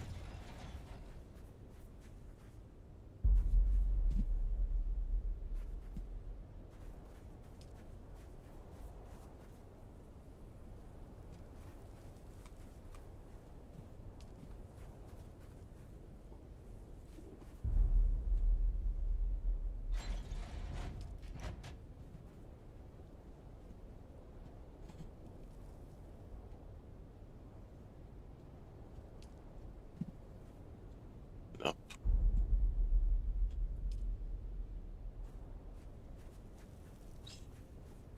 That's better.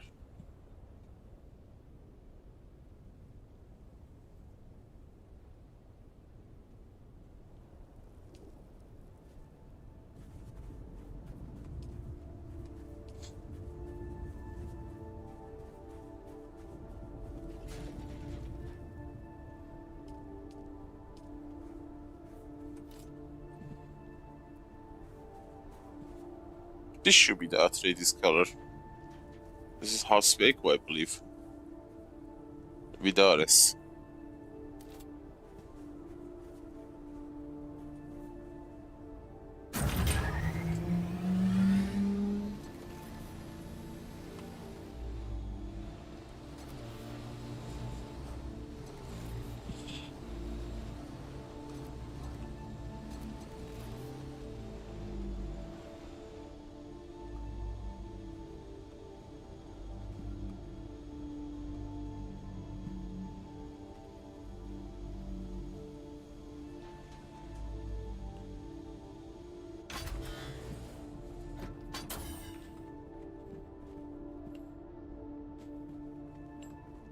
Good.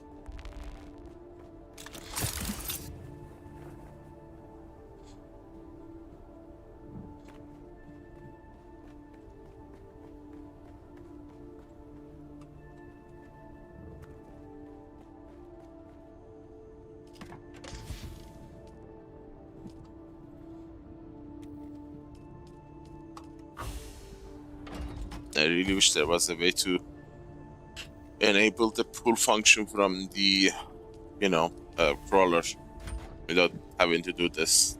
Kinda annoying if you are on a back-to-back roll.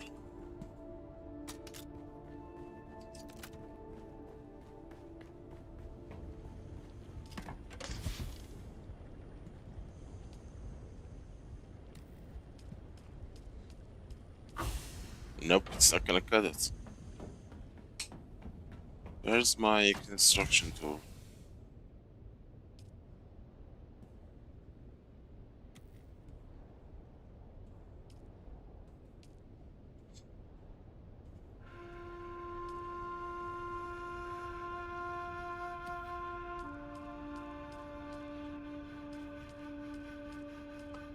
This one is full.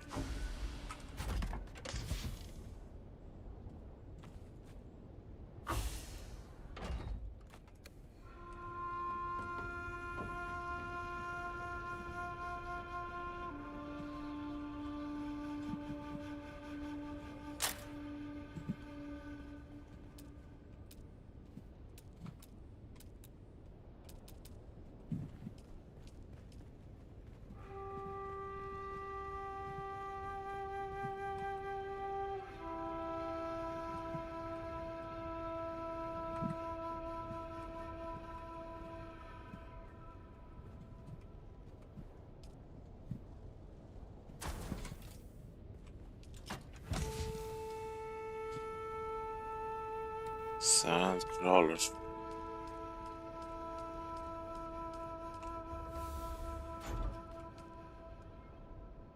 Six.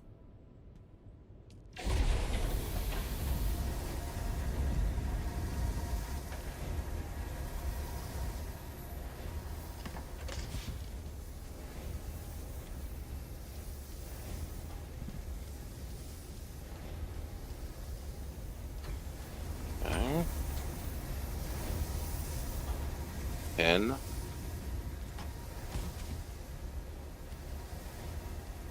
And we get 12. 12. 12. 12. No, not even 11. But 10, that's gonna give us a ton of, you know, residue. Almost 7 hours. 2,200. No. 5,000, 7,000. 2,700. We get another batch going.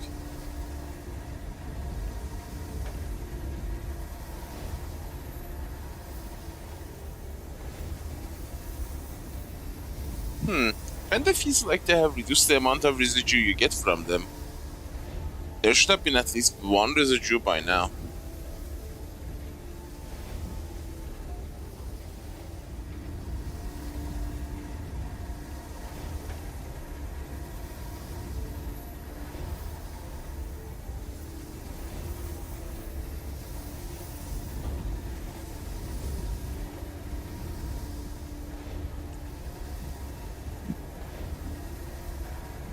Nope.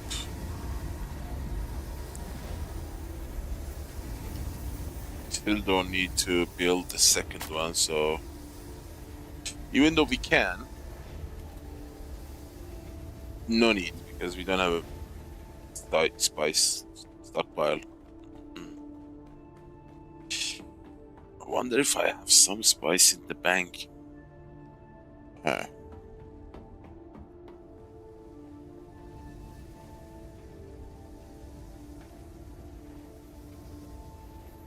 Couldn't they make these mirrors and windows a little bit clearer? Sand doesn't leave residue on the glass.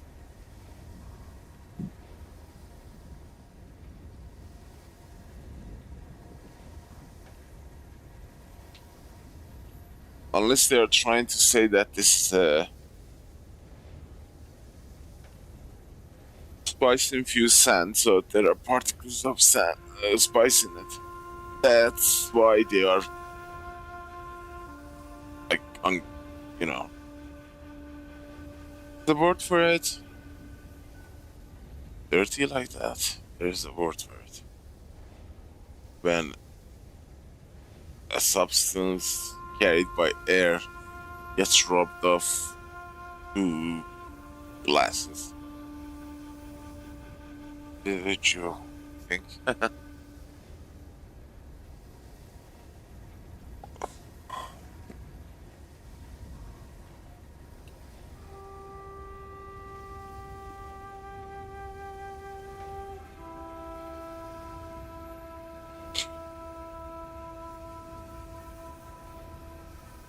I think I can't believe I lost 140,000 spice before.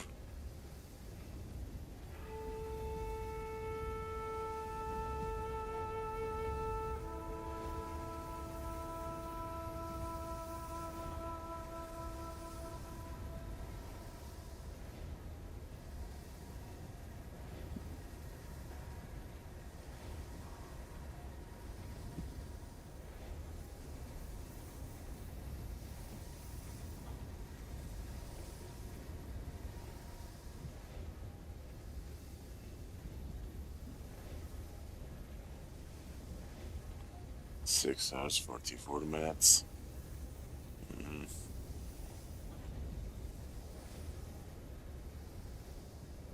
The current tolerance level is 12 hours.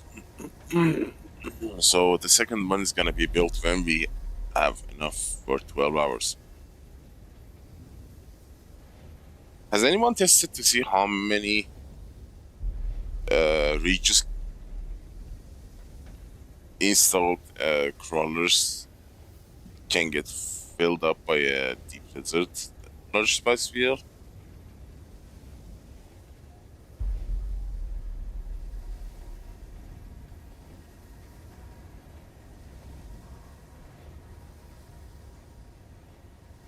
Because if it is like 1, 2, 1, 2, 3, 4, 5 of them. My math is right. 5 reaches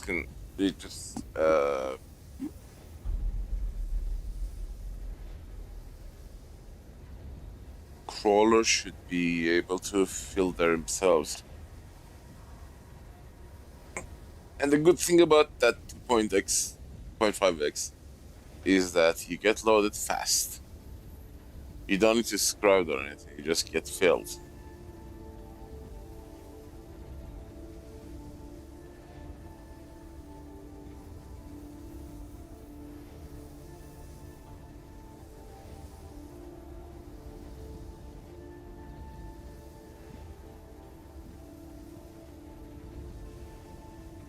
Aluminum is being cooked.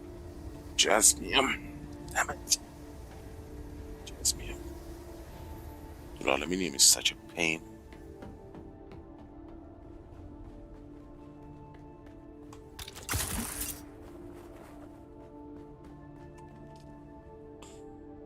Well, I have aluminum.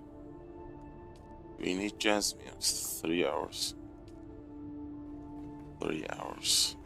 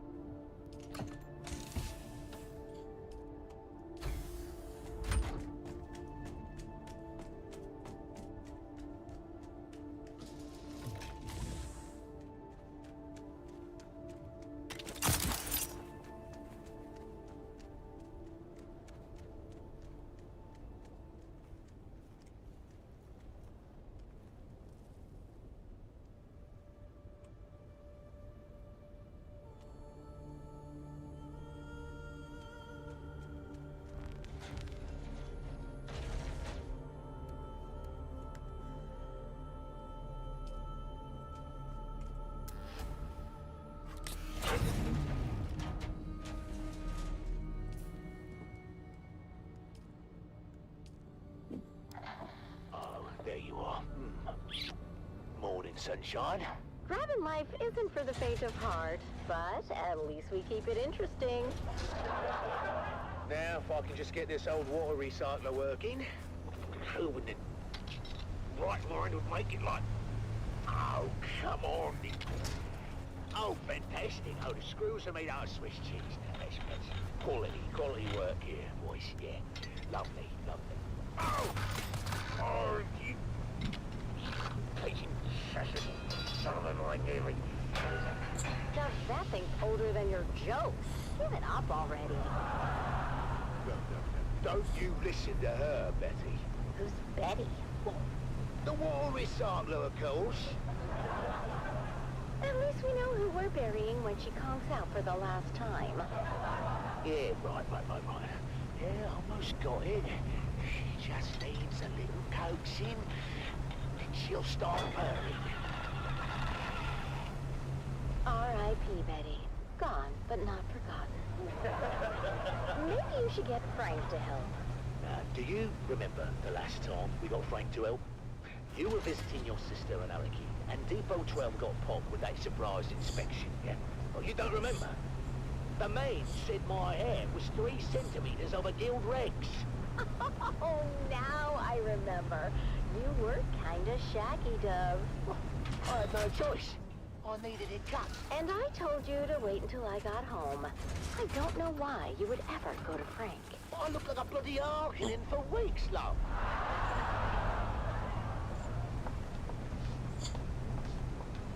Mom, Dad, can you guys keep it down? I'm trying to hear my Communinet shows. Hey, Junie, hun. Maybe you can do that outside and keep an ear open for worm sign. You know, sandworm activity's up 9,000% since that bastard Zantara took out the shield wall.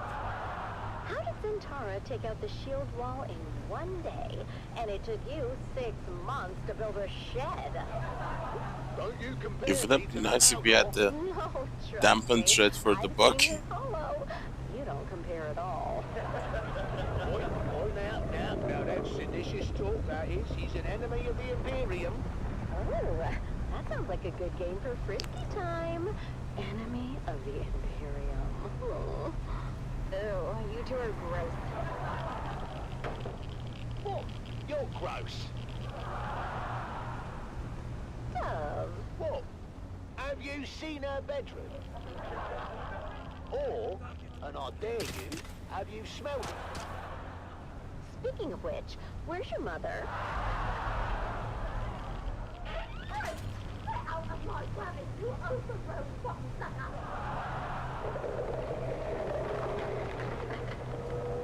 Mum, what are you doing? I'm teaching this thing some manners. Mum, it's a sandworm, not a stray bat. Oh, well, that one had spunk. I like it. Why do we have to live with the worms? I can take anything, Arrakis, but enough with the worms already. Look, you heard what the science man said about our grabbing, yeah? To the worms, we're like a highway through the rock. But he also said they come through so fast, they don't even notice us. We should charge them a toll. 5 Solari per trip. Then we could finally get a new ground car. Hey? And I wouldn't have to run so fast between rock islands. Speaking of which, it's off to the trade post.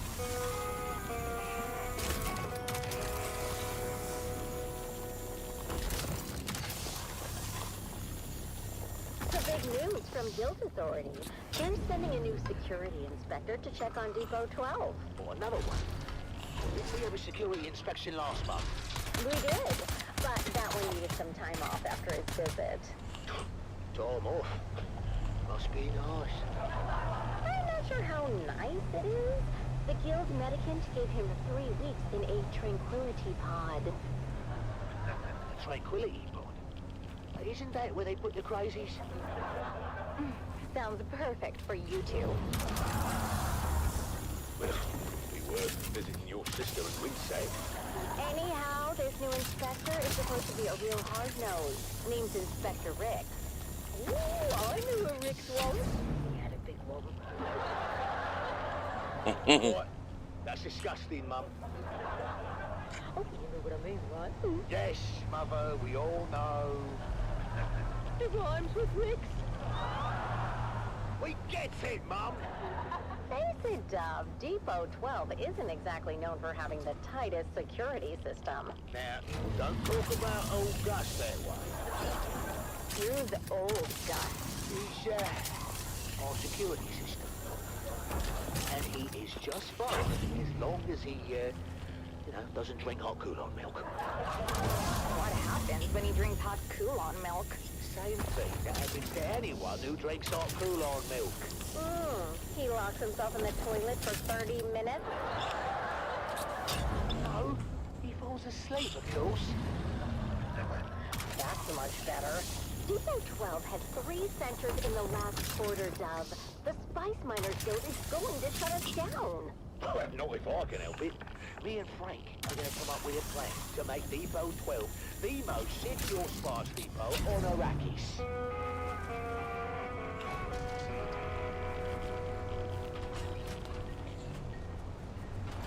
Relax, huh?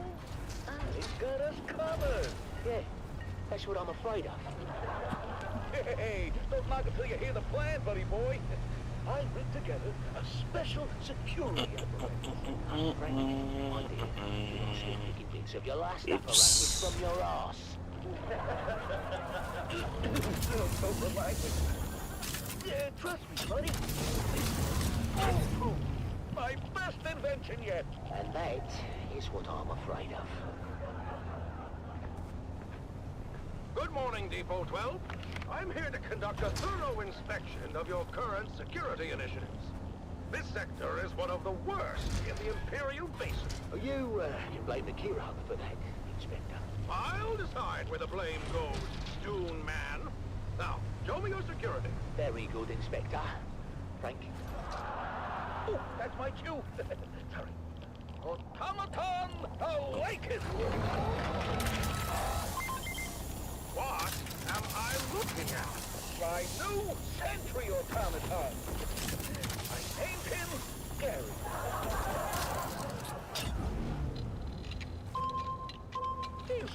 It's interesting, the heat reduction applies to every single vehicle in the game. No Valerian proscription broken here.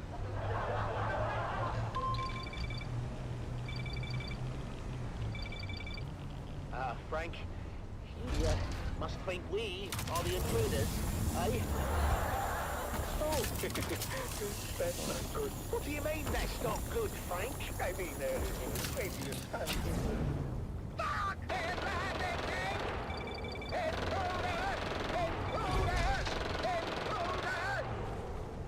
Uh-oh.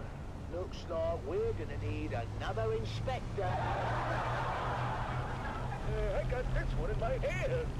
Oh, another day, another Solari.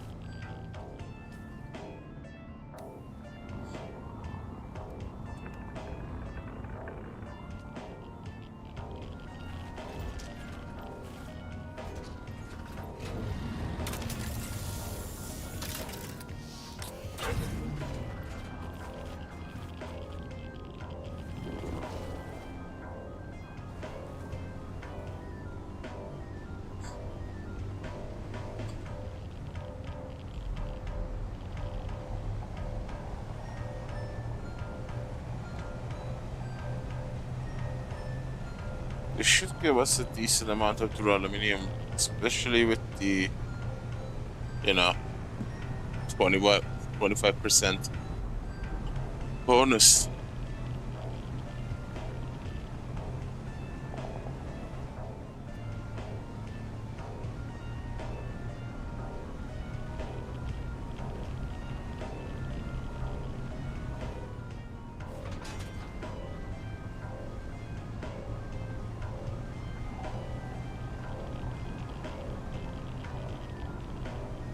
I have a lot of catching up to do before I can take a breather.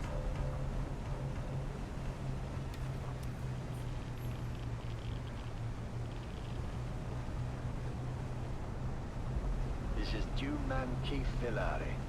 All guild brothers know about the danger of entanglement in harvesters. But what about the cost and equipment downtime? Each moving part must be carefully sanitized of blood, bone, and other viscera. Costing your guild greatly in lost time and efficiency. Be profitable. Be safe.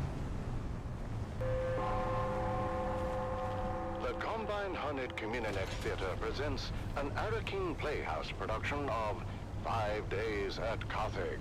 Brought to you by the generous patronage of the Padishah Emperor and the tireless support of the Spice Miners Fellowship and the Leisure Committee.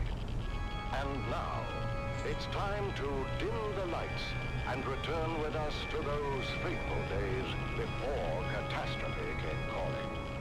It's part 1 of 5 Days at Carthage.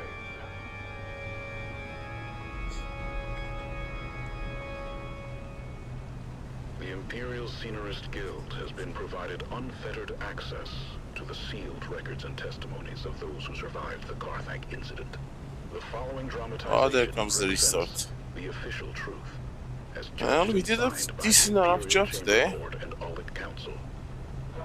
Got the production system back online. So let us journey then And refinery to working. sands of Arrakis, a desert planet in a far-flung corner of the known universe. The year is 10-1-94, and the war of assassins between House Atreides and their ancient enemy House Harkonnen is well underway. Our tale unfolds in the teeming industrial sprawl of Carthage, the seat of Harkonnen power on Arrakis. It's early morning in the Peon Quarter, as the workers ready themselves for a long day of toil in their Baron's name.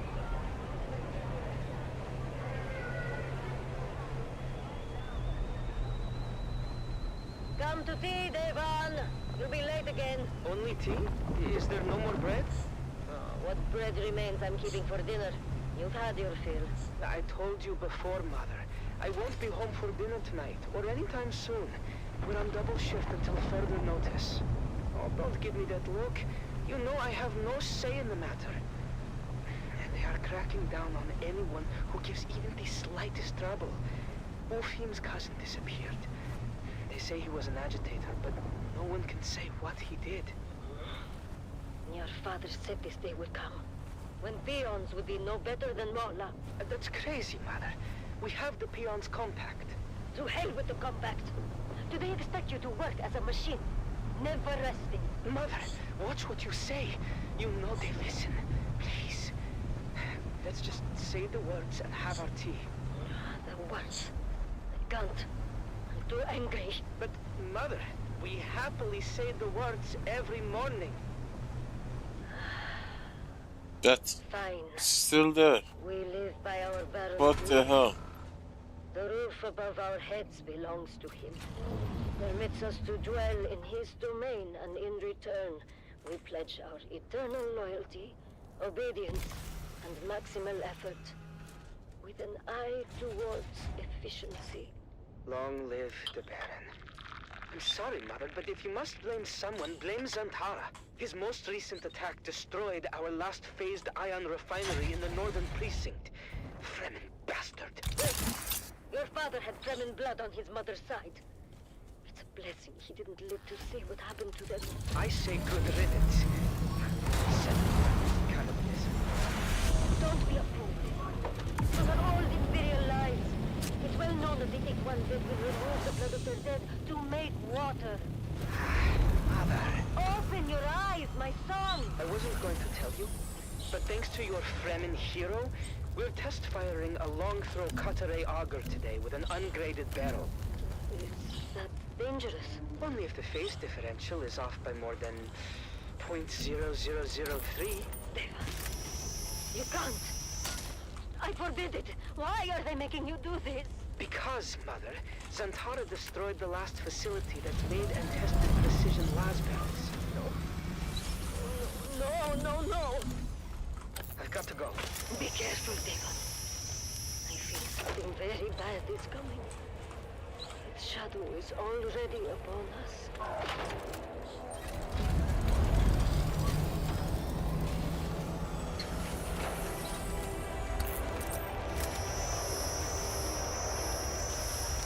Mason condenser is at full potential. Are we clear to start the firing cycle? Heisenberg controllers in the green, all mirrors 100% aligned. And still, my reservations remain. Be sure to let the Baron know next time we have dinner. For now, let's get on with our job. You had dinner with the Baron? No, Arek. He was being sarcastic. And I will say it again. The long-throw cutaway auger is a precision tool and requires equal precision in its maintenance. Never in my 97 years as a peon have I test-fired an ungraded barrel. The game medium is different. We have no idea how it's going to react. It is insanity, Devon. No one here disagrees with you, Ufim. but we have written orders from the House Munitions Master, co-signed by Peter de Vries. They need this laser auger online yesterday. Ah, because there is no risk to them. Let Peter de Vries test-fire the laser. There's too many eyes on us to mess this up. All we can do is trust in our pre-fire checklist and hope the new barrel materials meet spec. Let's go again. Spooling up Mason condensers. Mason condensers at full potential. Are we clear to start the firing cycle? Eisendrath control is in the green. All natives, 100% alignment. Signal wave guide, in range. Arek, how's the mesh? Phased ion is in the mesh. Optical pump is engaged and the coils are hot. Okay then, let's take it slow. Engaging throttle. Shut it down! Shut it down! Arek! Venting big tanks! Submerging coils in 3, 2, coil submerge! What have we done?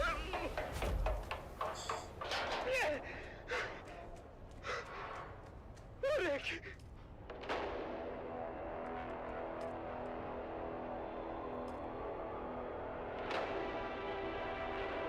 Oh, water. It's gonna be... What? There is just a time that it takes to make Duralum, yeah? Devan. Interesting. What is it? Arek is dead. What? He's dead. Yeah, I should have started some death stills. Saw him die. What happened? The laser auger went out of phase. The beam splitter vaporized almost instantly. The whole charge vented onto Arek. He was literally cooked alive. I'll never forget the smell. And the screaming. Oh, he suffered. Badly, I think. And you are just home now. How could you work after this? Did they not shut down the shop? No, they just moved us back to munitions. 41 days. Need more spice. Oh, what is that now? 35 days. August Fear! Droba, what's happening? It's August Fear. Yep, we need residue. The Residue. What do you mean? Lord Ravan just announced it. A festival with music, food, and August Fear is going to fight! For the first time in 7 years! Right here on Arrakis! Oh, I've got to go. Hey, wait for me! Did you hear 41 days so far. That's decent. Coming to Carthage, all the way from Grumman. Bread and circuses. Imagine it. One more. Right here in Carthage, the greatest gladiator in the known universe. Ah, and what about your friend? Which friend? The dead boy, Arek. Oh, yes. Poor Arek. Yes, poor Arek. He would have loved to see Argus Vir. Well, today was a success. The basic layout of the fabrication and refinery units are done. We brought back some potential ores and materials to be refined. Tomorrow we need to double down and also finish the missions, the quest, and do the land strat so we can, you know, upgrade our house ranking. So we can do the higher level testing station. Right now I'm capped at 15. And I have a quest that says reach 19. But I don't think I can reach 19 with 45 a day. That's 450 a day. 800 with 20. Yeah, 800 can get us 1.5 points. 16.5. Maybe 17. 3 more. I wonder if there's a way to make it faster or... Sector weather alert. A large sandstorm is approaching.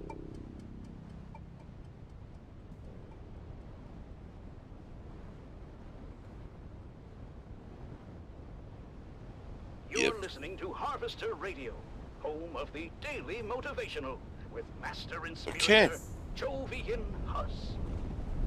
There was a productive day despite everything. Now we need to increase our storage system. I still have no idea how to lay out the storage system and keep the refining going, because you know it's a 25% week. That means we can get a lot of spice done, as well as duraluminum. That is our main focus: duraluminum and spice melange to pump out residue and jasmium. Need to go on another jasmium run. We have a decent amount of aluminum that can be refined with the jasmine we have. But yeah, it was very smooth and everything went according to plan. And today was the very first time I actually experienced the game and the stream on a very stable, importantly very light running mode. They didn't choke my CPU because, you know, the OBS and the game are always fighting over my CPU. They're trying to take over and dump their data on raw. I mean, unedited, uncompromised, uncompressed. So that sometimes make it a little bit heavy, that the entire system becomes heavy. But today, everything was super light, kinda amazing. And I haven't changed anything. I believe the game has this hidden mechanics that your game FPS or frame rate is tied directly to your real location connected to the Funcom Hyper IPv4 chain. So that could be it. But yeah, today was the very first time I actually didn't notice any lag, didn't notice any rubber banding. Everything was really smooth. Stream didn't disconnect. Oh, fingers crossed tomorrow would be the same. I am gonna actually come online a little bit earlier for farm grinding. And also testing the internet connection before the midnight time period. Because usually, even when the internet is awful, from 2 a.m. to 10 a.m. Local time, everything becomes 100% working and 100% smooth, just like you experienced and you saw today.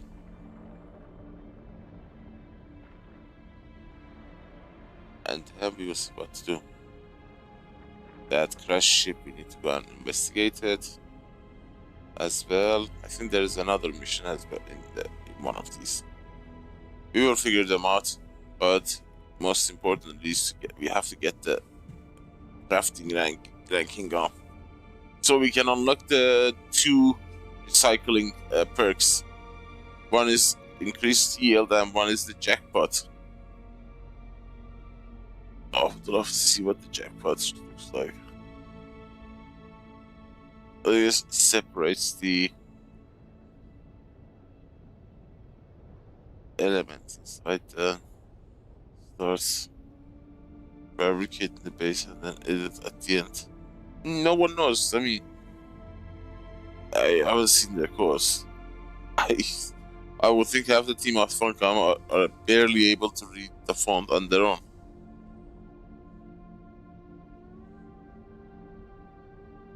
The codes, the spaghetti code that is running the game, gonna be interesting.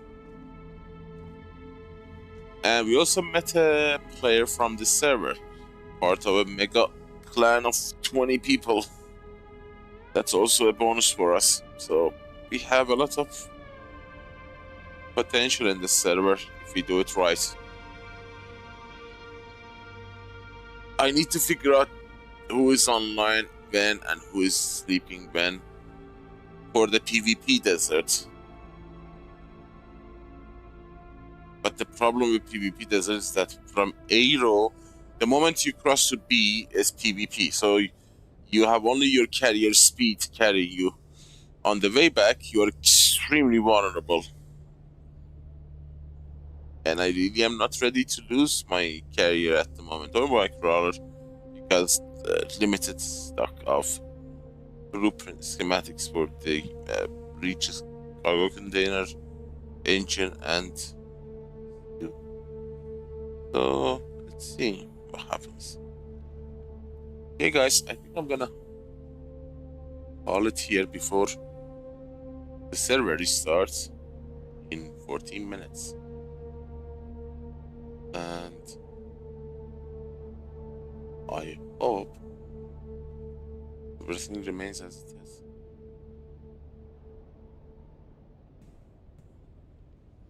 Thank you so much, Hagar. It's been a very nice session. And I'm really waiting for tomorrow. I mean, not tomorrow, it is tomorrow here. I mean, it's tomorrow over there now, but in few hours, that when I'm gonna come back, I'm really hoping that we get the same experience. Smooth frame rate, smooth connection, and uninterrupted upload. So yeah, we'll see. Thank you so much for watching, guys. I hope you enjoyed it, despite the past few days of really messed up streams and the connections, which was beyond my help, but he managed to survive somehow. I always keep coming back, and I hope to see you on the next one. Until then, take care, stay safe, and stay frosty. Neo, over and out.